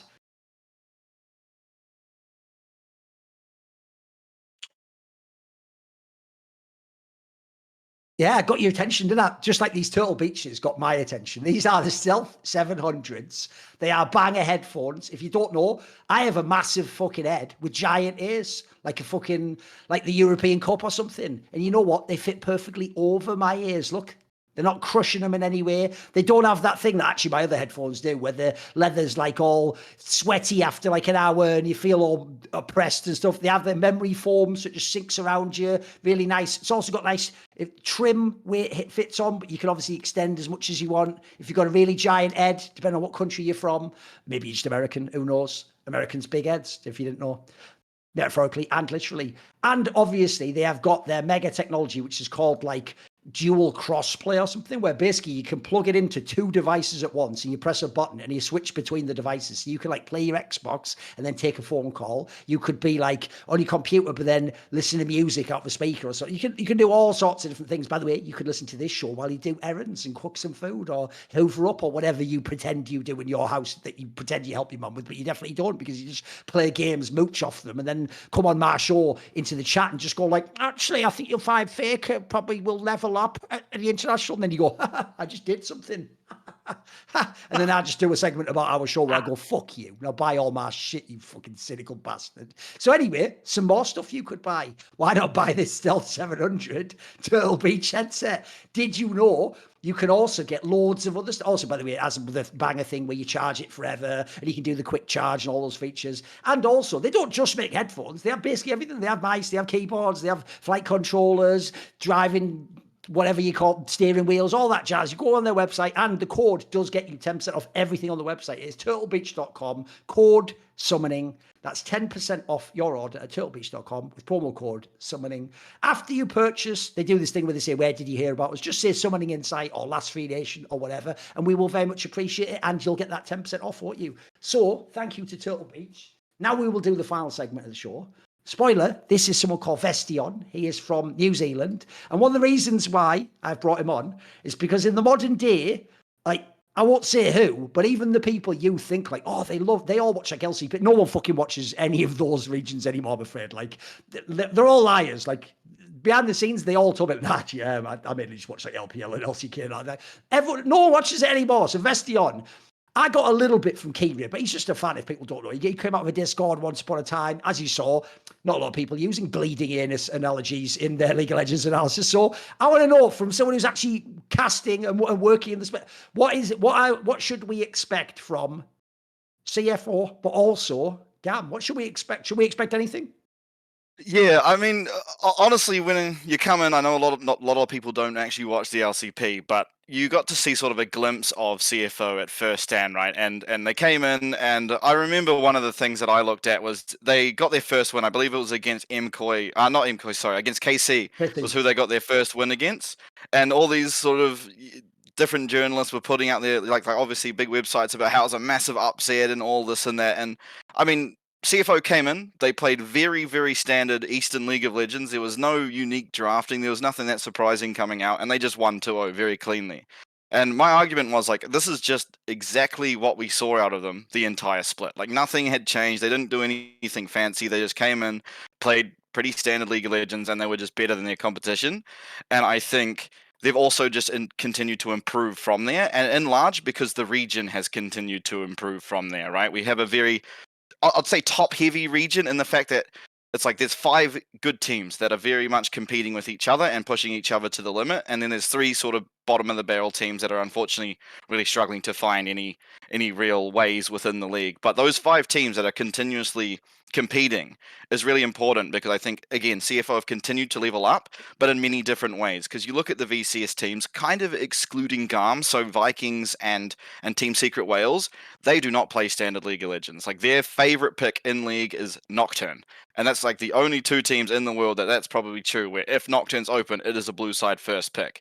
And they're dealing with this. They're coming through. Like very, very unique champions are getting played in our league, right? Like Rest, for example, on CFO, trying to find a counter to the Yorick, which has started to rise in prominence. He finds Shyvana. So he's picking Shyvana top into the Yorick, and he only did it once, but he's also playing a lot less games, and it was his only opportunity to do so, and it looked really good. So I think they're developing sort of a meta of their own at dealing with some of these picks that other regions, other players aren't willing to go into, and I think that just gives them an extra surprise factor from a team that already, you saw it firsthand, clearly wasn't scouted for. So I think as a whole, the LCP is a very competitive league, especially the top teams. They scrim against LPL and LCK all year long, right? Like ping's not an issue for them. So they are just a very, very good team. And I think very much so because no one watches them. They're on the same time slot as the LCK and LPL. They are going to do very well at MSI. And again, people are going to be surprised, but I think it's just going to prove as we go forward that they're very competitive and they're getting the same level of practice as these massive names from LPL and LCK. Can you define Yamato. well? Oh, go on, define go on. well for us. What's well? Yeah, Well, give us a range or something, or who they could be. Well, okay, so I mean, I think like I would expect them. I think like personally, and obviously I'm biased to them. I would say it's a upset if they lose to BLG. And my reasoning for that is, well, my reasoning for this is you look back to last year, both at Worlds and MSI, right? It was Talon that went up against BLG. Talon, who were a much worse team than CFO. Right. Yeah, Talon are a much worse team than CFO. Even last year, Maple made them a little bit better than they are with Fofo, but they went to 5 games, first of all, against MSI. And by the way, that game 5, they should have realistically won. Unfortunately, they used a Nico and a Vi ult on a Wukong clone, and the game kind of collapsed from there when they were like 4k gold ahead. That was a series they should have won. It was like one key mistake through the game, and unfortunately they lost. Even at Worlds, right? They did get 2-0'd. Game 1, they were up something like 9-10k gold. They made one mistake around Baron, gave over a massive shutdown to Alk, I believe. I can't remember now, sorry. But yeah, they gave over one massive shutdown. Game kind of was thrown from there. They were competitive last year. CFO leaps and bounds better than Talon were last year, and BLG have gotten worse since last year. So I think realistically, you look at that, and it should be expected that the better team going against a team that has just objectively gotten worse, they should be expected to win that. People won't expect that because they don't watch the LCP that much, but I think that is a very realistic team that they should be able to beat. Now, do I think they should be able to beat Genji? Absolutely not. We saw what Hanwha Life did to them at first stand, and Genji are just objectively the better team right now than Hanwha Life are. So I don't think they're going to be viably coming in being like, okay, they should get first, but definitely being able to take some big games against, especially the second seeds, I think is something you can expect. I like the MMA math. I like it. It's like when you watch a region that isn't watched as much, I feel like you gotta hold on to every single like moment where you actually like get to compete on the stage. So my counter argument would be, the main angle is like, I preface this by saying I only watched the finals. I watched, I think, one more series of CFO and one more series of GAM, so in total, like less than 10 games then from both teams. At first stand to me, I want to hear your angle on this, because bro, you're doing some good defensive jiu-jitsu here for the team. I love it. So I'm gonna keep poking. I'm gonna keep poking, because first stand as a tournament, in my opinion, that's kind of in my opinion, that was kind of a clown tournament, in the sense that logistically it was a nightmare for a lot of these teams in terms of the level. It's like How Alive didn't need to travel. They stayed in their own office and they just swung into the same fucking arena that they played on and just smoked everybody. CFO, for me, looking at that, it looked like an opportunistic, tournament run in terms of where the rest of the teams landed. It's like Top Esports, Team Liquid, and KC, in my opinion, played a lot worse than I expected them to play. In regards to that take, does your eye test still tell you from that point onward, and in terms of the improvement, that it's clear that they are above and beyond better? I mean, I'll never go and say like above and beyond better. Like that would be a little bit too hard to justify in how early on we are into the LCP's history, right? Like we're in split 2 now, but I think realistically, yeah, like you look at the players just as an individual level, and especially Junja, who is just the king of the region. He's just the undisputed best player. I mean, this guy plays at consistently top 10 challenger in Korea. Right now, he's not, but like all of last year, he was sitting at like 4th, 3rd. He is, as an individual, a crazy, crazy good player. And I think what helps them so much is that his style of play is not, okay, I'm going to pick a carry champ and carry the game. His style of play is like, even if he's on like Xin Zhao or he's whatever he's on, honestly, Xin Zhao, Kindred, whatever, he plays for his team. And part of the success we see from Hongyu is that Junja is just so good at choosing a lane, facilitating for them, getting to them to where they need to be, and then they operate as this 5-man unit so well. And I think it's something that they do almost better than many other teams around the world. And again, you couldn't compare them to like Gen G, for example, because they're just on a different level, I think. They're like leaps and bounds better than pretty much everyone else. But they are just so good at working as a unit. Now, where they always fall short is, in particular in their bot lane, not so much Doggo, but Kaiwing is kind of the glue that holds them together. And unfortunately, that glue begins and stops with engaged champions. He has one singular non-engaged champ, and that's Braum. If he's not on those, like, the Alistair, Leona, Rakan, these champs, or Braum, they look a whole hell of a lot worse. And I think it's the most exploitable part of their draft. If you can get Kaiwing onto a ranged champion, they just fall apart, it seems. He doesn't seem to be able to facilitate the team or start engages or look for flanks like he can on those champs, and they really struggle with that. Now, Renata is literally the only ranged champion I've seen him play to any sort of proficiency. The next fallback was Bard, and he does not look like Keire Bard, for example. Like, it is pretty lackluster. But if they're able to consistently get himself an engaged champion, have Junja on whatever he wants facilitating his team, they operate really well. And I think a lot can be said in the fact that this team is like most of them have played together for a long time. Junja's sort of the guy that's come in recently alongside Doggo, who are kind of like their 2 best players, and they've got a lot of experience together. They're playing a lot. They have the best utilization of a 6-man roster, which in the Fearless draft is so much more important than it probably ever was in history. And I think that even the 6-man drafting is another leg up they get across sort of many other teams, right? Like, it just gives them so many different looks. They're just so good at operating as a team. That's sort of my main point. I'm rambling, but like their team cohesion is just very good, and it starts with Kaiwing and Junja. Unfortunately, one of those sort of legs can fall apart pretty quickly. I wanted to follow up on the top lane topic, because it's like, from watching the games, for me it just looks like Rest is the better player. I'm not confusing them. He's the guy who plays Jace and Gwen and the carries, right? And the Rumble and the opening games, and then Driver, he has his goofy moments. The dancing. It's like, on for me, in terms of like the eye test, it does look like Rest is just a stronger player. But in terms of like playing the lane swap games, centric games, and playing the tanks, it does seem like Driver has something there. Could you elaborate more on how they utilize them and what angles we could see, like in a best of 5, how it kind of evolves? Because I imagine it's weird because they're the only one team that does it, and they seem to do it well. Could you give us more insight as to how they utilize it and how it works, and in which cases it actually doesn't, if somebody has managed to like counter it regionally? Yeah, for sure. I mean, generally, there's no real method, it seems, to the madness, right? Like almost every single series, Driver's in game 1, Rest is then in game 2. Depending if he does well or not, Driver comes back in, and so on and so forth, right? It's just always game 1, game 2, swaps between Driver and Rest. There's no changing that almost ever. But what tends to happen a lot of the time is if they have Driver in, that probably means Junja is going to be on something like Pantheon, Xin Zhao, Wukong, something more, does a bit more damage, can have a bit more autonomy. And if Rest's in, he's liking to play, as you said, so the Jace, the Ambassador, the Gwen, the Shyvana again, and then that means Junja is quite often on Sejuani or Skarner, something more teamfight orientated. And sort of how I've interpreted that, and sort of what Chowie has said as well, is Driver plays more to be there and engage or follow up, or like he's on the Scion, he's on the Gragas. These are the champs that he typically likes. If he's on those, then they're playing around him. They're waiting for him to find an angle. He's fantastic at drawing pressure to the side lane and then going and grouping with his team before anything really happens.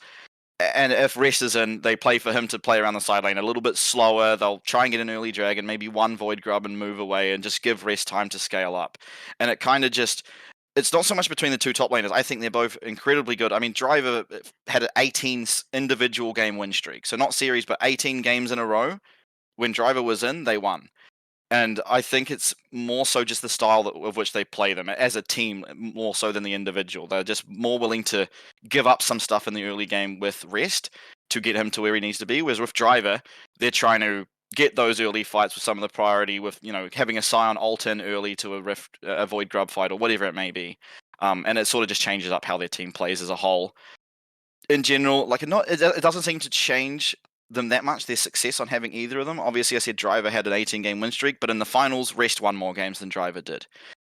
It just, they change their style up depending which top laner they have in, and that's kind of it. But again, that also tends to not matter if we fall too far down in the draft to where we're running out of engaged champs. That is always their biggest sort of kryptonite. But other than that, I think they utilize both tops, and you'll see it in drafts as well. It kind of whatever top they have in will change what Junja plays, and that's kind of the biggest effect. If you were bold to mention the BLG angle, then give me these teams against the West. Surely there's some upsets coming then if they're going to fucking beat BLG, mate. Yeah, I mean, I would be surprised if they lost to the West. I genuinely would be. Again, I just look at the caliber of practice, right? And this is something that I can speak to pretty well because I'm from Oceania. So historically, even when we had a league, we could only play with different Australians. Now, CFO, all year round, especially them, not every LCP team, but them specifically, they get to scrim against the best LPL teams, the best LCK teams. And so, realistically, when you're having that level of practice all year round, it's going to level you up. And it's kind of unfair, right? Because FlyQuest, if they wanted to have that level, they'd have to fly over to Korea or China or wherever they want to do to have that level of practice. And that's just one benefit of the geography of where the CFO organization is.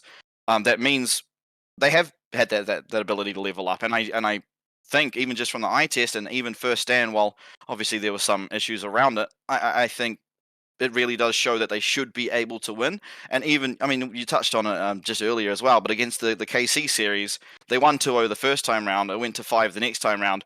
We fell to a point with Kaiwing's on Yumi, right? And even that game was awfully close, but you could see they just never were able to find how to look for a team fight. And eventually it was Kalist, I believe, on Nyla that ended up winning the game, just like finding a random angle on the Nyla. So this, again, they're very, very good at what they play, and they get the greatest practice in the world to be able to get there. I think that alone almost should mean that they should be able to beat the West. I think FlyQuest might be the best angle against them simply because they're the most creative in draft, and the LCP doesn't get too creative in draft outside of our Vietnamese teams. Fucking hell. Who's the most dangerous team for them aside from FlyQuest? Is there a European team they should worry about? Yeah, I mean, you touched on it as well. I think MKOI could be, because, again, if you take away some of these champions, then it starts to get a bit rough for them. The AD carries as well. Doggo, while he can play everything, right? Like, all AD carries, typically, you can play them to some certain extent when you are that caliber of player. If you take away someone like the Corkies and stuff, they're very reliant on having a strong laning AD carry with what is pretty weak laning supports. If you're able to take those away, through the top lane, then they can fall short. So I'd say out of the European teams, it would be them. But again, I would expect them to be able to win. Yeah, we came in fucking swinging on this one, Yamato. I Yeah. thought a fun thing we could do is we'll do like the big overview things, but then I've got like a few like sort of like prediction angles we'll all take. So the first question is Vestion. I didn't actually ask everyone else's because normally it's boring. Is Gen G going to win this tournament? I would think so. Yeah, I would think so. I mean, like, they went to 5 against Harmonite and T1, beat them 3-0, but I think that's kind of an outlier comparison. And, I mean, Chovy just seems so on form. Canyon as well seems to be able to pick whatever he wants and perform on it. Yeah, I don't know. It's hard for me to see them losing. I understand their bot lane, like, Ruler isn't looking as good as he possibly has in the past, but I still think he's looking like a world-class AD carry. So I would expect them to win, absolutely. And who do they play in the final? Who? I mean, look, I'm not so much a fan of them. Like, I don't hate them or anything, but I'm just gonna go say T1. It's so hard to bet against T1 at an international. Like, too many times. Honestly, I have never been fallen victim to it. Luckily enough, I'll keep doing it. Yeah. Well, it's just like. It's so unreasonable how much they level up. And as you guys have been talking about all day, it's like Keire is just quite possibly the best support in the world, possibly ever. And it's like, well, this guy is probably good for some. And with the meta switching up and like, again, a lot of supports tending to be quite reliant on engage. Not all of them, obviously, but that's where Keire seems to like level up, right? Even he starts getting solo kills on things like Lulu. So it's like, I don't know. It's hard to bet against a guy like that. Okay, I've got a few, like I say, we'll do it as a fun round. So I'll start with you, Yamato. Who is going to be the MVP of MSI? Oof. I think the natural answer would be Chovy, because he should be better above and beyond. But by virtue of just competition in the role, I do think that Canyon is going to make an argument.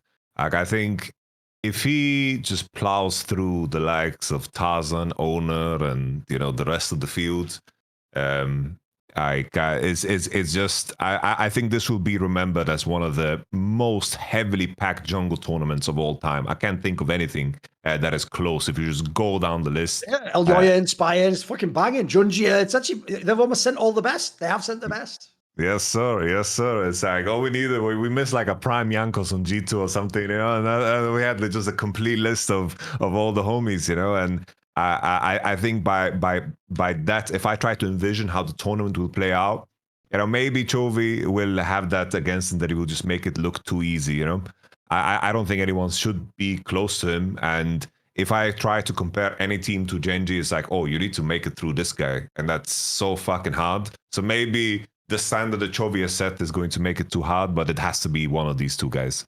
Has to be. Okay. What about for you?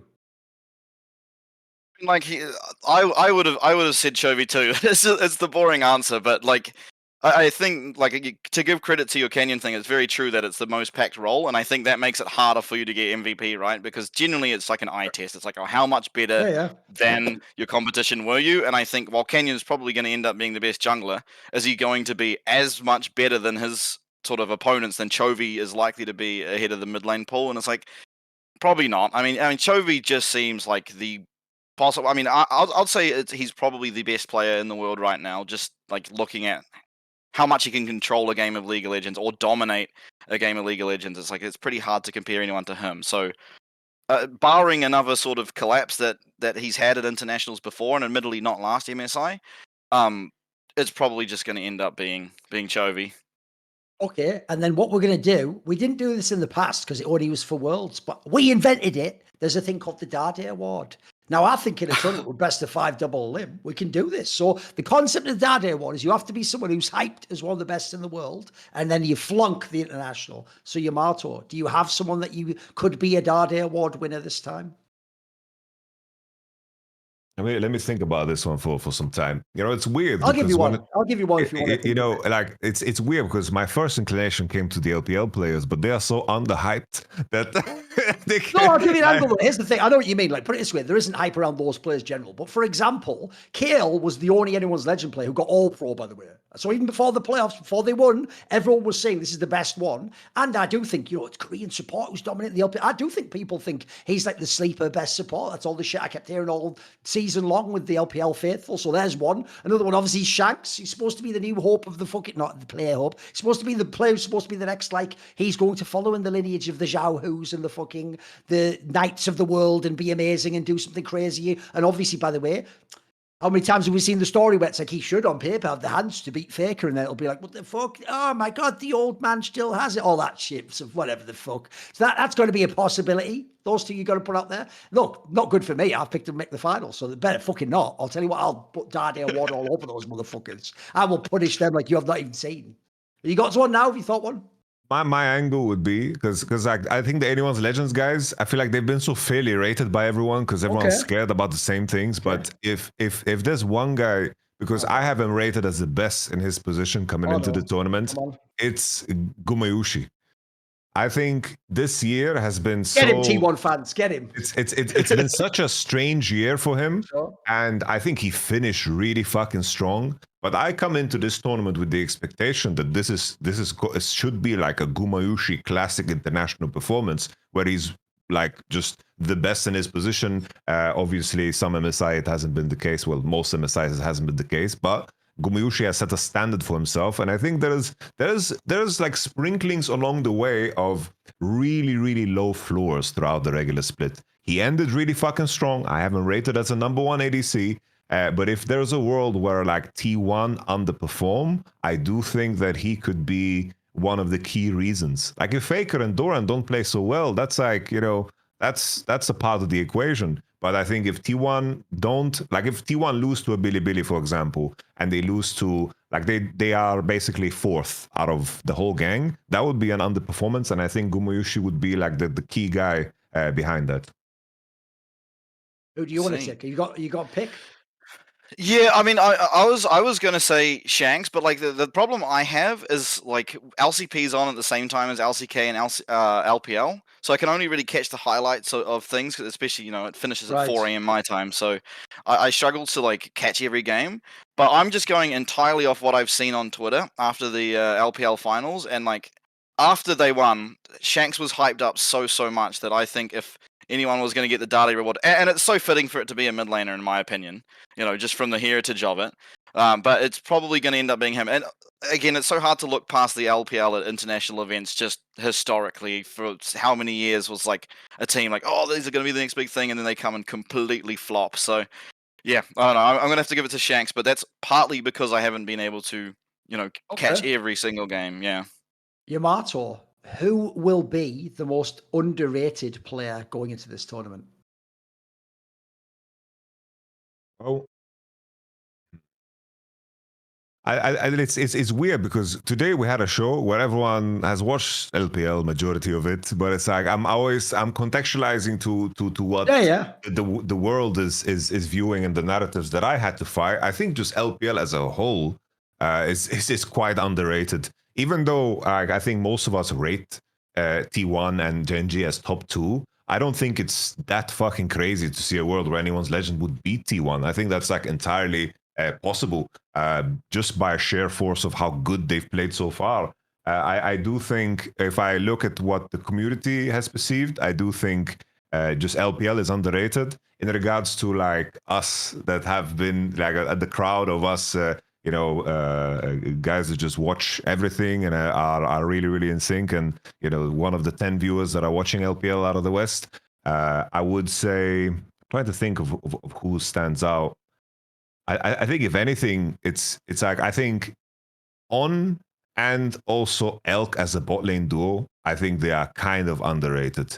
I think a lot of their flaws come from like how they play together with jungle, but I do think in terms of how strong they are as a duo and how much of a range they have, I do think that they are insane. There are certain games that they have played even this split, if I pull them up and show them to anyone, like an Elk Ezreal game or like an Elk Lucian game or an On Nico game, they have hit some ceilings that are only comparable to very, very few players. So I think these guys definitely could shape things up, because the conversation is always centered around Bin and Knight. But I think Elk and On can be really, really fucking good.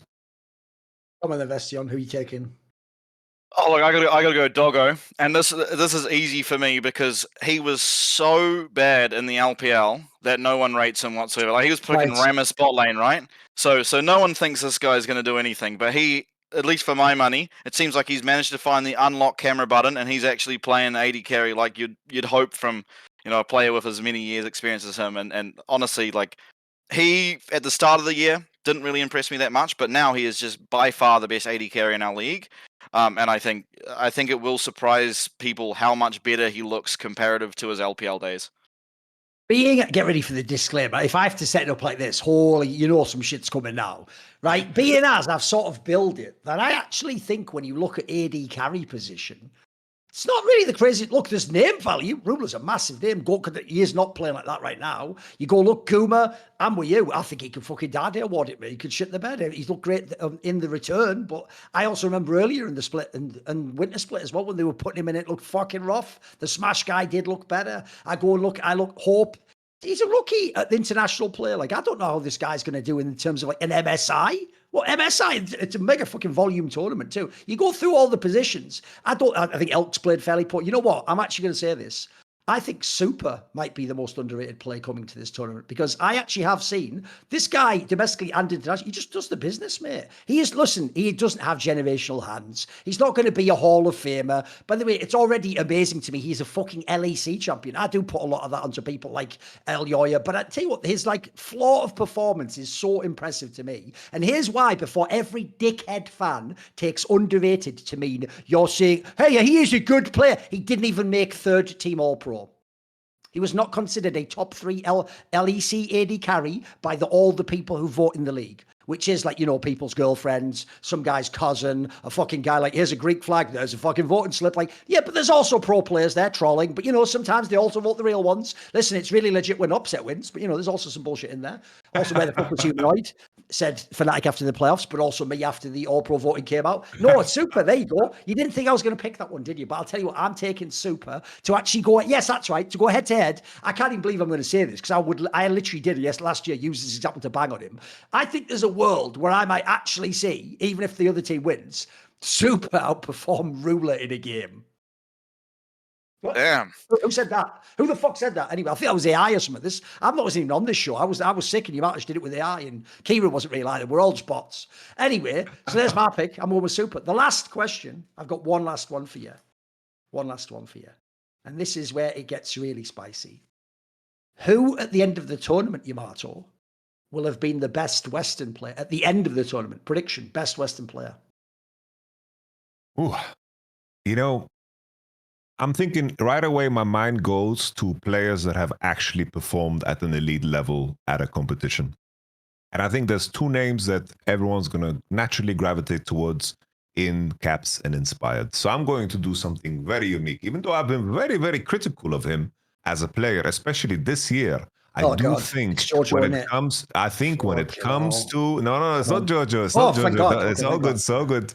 When it comes to internationals, and especially when people reference back to like the Genji FlyQuest one, like I think in terms of reaching that series, I think Bwipo was instrumental. I think Bwipo has had a really, really good, good performances internationally. And I think there's a world where we walk away from this tournament as with him being one of the best performers, if not the best performer, because I do think that the top lane pool is in a state where weird is rewarded. I think being good in isolation, being able to steal waves, being able to come with some curveballs draft-wise, even though Bwipo has had quite a bad split by his standard, in my opinion, I do think that would be like my hidden pick besides the usual suspect. I think Masu is also a good shout because, like, people reference back to Genji FlyQuest. I do think the majority of that was good prep, but also I think that Masu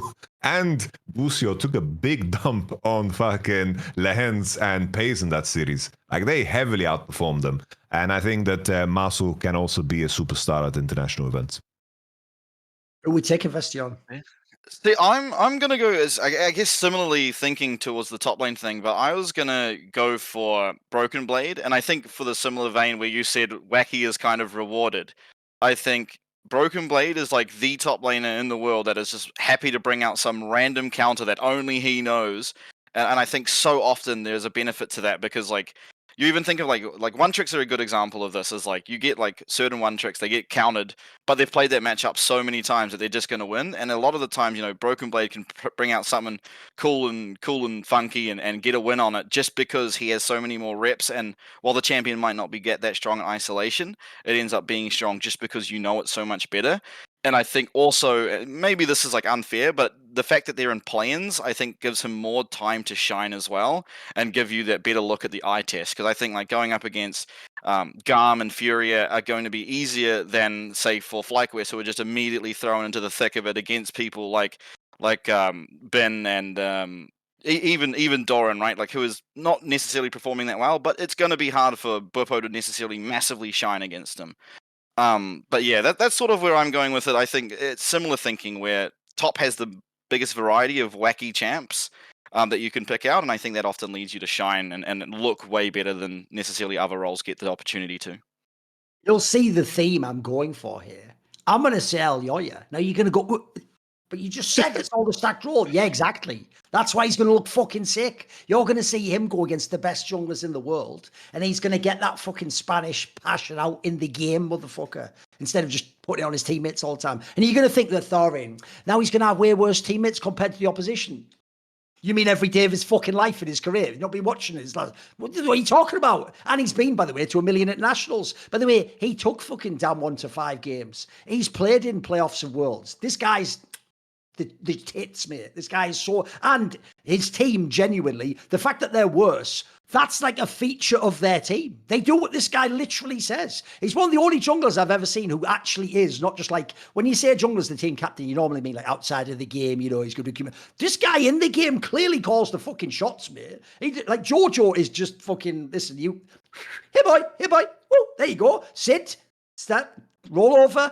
Well, he rolls over too many times, if anything. Hold up. Hey, all that shit, mate. So I'm taking Elyoya. There you go. Right, that's going to be it. It was a fucking mega long one. Yamato had his first mega episode here. Went all over the place. There was anuses bleeding. There was fucking Pikachu looking at you. There was me doing anagrams of Lavrov, where if you're really smart, you'll notice I sometimes took a letter out because there's not many anagrams of Lavrov. Listen, I do what I want. I play by my own rules. That's Summoning Insight. But that's actually the end of Summoning Insight. Thank you to everyone who came on the show.